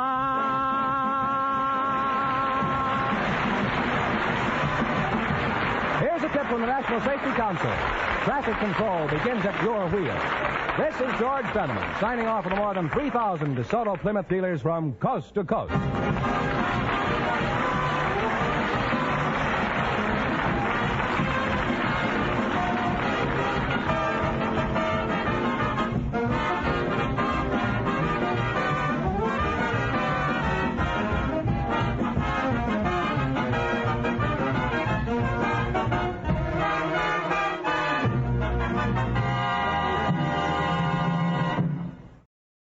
Are you ready to unlock the full potential of your data management? Look no further. Introducing G3PL.com, your ultimate destination for mastering Microsoft Access. Microsoft Access is a powerful tool that lets you organize, analyze, and report on your data with ease. And with G3PL.com, learning how to harness its capabilities has never been more accessible.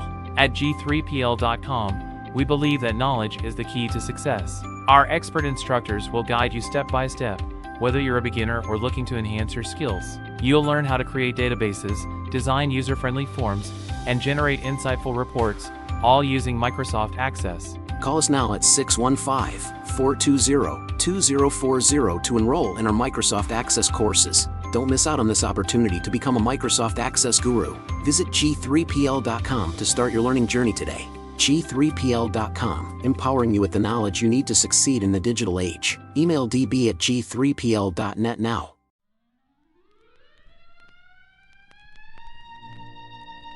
Thank you all for tuning into Golden Age Radio today. We hope you enjoyed the classic tunes and captivating stories from the past. Absolutely. It's been a delightful journey through time, and we truly appreciate each and every one of you for joining us. We have a fantastic lineup prepared for tomorrow's broadcast, filled with even more nostalgic melodies and thrilling dramas from the golden era of radio.